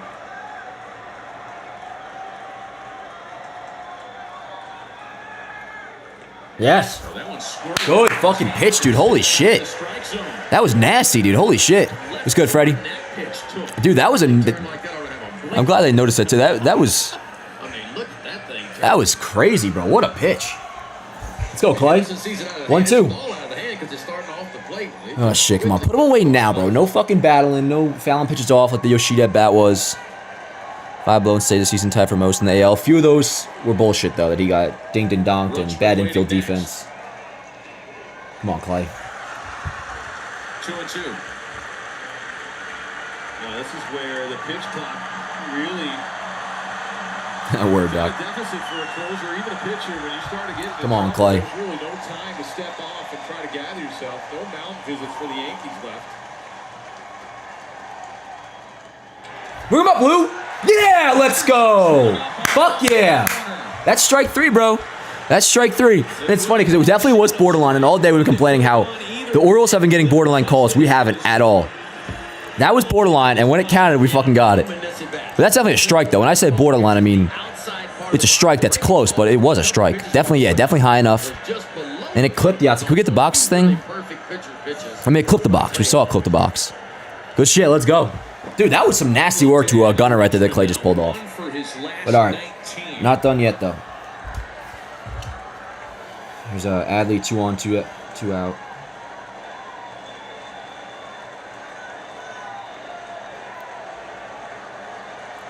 A leadoff pinch hit single. Still need a Ben Rice picture, but Fielder's choice play, then a may not base have on one in time. balls. Put the tying runs on base. 99. A ball and no strikes to Rutschman. Facts, SP, yep. Same way, like, saving itself is a very misleading stat. Yep.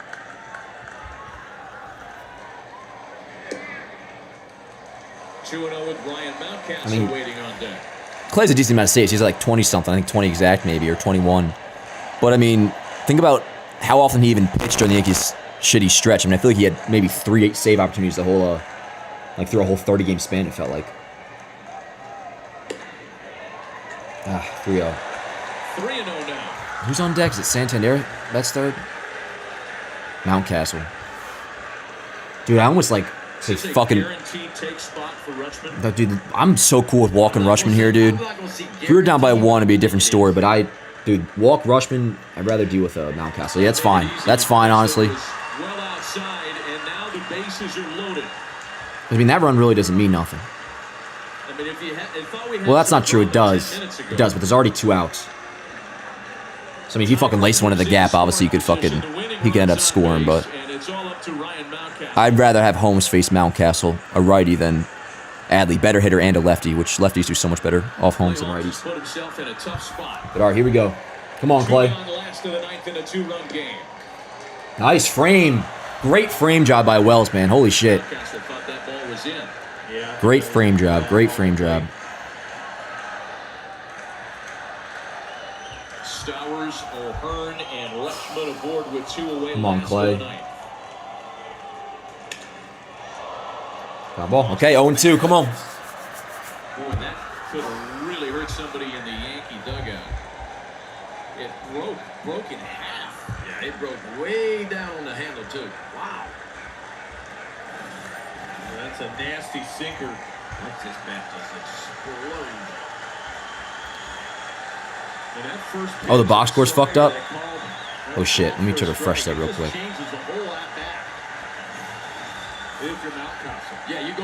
There we go. Oh, no, it's still fucked up. What the hell? That's just on ESPN now. I'm not sure what's good with that. You got to shorten up, try to put a ball in play. You put a ball in play and it finds the outfield grass. I'm just going to fucking very well could have a tie game. Get rid of that because that's not accurate. Ground ball. This should be it. Oh, he bobbles it. Oh, fuck.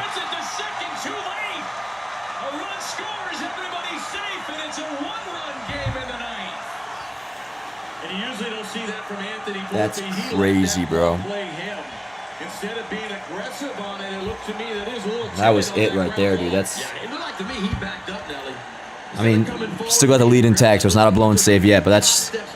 I'm telling you, more often than... Like, that shit happens for Clay's saves, man. That's the only thing. Because he's not a big striker guy, you need good defense behind him because he's going to get ground balls. That's crazy. Man, you never would have fucking expected that to happen. All right, this boxer's still fucked up. I'm not sure what the deal is. But all right, still got the lead, bro. But yeah, we got Mullins pinch hitting for... Oh, he pinch ran for what, Santander?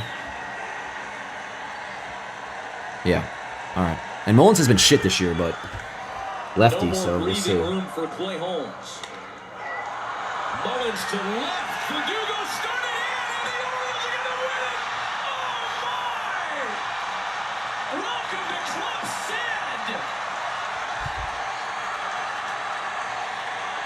That is so fucking pathetic, embarrassing, unbelievable.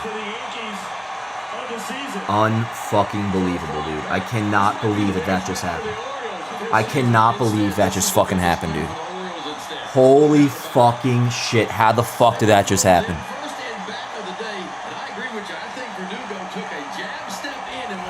I don't know what the fuck Verdugo... I mean, Volpe is one thing, bro. I cannot believe that just fucking happened, dude.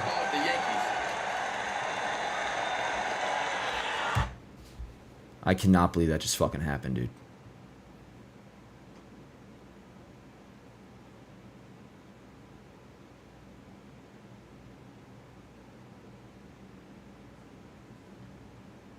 Now I should be mad at Volpe just as much, and I am. But like he makes that play a lot. I don't know what the fuck happened there. It's still bullshit.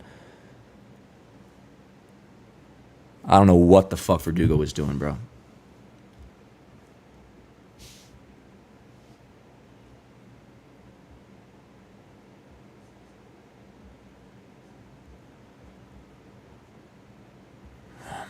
Bro, I can't believe that just fucking happened, dude.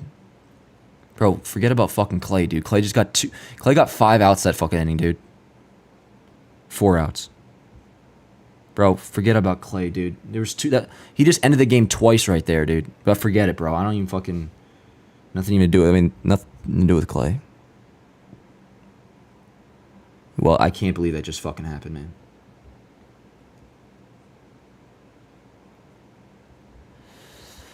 Yeah, true. I got fucking post game shit, bro. Holy fuck. Alright. Dude, that's fucking insane. Alright, I just need this post game up, bro. I'm gonna get out of here, Chad. Maybe we'll be back at some point to talk about this, but not for now. I just need to fucking, peace out.